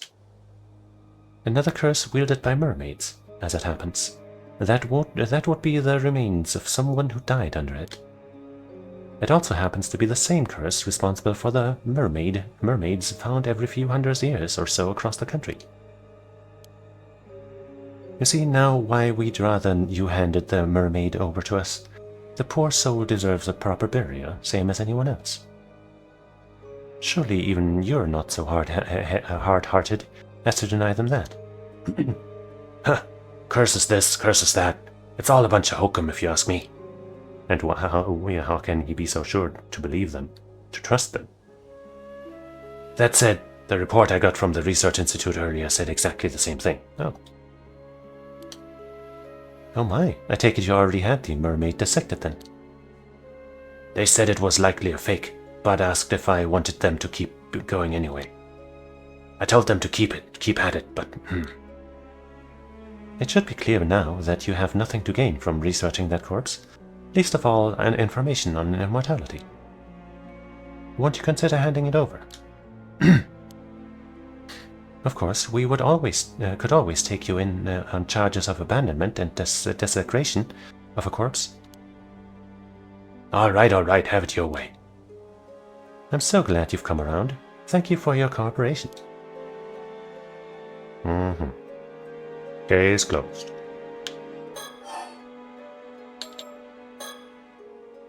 I'll give you the damn mermaid, but in exchange I want you to tell me one thing. What is it? You say there are real mermaids out there. Where are these real mermaids hiding then? I suppose you could call it the eternal world. The eternal world? That came up in one of the entries. Yes, mermaids are not creatures of this world, you see. Their original home is Ryugu, the domain of the sea god. Ryugu Castle, Ryugu Jo, or whatever. Ryugu? And how do you get there? I'm sorry to say that Ryugu's doors are only open to the dead. Going there is impossible for a living human. Ha! You could claim anything with a fairy tale like that. It all sounds like hokum. True. That said, the entrance to Ryugu is said to lie somewhere in the East Sea. There have been numerous sightings of mermaids crossing over to this world in the area's long history. Which is why Ise Bay has its share of mermaid legends too. Now that you mention it, I have heard one of those stories too. Some old tale about mermaids being found on some long-lost island called Taishima or the like. What? Wait a moment, where did you hear that story? Aha, caught your interest, have I? Looks like the story has some merit to it after all. I was simply surprised, that's all. It's not a name I've come across in any historical records. Taishima. An island said to have previously been located to the south of Kamishima. As it has long since vanished, it's sometimes referred to as Taishima, or Lost Island. No official records remain, and it remains shrouded in mystery, with the knowledge of it preserved only in tales passed down between residents of Iseshima area. Legends say the island was besieged by someone 400 years prior, and the curse of the murdered islanders caused the entire island to sink. By the way, this thing here, you know how there's like these quotation marks, and then having the other, like, you know, the comma and the full stop inside of them seems completely wrong to me. At least I think in German we don't do it like that, like, you know, because it doesn't make sense. Like the whole sentence ends, not just this quote part. Right? Right, I'm right. Yes, you agree with me, I am correct. Thank you. I'm not saying that that's a typo on their end or whatever. That's probably how it's actually supposed to be in English spelling or whatever, but it's wrong! It's wrong! Huh. It's just something I heard from one of the young'uns I have out there looking for mermaids. I see. Sounds like you've got a capable young hand. I don't suppose it would be possible to meet with this individual? Nope, not happening. Unless you're willing to spill the beans on everything you know about mermaids, every last bit of info. Maybe, just maybe, I'd consider it then. It's clear you're no ordinary housewife after all. Yeah, she's an extraordinary housewife. Not interested? Then this meeting is over. I'll hand the corpse over to the police as promised. But don't think I've given up on mermaids or immortality. If they really exist, I'll find them and make them mine. Yeah, don't give up on your dreams.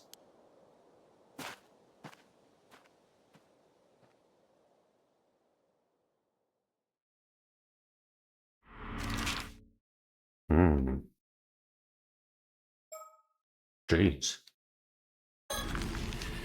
This one's longer than I thought it would be. Date unknown still. City area. I'm getting pretty hungry too. Hey there, you two. Sorry for calling you out here when you're so busy. I figured it'd be best to give you the rundown on our findings as soon as possible. It's no problem. Go ahead.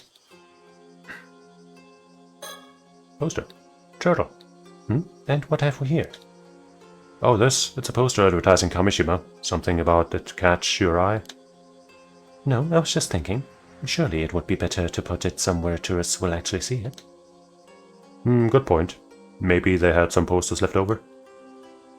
Maybe there's something mystical about it. No? But maybe I can find a bird with its added glow in this vision.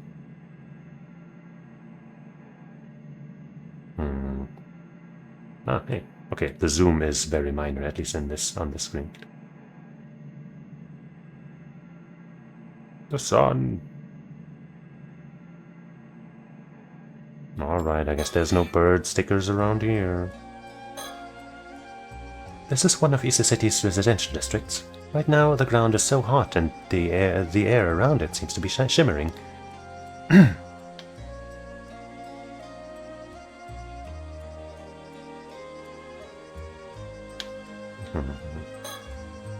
Despite the heat, Solo looks as unruffled as ever.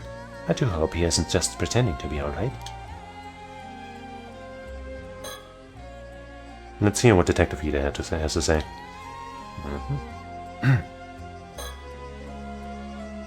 Wondering about my suit, are you? It's just a cheap old thing. Sorry, I don't have anything more presentable. I wasn't judging. Self-conscious much? That's just the police box I was waiting at. Something you were wondering about? Oh no, I just happened to find myself looking at it, that's all. He sure cares a lot about what we're looking at. Would you rather talk inside? Though there's no air conditioner, so it's probably cooler out here. Dang. Ah, it's quite alright. Talking out here should be fine.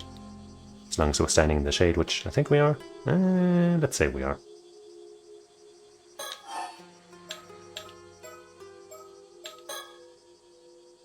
Oh yeah, I also looked into that lady you were asking about, Somikawa. Oh yes, did you find anything? Well, it seems she hasn't registered as a resident, even though she moved here 5 years ago. Nothing came up for Somikawa in the civil registry either. I'm afraid I don't have anything on who she is, or where she came from. Sorry to disappoint. I see. Is that quite common? Happens. It's not unheard of for folks from the countryside to come here for work and just drift on, with no one really knowing who they are. Apparently it was really common during the post-war growth period. It seems we have quite the mystery woman on our hands. Yep, though there is something I've been wondering about. Oh, let's hear it. You have some idea who she might be? Well, have you heard of the Kamishima Southern Sea disaster?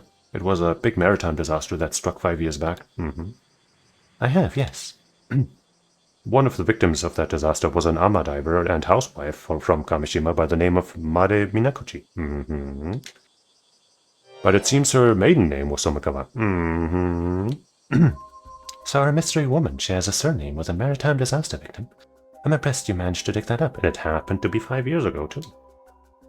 I was already looking into the Kamishima disaster because of the skeletal remains, so it was a happy coincidence, if anything.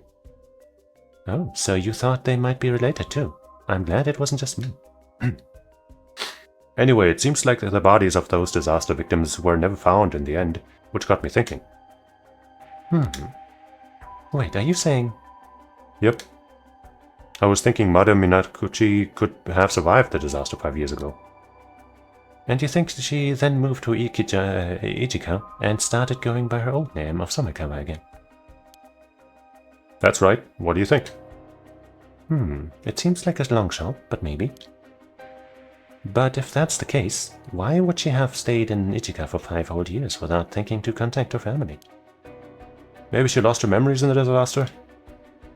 Right, if she only had her old memories to rely on, it wouldn't be that hard if she went back to using her old name. Surely her appearance would still be the same, though. It is difficult to imagine no one recognizing her for 5 whole years. It's possible she just never ran into anyone she knew. That kind of thing's more likely than you'd think. Oh, speaking of appearances, I found a picture of Mare Minakuchi from a report on the disaster. I haven't met the Somikawa myself, so could you take a look for me and let me know what you think? Let's see. Sure looks similar. Yeah, this is interesting. What do you think, Soto? If she'd aged 5 years and grown badly gaunt, I can certainly see how this woman might come to resemble Miss Somikawa. My thoughts exactly. So you agree it's a pretty solid theory? It's certainly worth looking into, yes. But if she really is Mare Minakuchi, there's something else that concerns me. Something else? This is just what I've heard. But it seems like the islanders over on Kamishima think that Mare Minakuchi was the cause of the disaster 5 years ago. What? Why would they think that? No idea, but it seems like it's pretty much taken for granted by most of the folks over there. Even just mentioning her name is a sort of taboo. So I was thinking it wouldn't be that odd if she felt she couldn't go back home because of that. Man, Ida knows this just so well informed, man. He's really good. Surely not. Seems as good a reason as any why she wouldn't want to come forward anyway. If she really is related to the storm 5 years ago, she's a point of interest regardless of her connection to the skeletal remains. Perhaps it's worth looking into that first. Can I really leave talking to Miss Omakawa to you two then? We'll handle that, yes?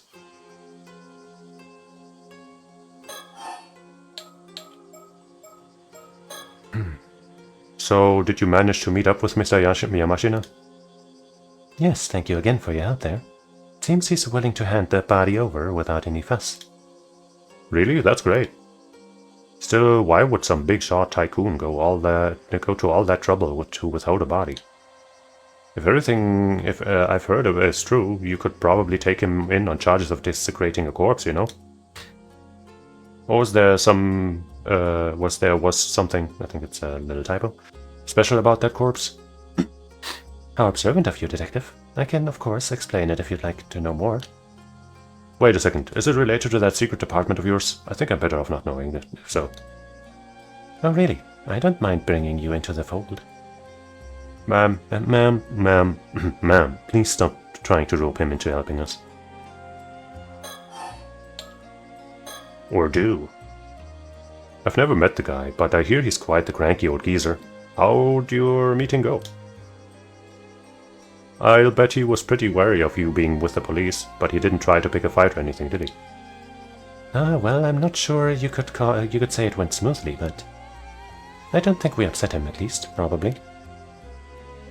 You, don't sound very sure about that. I mean, it went about as well as it could have, I feel like.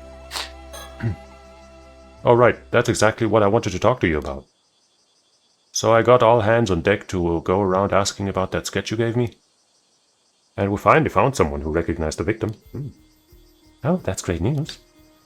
The person who recognized him was a housewife in her 20s who lived in Kumano 7 years ago. Apparently the sketch looks like a 19-year-old she knew who left the village to go to the city. So 7 years ago he was 19, no? From the sound of it, the guy had no relatives to speak of, left the village with nothing but the clothes on his back. And never came home. She doesn't know what happened to him after that. I see. That would make him a young man with no relatives, who left his hometown behind 7 years ago. Did we get a name for our mystery man? Sure did. His name was Kippei Ikoma. Kippei Ikoma. I looked him up in the residence registry, and it does look like he moved from Kumano to Isa City 7 years ago. But it seems he doesn't live at the place he put as his address anymore. Oh, that's unfortunate. Wait, so we are supposed to believe he's still alive? It does look like he moved from Kumano to Isa City 7 years ago. Oh, sorry, wait, he did make it there. Well, 7 years ago, okay. Doesn't live in the place, okay. I checked in with the apartment's landlord, and it would seem that about 6 years ago. The landlord and his contract terminated after he failed to both pay his rent and return to his apartment for several months straight. The landlord didn't put out a search request or anything, so that's where the trail ends, I'm afraid. If he went missing 6 years ago, I suppose it wouldn't surprise me if those were his remains. Sorry, my mind is currently kind of going into a different place. But just don't worry about it. Went missing 6 years ago, I suppose it wouldn't, We'll keep looking into Ikoma to see if he was involved in anything that might have led to his murder. Of course, there's always the possibility we've got the wrong guy, so we'll keep asking around just in case. Please do. Toba's even. Testimonies. Escape Ikoma, went missing 6 years ago, has no known relatives.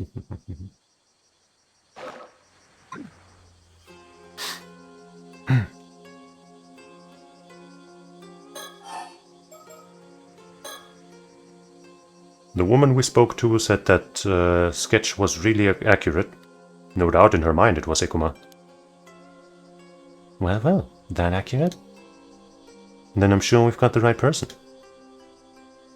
Still, how did you even make that sketch? There was nothing left of the victim but bones. Ah, well, let's just say it's classified for now. Right, guess that means I shouldn't pry any further. Probably.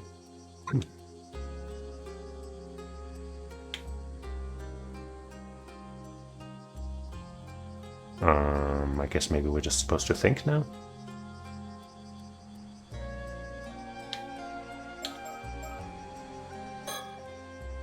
So people believe this Madame Nakuchi called forth the curse of the raging waves 5 years ago, do they? I didn't expect the curse of the raging waves to come up here, of all places. Wait. That's it, I remember now. The sole survivor of Taishima, his surname was Somikawa. There was something else about Somikawa. A wooden box? Surely that'd be too much of a coincidence. Maybe she did intentionally curse that shit. Well, that's about all I had to report. Thank you, Detective. That was very informative. As for our next move, I'll make your life bar disappear. Anyway, could we ask you to keep looking into Ikoma for us? Roger that. We'll see if we can find Somikawa again and hear what she has to say. Unfortunately, it looks like our trip to Kamishima will have to wait until tomorrow. So it seems. Oh, you had business on Kamishima too? That was actually our original reason for coming here, yes. But now we've gotten caught up in all this other troublesome business, so it looks like dealing with that will have to come first. And here I was hoping to get this over with as soon as possible, so I could get back home to my husband. I see, Yupsa. You sure are devoted to your husband. Oh, very much, though I do worry he never eats properly when I'm not around. In any case, please do get in touch if you find anything else of note. Even if it's just something out of the ordinary happening. Anything could be of help. Sure, will do. Though you're kind of making me worried something might actually happen now. Nah. I'd certainly prefer it if it didn't. Anyway, we're counting on you, Detective.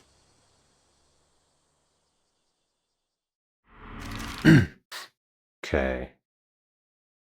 I was going to finish this chapter, but we keep getting more and more places to go and people to talk to. So I guess I will stop here now.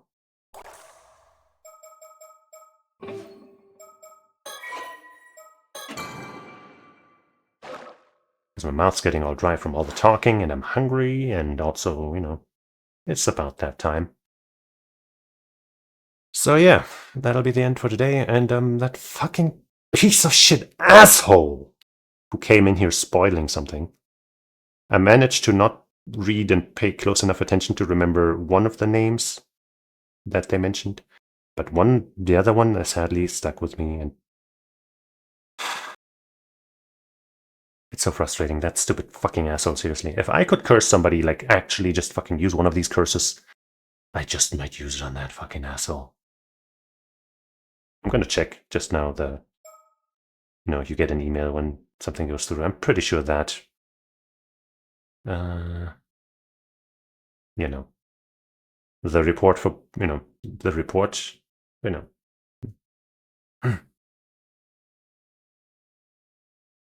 So that one went through.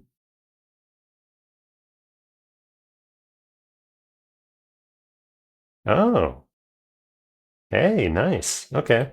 That user asshole actually got banned. Cool. It's like the account was called like user some bullshit, so it might have been a throwaway account or something of that asshole. But I'm hoping it's their one and only account and they will never be able to type anything in any chat ever again. Seriously, how can you be such an asshole?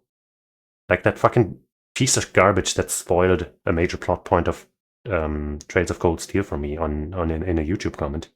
Like, what the fuck is their deal? Literally just the dumbest people on the planet. Holy shit. Going around just ruining things for people for no reason. Garbage.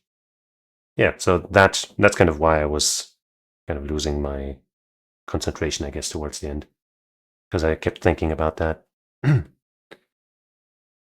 But, whoopsies. I tapped over to the wrong thing. Hold on. I've saved already, I'm pretty sure, but let's do it again. But yeah. Just had to let that out, because that really just... I can't fucking... Like, come on, man. But yeah, other than that, off to a good start. And I will thank you for watching, hanging out. And hopefully you didn't read and or remember what that garbage person said. Even calling them a person is too good for them. And I hope you'll join me again sometime. I'll probably just play this again tomorrow. Because it's not against the rules. Stupid asshole. Maybe I'll manage to forget. Or maybe they were lying. I don't know. Let's just, I'll just try to not think about it, try to forget, and try to assume that maybe they were not right or something.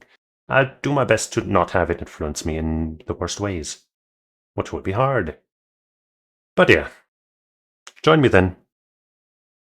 It'll be good, despite what some people might have attempted to do. And it'll be a good time. So, until we meet again, I say otsukare-sama. Bye-bye.